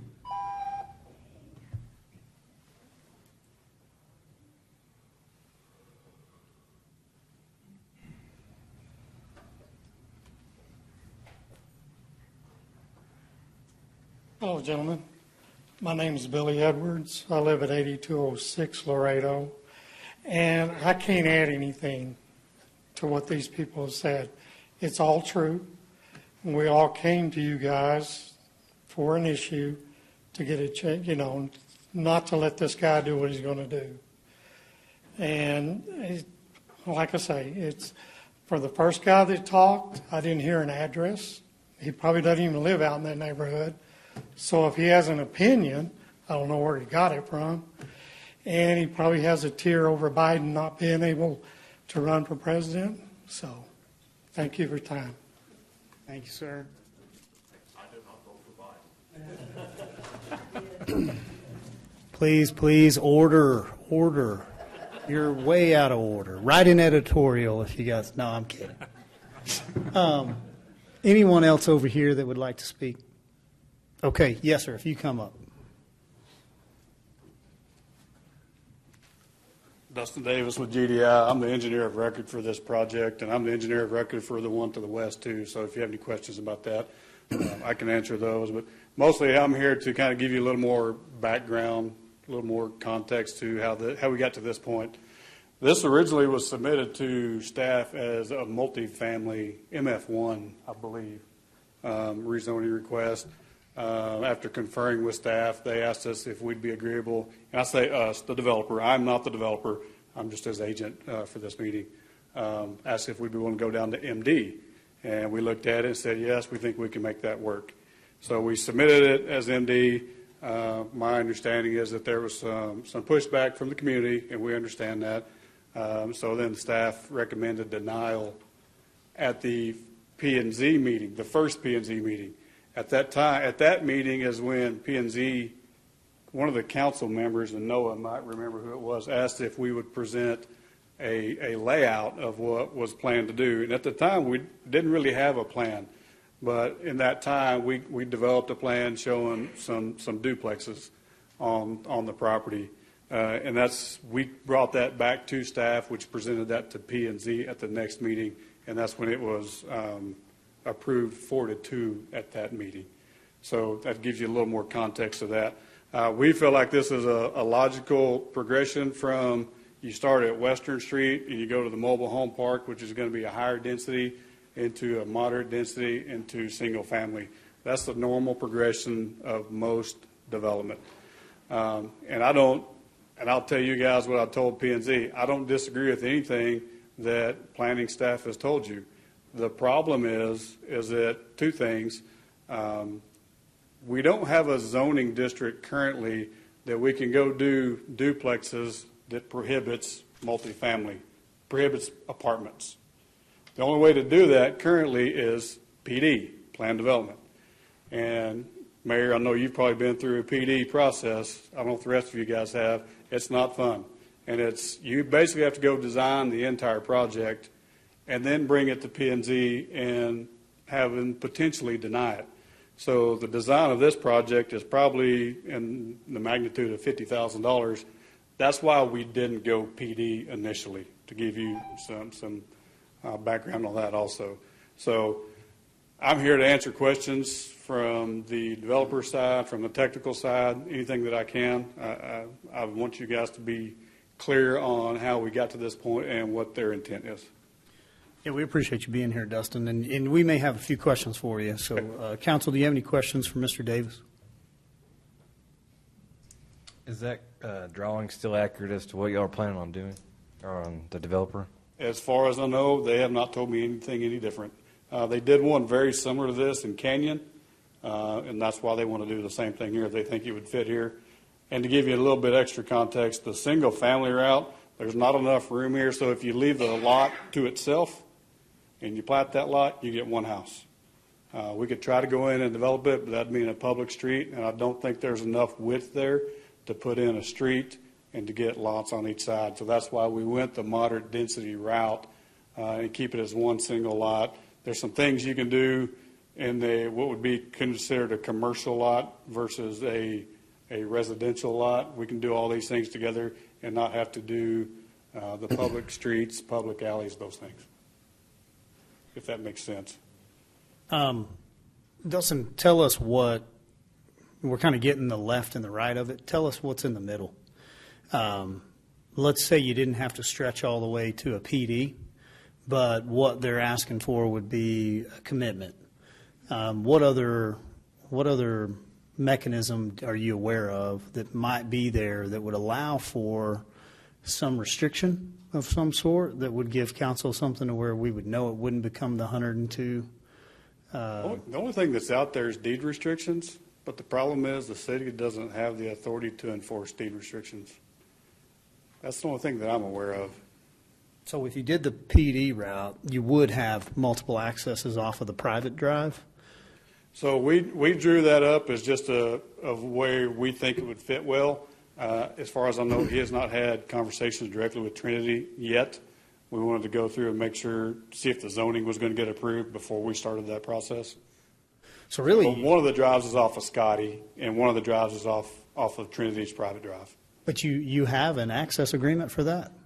No, that's what I'm saying is he has not started that conversation yet because he wanted to make sure that the zoning was approved before we go through that process.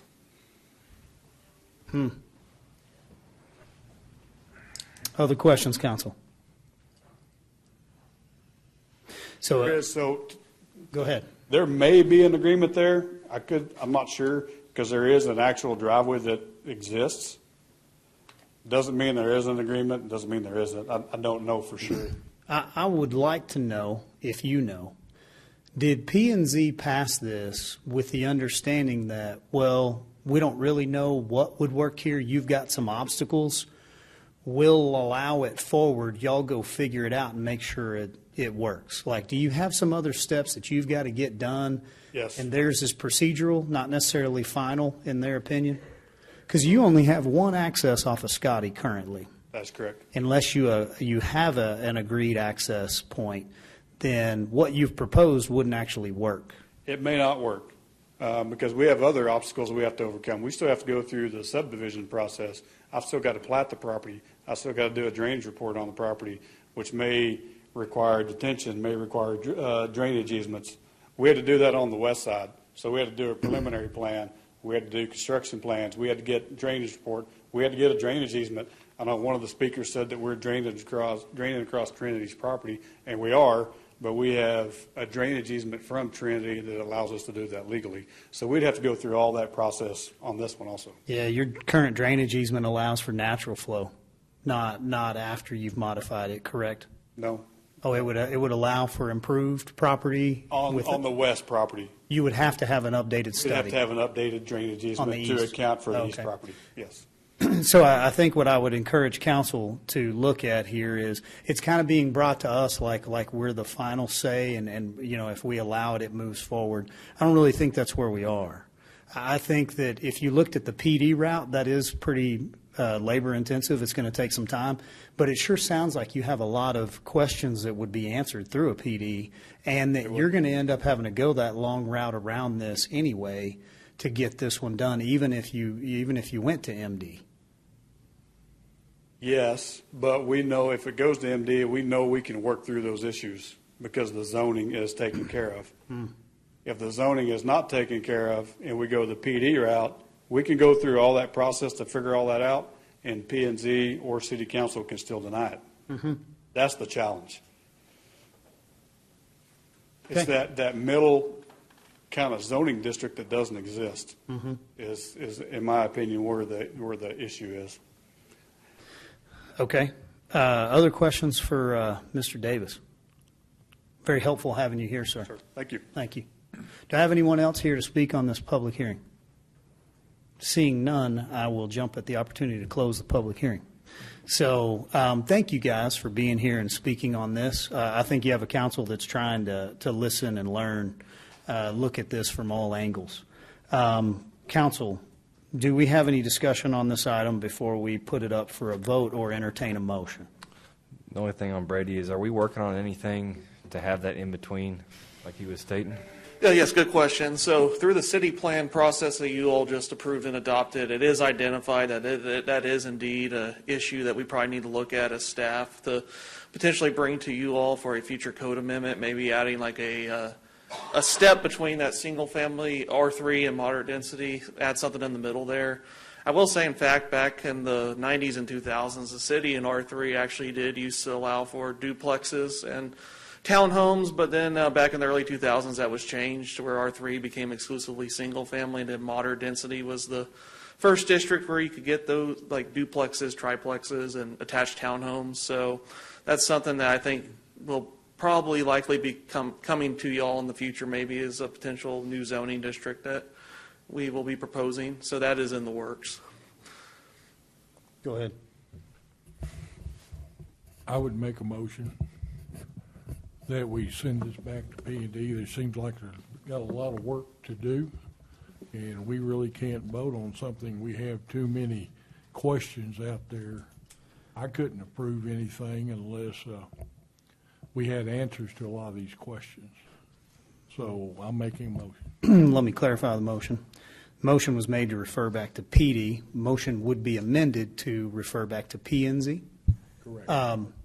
And then to look for further investigation, clarification on access for proposed plan as drawn. Can I amend it that way? Yes, sir. Okay. Further discussion or a second? I'll second. Okay, I have a second. Anyone have any further discussion on this guy? Just confirm that's something P&Z can do, that amended motion?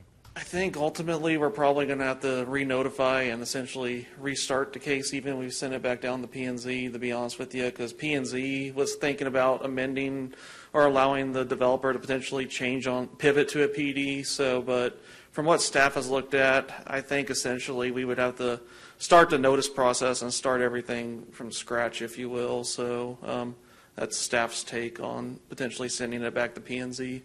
Not asking for a vote here, but I would say that I feel like council probably would vote against this if we didn't look at this referral. So I almost feel like because of the complexities and all the unknowns, we are trying to work the shortest route possible, even though it's going to be more work. Yeah. Yes, sir. I just believe, I mean, and you're hearing everything, that the residents need some guarantees. It is a little worrisome that you guys can come in there and then change, and I think that's what we're hearing today is and whether it's fixable here, that we can do it at the city, or somehow, or plan development, something. There just needs to be some guarantees, I think is what I'm hearing. So to Mayor's point, I think if we were to vote on this as is, it's a no, and that's probably not great, right? But if it can be kicked back and we can figure something out, I think that's the best route forward. And I'll just add, if you were to vote no on moderate density, that does not prevent them from coming back through P&Z with the plan development. So just want to make sure I had that in there as well. So just to let you know. Appreciate that. Motion to refer with a second. Any further discussion? All in favor, please say aye. Aye. Any opposed? Motion passes to refer it back down to P&Z. Mayor, Thank can you. I say one other thing? Yes, sir. We might want staff to do a traffic survey on Scotty Street when school starts, because evidently there's a problem over there on Scotty, and it needs to be addressed. Okay. Okay. One more comment, Councilman? Nope. Okay. Item 9B, thank you guys for being here. Appreciate you hanging in for a long meeting. Item 9B, Mr. Sneeder John, award some construction for some streets.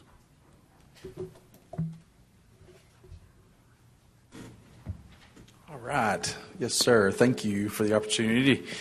Mayor and Council, this is a proposed award of our 23-24 Summer Street Maintenance Project. And great. This project, we're proposing an award to Intermountain Slurry Seal in the amount of about $7.6 million. This funding would be from our general obligation bonds for streets, and that discussion from previous, we're proposing to be the Prop 1 dollars. Scope of the project is preventative maintenance. We're looking at doing resurfacing on approximately 11 miles of arterial streets and 31 miles of residential streets. There's a map of the arterial streets. I'm sorry, that's kind of hard to see and read, but the breadth of what we're doing is spread out all over the city, and so it was hard to get all on one map. But those green lines, if you can see those the best, and I can get you a different map too if we need to. But it's kind of spread out all over the city for the arterials. The residential area, though, is a little more condensed. This is a residential area that just is kind of the next is on the cycle of resurfacing. But likewise, and I'll talk a little bit more about the material we're using for this particular area. This is the right fix for the right problem, and so I can talk a little bit about that more if you've got more questions. But in general, this is a preventative maintenance project. The goal is to put resurfacing material on these roadways that will prolong their life, prolong the life of existing assets and streets, delay the more expensive reconstruction type alternatives. We're going to use two specific products there, a microsurfacing project and a Cape Seal product. The microsurfacing is I've described it as epoxy type, part A, part B, that kind of gets mixed together and slurried, and then when you put it down, it sets up. It sets up as a harder surface. It does have the micro rocks, so literally think of just slightly larger than a sand type aggregate.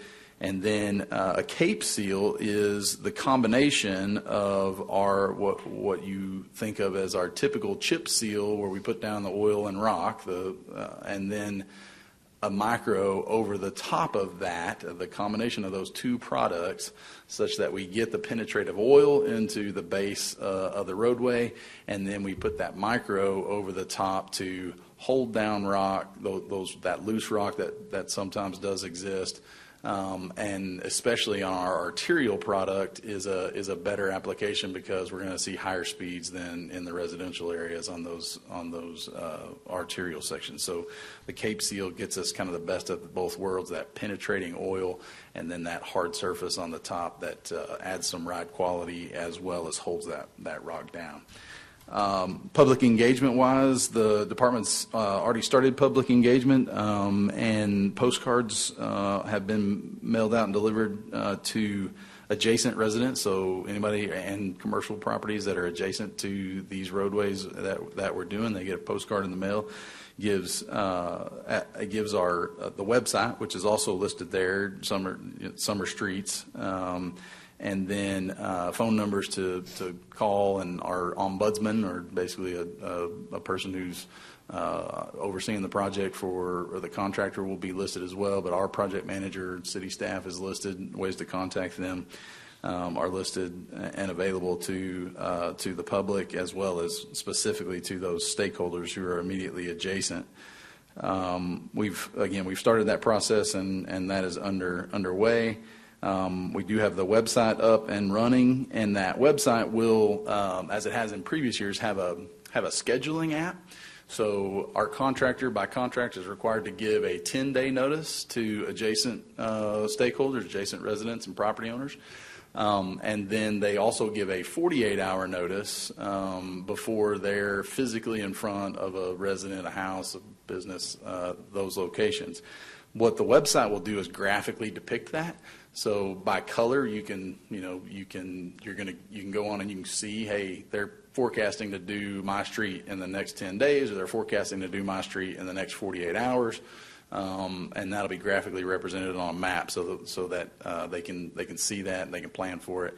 The contractor will ask them to move their car. We can't work on the street with cars on the street, and specifically in those residential areas, that 48-hour notice is geared towards those opportunities. Get the cars off the street so we can do the work, but that work is relatively short-lived. So in other words, 24 hours we're done, and literally in front of a single house, a matter of hours, disruptive access to a single resident, as an example. But the project is weather dependent, and so our goal is to get started as soon as possible, and then get as much completed as we possibly can in our paving season, and then move on to possibly what we don't get completed, and move that forward maybe to the next paving season. So any questions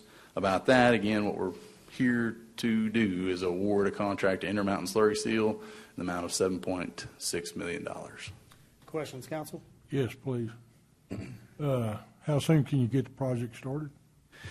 So our contractor is ready to go. They've been waiting on this award, but they will need some time to mobilize. So 10 days? I don't think that 10. Well, why not? Does he not want the job? Sure, he does. Absolutely. You applied any pressure? I think they're coming from. I mean, we're needing to spend this money. Sure, I understand. I want it done. I don't want to wait 30 or 60 days waiting on somebody. Yeah, I totally get it. We got to apply pressure. So I'll call the guy. Sure. Our contractor is very motivated. We have been discussing with them this process and the project. As soon as they have a contract in hand that says they're going to get paid to do the work, they will absolutely take action. They're motivated to be here. They're motivated to do the work. I understand motivation. I want results. Yes, sir. I understand. This is some of the deal we were talking about. Yes, earlier. sir. Every time we don't spend this money, I'm going to have to wait another year. And I've already had my citizens going to be waiting 2 years for something we promised last year. Yes, sir. And these are things that we have got to get on, and we've got to get them done. I've got to show our citizens that we're willing to work double time to get this job done. And can we get more than one contractor to get it done? Sure. So we do have some. We got to have some conversations to have with our contractor. This is the end of the paving season as far as summer, and so they may there may be some opportunities to, if they're finishing up a job in another place, can we get the other crew? If those types of conversations are absolutely on the table, we're going to look for all solutions to do as much work as we possibly can, as quickly as we possibly can. This contractor has worked with us 3 years now. 2 years. 2 previous contracts. We've had very good luck, and not luck. We've had very good cooperation from this contractor, and it's not luck. It's actual action. I know they did my street and did an excellent job. It was fast, quick, and really good.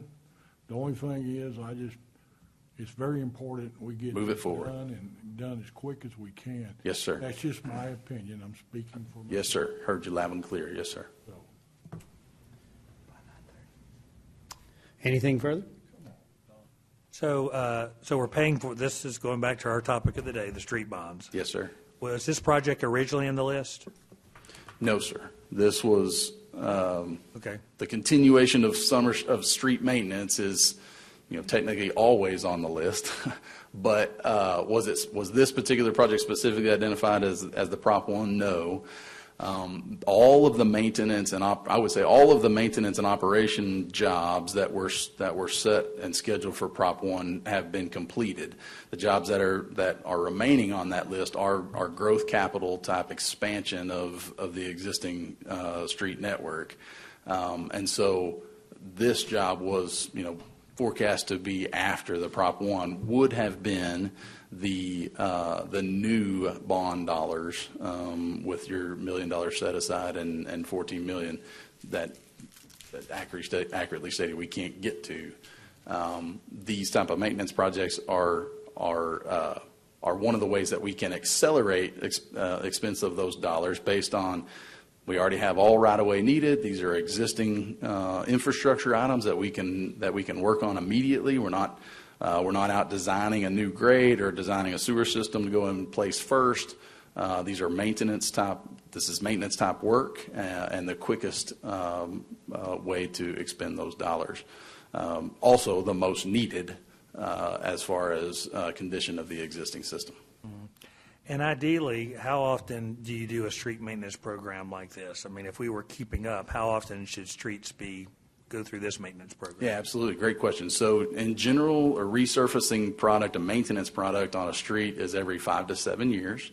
You brand new pave a street, you should be doing some sort of resurfacing application on a 5 to 7 year basis throughout its life of somewhere around 30 to even prolonged life out to like 60 years if you're really keeping up with good maintenance practices. So 5 to 7 years. Okay. And then when we don't have bond money, how do we pay for it? Just as it goes? Yes, sir. Okay. Yep. general fund allocations to the street department, typically a transfer from a general fund transfer to the street department. In the past, that number has been somewhere around 2.5 and some change $1 million. Yeah. At that rate, how long, I guess you're not getting to every street every 5 or 6 years. No, sir. So before the Prop 1 dollars came into play, we were probably on, Donnie left me, we were on a 13 to 17 year cycle as far as every residential street. With the completion of the maintenance work that we let 4 different projects, 3 of which were the largest street maintenance projects in the history of this community, completed in the last previous years, and that work combined with our street department doing their expected internal maintenance work as well, we've basically touched every single residential road. I should say we've touched nearly every single residential road. There may be a little dash there, so I'll give myself a little caveat. But in general, we've touched and put a maintenance product on the residential streets in this community. This is actually doubling back to a portion of those roads, the residential piece. And that one of the things that microsurfacing does very, very well is ride quality issues and addresses because it sets up like an epoxy. You can put it in a rut, typically even a rut box, and it'll set up and be hard. And so we're going to get some ride quality back, and we're trying to achieve a specific goal in those residential areas. So we're already starting over on the maintenance product of the initial application of those 2016 dollars. Thank you. Thank you. Okay, Mr. Senior John, appreciate the update on that. Council would request a motion.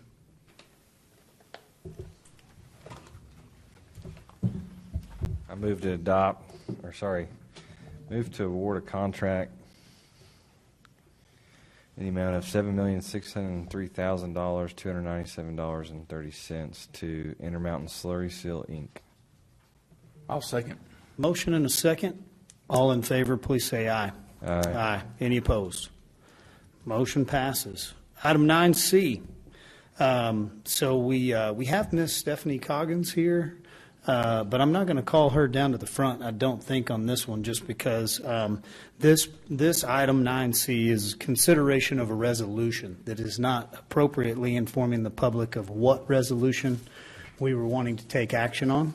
We needed some additional language written on that for us to feel comfortable as council to take action on that item.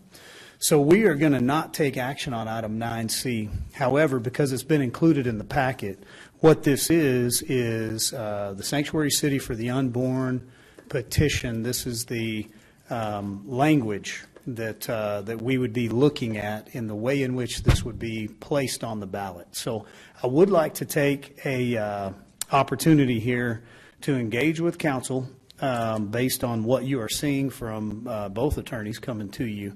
And if we want to have a short discussion on any of the language that you may take issue with, I know we found a few issues on a date, and then if you feel like we are moving in the right direction. Council, item 9C, does anyone have anything that they've caught in error or that they would take issue with in the language as proposed? And the third revision, so we've had 3 alternates, so I would ask you to go to the third revision from Mr. Hyde. And that is placed here on the dais, correct? Yes, you have a thick packet with a binder clip. The very last one in there, version D, is the draft that incorporates Mr. Hyde's latest measure language. So, pardon me, version D, fourth revision. Let's go with place 1. You're up. Tell me what you've seen.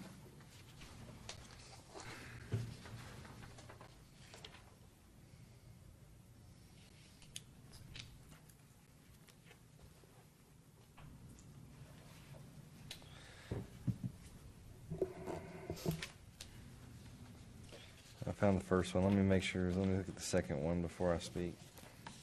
Okay.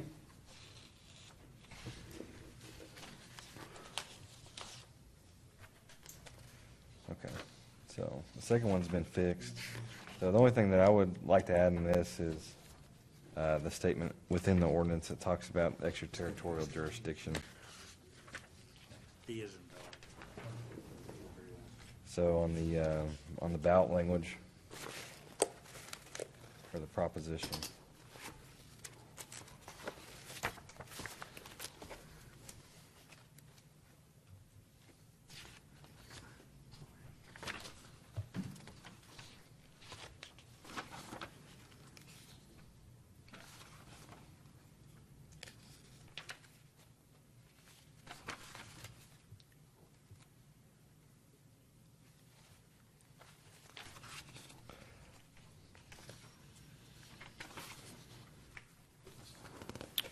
And it looks like they fixed the other one that was in section 5. They changed the date.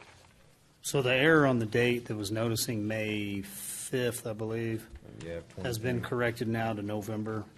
Yeah. Okay, so section 5 is correct. So tell me the other section that you were referencing that you wanted extraterritorial jurisdiction. Just in the ballot language, so I'm assuming that's going to be under proposition.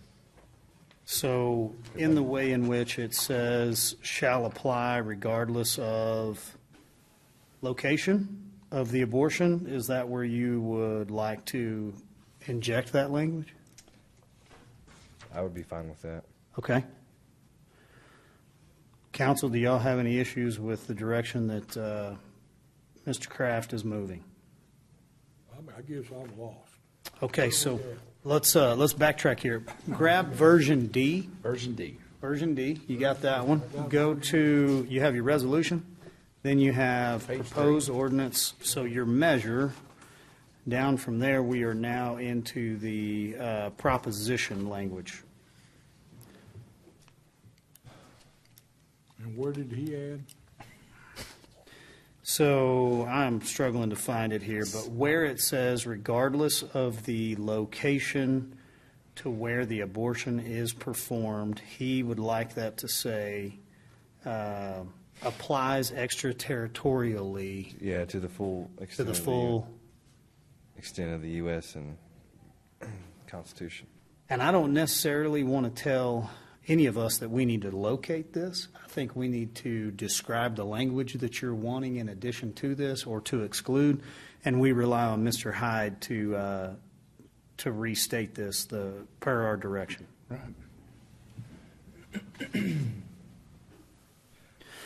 Councilman Kraft, what else do you have that you're looking for on this guy? That's all I have at this point. Okay, we will reserve the right to come back to you if you've got another question. Councilman Tips, anything that you're seeing here? On there, it says finding that abortion-inducing drugs are declared contraband, establishing a criminal offense for any person, blah, blah, blah. I'd like to change a criminal offense to a right to civil action. I did discuss this with our attorney, George Hyde, last night, and he said both meet the, because I had a question on criminal offense because the whole point of this is it's not criminal. Okay, so a right to civil action versus a criminal offense. And can I ask Ms. Coggins, are you comfortable with taking these notes, or do we need to hand this over?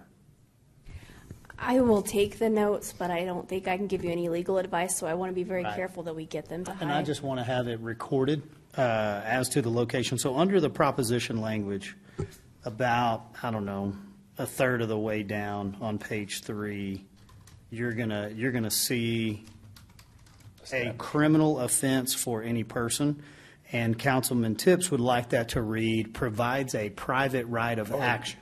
A right to civil action. I'm sorry, a right to civil action. Establishing a right to civil action. Very well.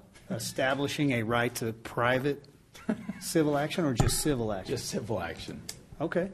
Establishing a right to civil action. That's the verbiage that you discussed with Hyde. With the attorney. Okay. That's what he had stated. So before we move on from there, do I have any counsel that would have an issue with that, knowing that that 18-page ordinance does title that section criminal, even though it is a civil action? I think we need to stay with their language, don't we?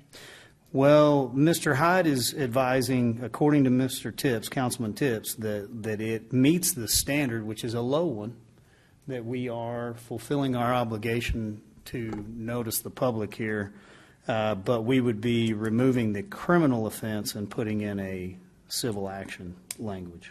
There is no criminal offense, right? I mean, are we in agreement that there is no criminal offense? Your proposed ordinance that we have set forth for the right was criminal, but in this one it is not criminal. So the intent for the overall ordinance is a civil right of action, and that has been argued for and against in the way in which the language within that document does say criminal offense. You're correct. And so I believe it could be argued either way. I think what I would like to focus the conversation on here briefly is, does it meet the requirement that council needs to meet in order to put this on the ballot? So Councilman Sherlin feels like maybe that's not going far enough. Do I have any other opinions from council on this criminal verbiage?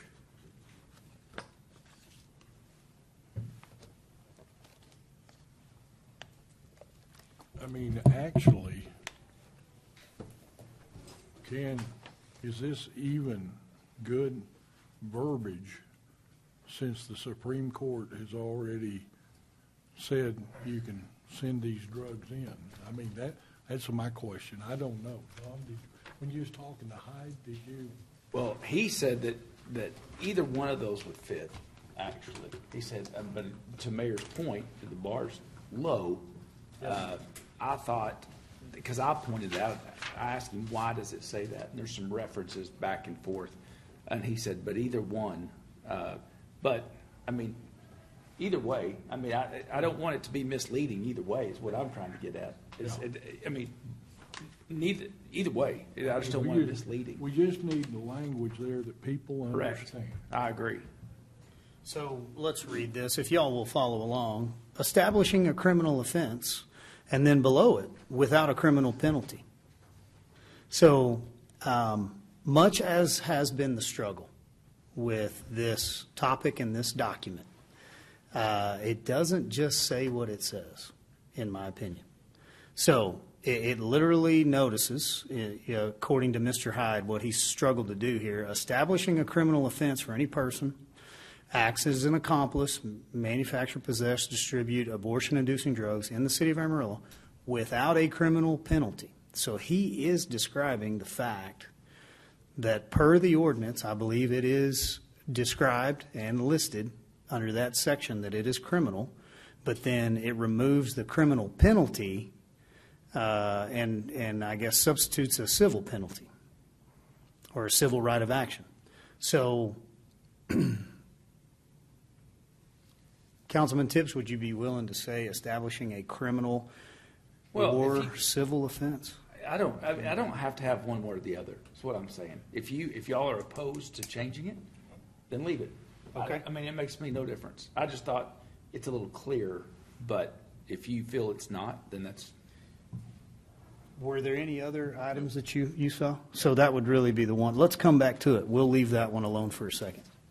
Councilman Sherlin, anything that you saw in the language? Well, I have a question. I got an email yesterday from a doctor here in town, and he wanted to know what is an abortion pill or abortion drug, I think.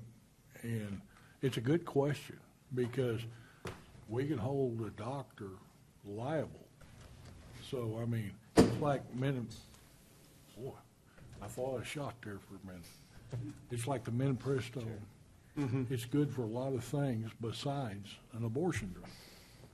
And I just don't know. I mean, these are things that, when you just put in there abortion, how's it stated here? I think they're referencing what's in the actual ordinance itself. Go ahead again.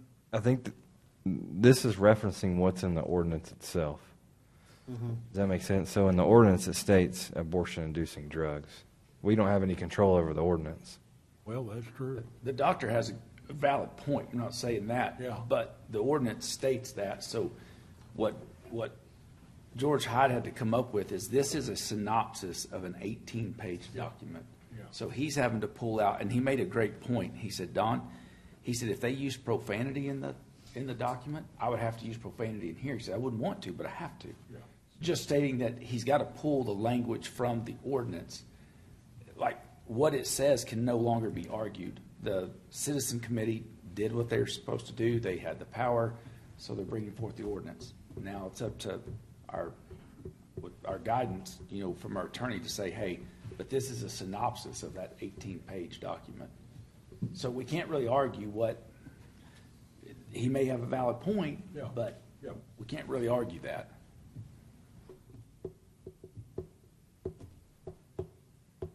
Councilman Sherlin, anything else you were? Not keying this in on? time, I'm still. Okay. Councilman Simpson? No, I don't have anything because I think to the point is the ordinance is the ordinance. We're just tasked with coming up the wording. And it's our duty to do it as accurately as we possibly can, but our wording doesn't mean anything as it relates to what gets enforced. That's all in the ordinance. Now, we want that. We could decide to have one sentence here that says, we're passing sanctuary city for the unborn, and we could leave it like that. I think we agree that that's not the way to do it. I think we're doing a very difficult task here, and George has done this, of taking an 18-page document and turning it into one statement. Yeah. But nonetheless, that's what we have to work with, and I think he's done a good job with it here. I think the wording and everything reflects what's in the statement, and I think that's what we're obligated to do. I mean, it would be great if, boy, you could just make this as easy, but when you're dealing with all these different facets, I mean, if there had only been one item in this ordinance, maybe it could have been a lot shorter and a lot simpler. But there are 4 or 5 difference that have nuances to this, and I'm fine with what we have here with the changes that we've mentioned so far. Okay. I agree with that. I don't even know that we have any changes so far. We do have a willingness to try to improve upon the language. The issue that I see is we are not in the position of educating the public through this brief summary description of what this 18-page document could do in legal theory that has not been proven out yet in a court of law. There's no case law to refer back to, and this is descriptive language only. So white truck also describes an 2020 F-150 with 65,000 miles on it. Like they are descriptive, but the second one is much more so in educating you the type of vehicle and the condition of the vehicle for what its usage could be. That being said, I think we have a good attorney that has done a good job of the task presented to him. And so I am not going to, I guess, wade myself into this to try to improve upon any of the language. I would, though, be happy to, because we have plenty of time here, to send this back with these notes on it. And anything else that you'd like to notate, I don't think hurts anything at all. I just, I don't know that I'm getting anywhere on my side. So let's go back to Councilman Kraft. You have anything further? And Don, did you're good with leaving the criminal title in there, or you would like to advocate for taking it out? No, I just want it just clear, so whatever is best. I'm not going to advocate necessarily one way or the other. Okay. I am not going to advocate on any of it. Councilman Sherlin, what do you have? If this is the best we can come up with, I'm good. Okay. And Les, I think here's what I'd like to do. Today's agenda item is not actionable. And so we would like to revisit. This is, I see, are you rising to speak, sir? Yes, if I have a moment, I'd take a minute. Let me ask a question here. Do I have anyone else, if we were to allow someone to speak, that would like to speak on this subject? Or has everyone else taken an opportunity to speak so far? Okay, I would then go ahead and acknowledge you, ask you to come forward for a few minutes, And Mr. Ford, I'll be brief as possible. I appreciate that. Mike Ford, Amarillo, Texas, and thank you very much for the meeting notice. Didn't even allow action. For whatever reason, it's just consider, so there should be consider and possibly act on. Didn't have the subject, so I think you made a very wise choice. Otherwise, you would have been subject to having this whole thing voided.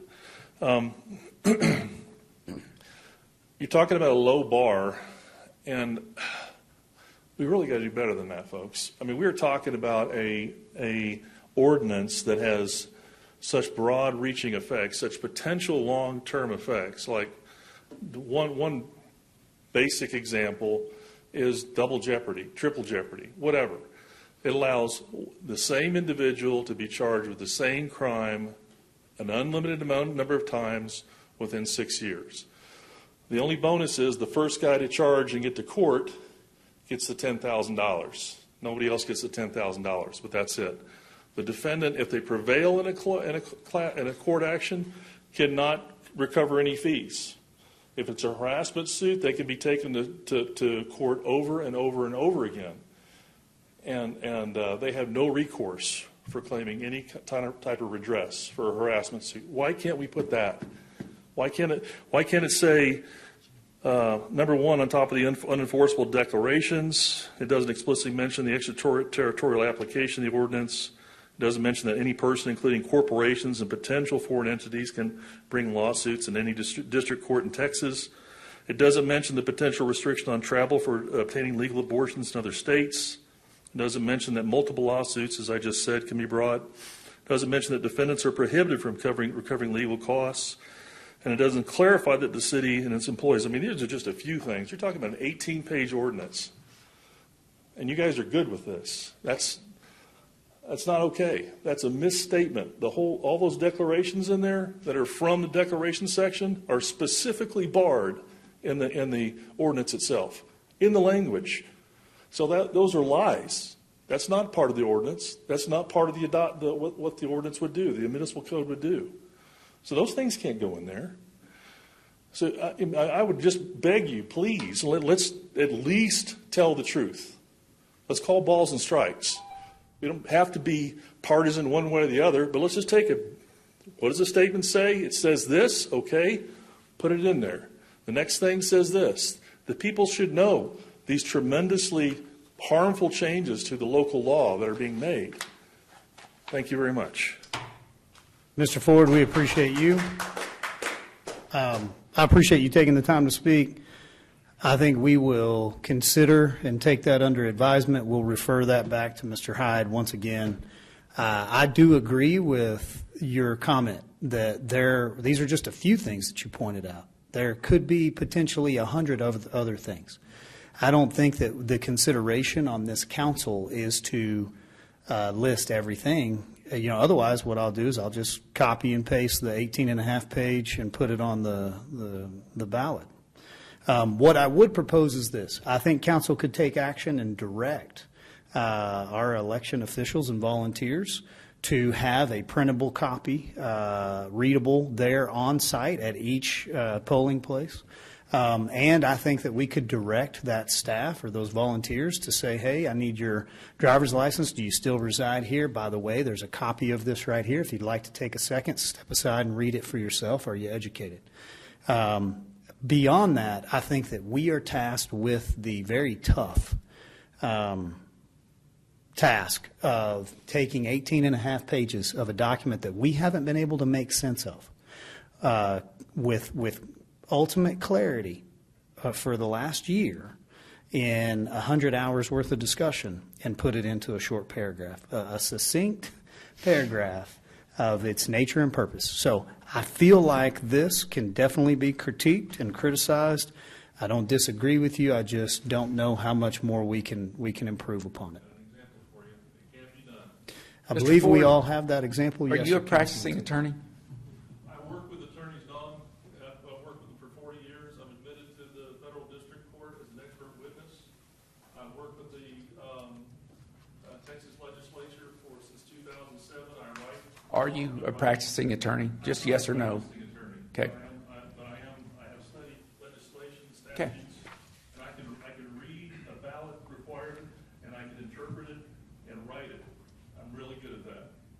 Well, I don't disagree that you have a very, very good skill set and that you have some experience and expertise in lots of subject matter. And we appreciate your willingness to help in this. It is that position for me to have to rely on those that we have put in the positional place to handle this, and that's our outside counsel. So council, this body, if you don't have anything else, what I would like to do is take these few notes that Mrs. Coggins has and send those back to Mr. Hyde. And then I do need to clarify, this is an ordinance. This has a first and second reading, and our deadline is August 17th. So we would then have the issue of calling a special election at this point, or not a special election, calling a special meeting at this point, because we're not going to hit the August 13th. So once again, do we want to look at August 6th? Mayor, if I may. Yes, it's just a resolution on this. You're thinking of the ordinance. The requirement you're thinking of is for a charter amendment. It does require an ordinance. This is just a resolution. Oh, this is just the first reading. That is correct. I So apologize. it's just a resolution, and so just one reading's enough. I've gotten confused on this one more than once. So this is the one reading, correct? Okay, thank you for that. Okay, then we would have until August 13th, correct? Yes, sir. Okay, all right. And they say I don't keep staff on their toes. And I'm only here 40 hours a week. Thank you, Mr. City Attorney. Okay, we're comfortable then moving forward August 13th, and we have a little time to get everything back and notice correctly, and we'll make sure we notice the public appropriately and continue to listen. Anything further on this guy? Okay, moving forward, if you will get back to non-consent.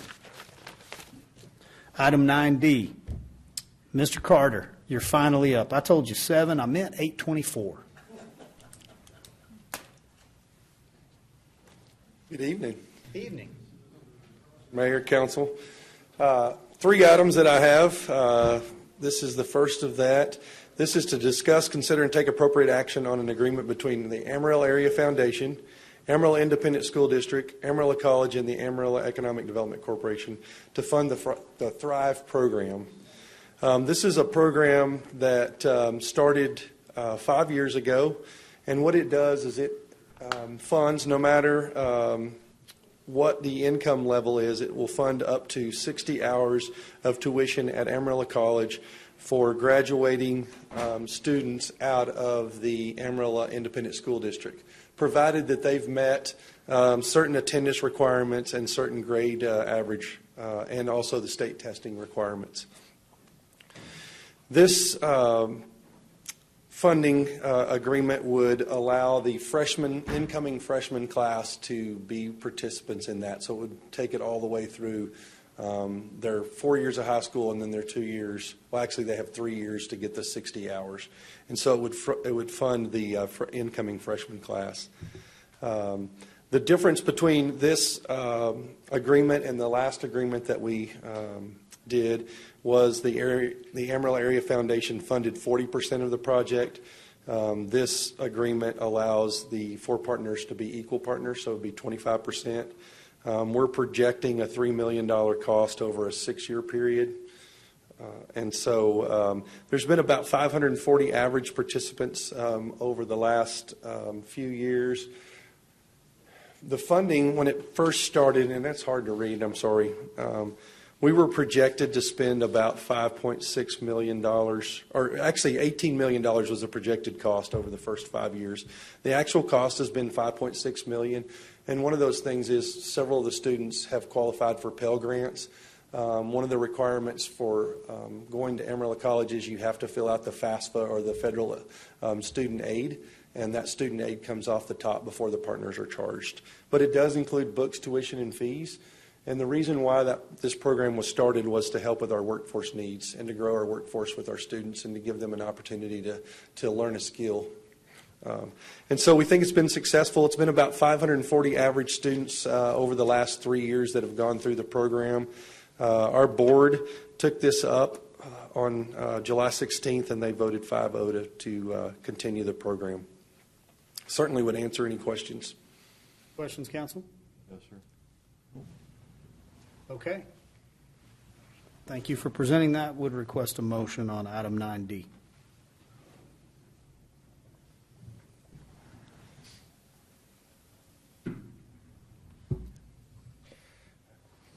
I move to. Yeah. I move to approve the ADC to enter an agreement between the Amarillo Area Foundation, Amarillo Independent School District, Amarillo College, and to fund the Thrive program. I'll second. Motion and a second on item 9D. Any further discussion? All in favor, please say aye. Aye. Any opposed? Motion passes. Mr. Carter, you're up again. Okay. This item is to discuss and consider the sale of real estate located at Axiom Drive. This is to Indries Enterprises. Indries Express started as a long-haul trucking in 1993 in Wisconsin. They are interested in putting a cold storage and cheese aging facility on a piece of property that we currently own in Centerport. We go to the map. You can see the space in blue. It's 19.97 acres just east of SSI Foods on the eastern boundary of the Centerport Business Park, just along Axiom Drive. This item would authorize us to sell approximately 19.97 acres to Indries Express. After that sale, for $550,000. After that sale, they need to expend at least $10 million. They're expecting this project to cost around $13 million. After they've expended $10 million, though, we would rebate that property, the land value of $114,250 back to Indries for putting the at least $10 million in capital expenditure. They're going to employ 4 employees, so it's a low employee count, but they're not asking for any type of incentive with those employees or no type of tax abatement on that facility. Also included in that, we would extend that road just for future development of 75 foot. We'll extend Axiom Drive and put the required city utilities in with water and sewer infrastructure with that property. We've got somewhere around in the neighborhood of around $12,000 in that property. That's including with the 75-foot extension. And so final sale price is going to be somewhere in the $20,000 range. So we're still making money on that. And then we'll have an instant taxpayer of about, $10 to $13 million on the tax rolls on day one. Questions for Mr. Carter? You Can can have see- anything oh, sorry. further? I didn't want to cut you off. I thought. No, I'm maybe sorry. you I were thought I done. was through too, but I wanted to give y'all, I'd like to try to give y'all the economic impact of this project. It's going to be about $900,000 a year over the next 20 years, just because of the low job count. But that's a significant boost to our economy, just with having 4 employees. But most of that's going to be in the property tax that they pay. Okay. Would entertain a motion on item 9E from council. I move to approve the sale of the real estate located at Axiom Drive as presented. Second. Motion and a second. Any further discussion on this? All in favor, please say aye. Aye. Any opposed? Motion passes. And our last and final here, Mr. Carter, item 9F.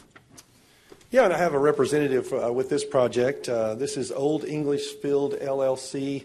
This would consider a location incentive agreement between Old English Field LLC. They do business as Haven Aero or Haven FBO. I have Travis Lamance back in the back. That's one of the main partners of this project. What this project is, they're building a new FBO out at the airport. They're leasing, they've got a ground lease, 40-year ground lease with the airport to build a new fixed base operator at the airport.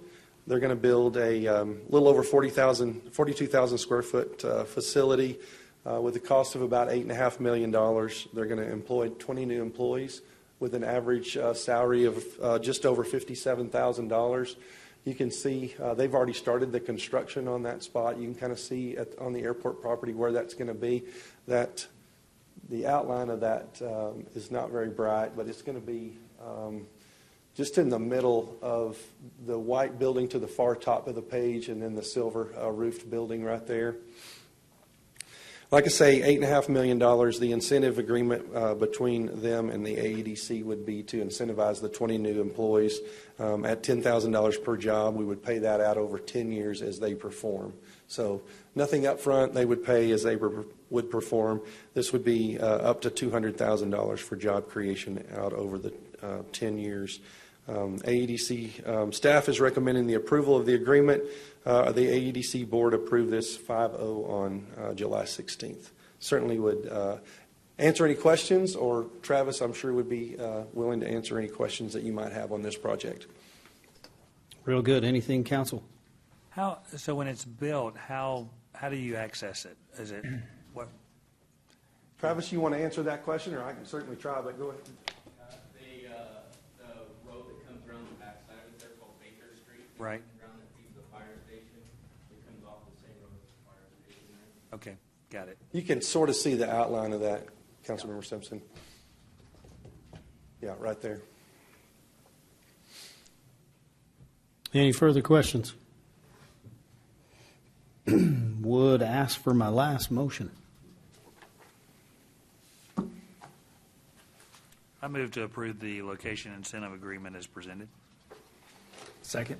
Motion and a second on item 9F. Any further discussion? All in favor, please say aye. Aye. Any opposed?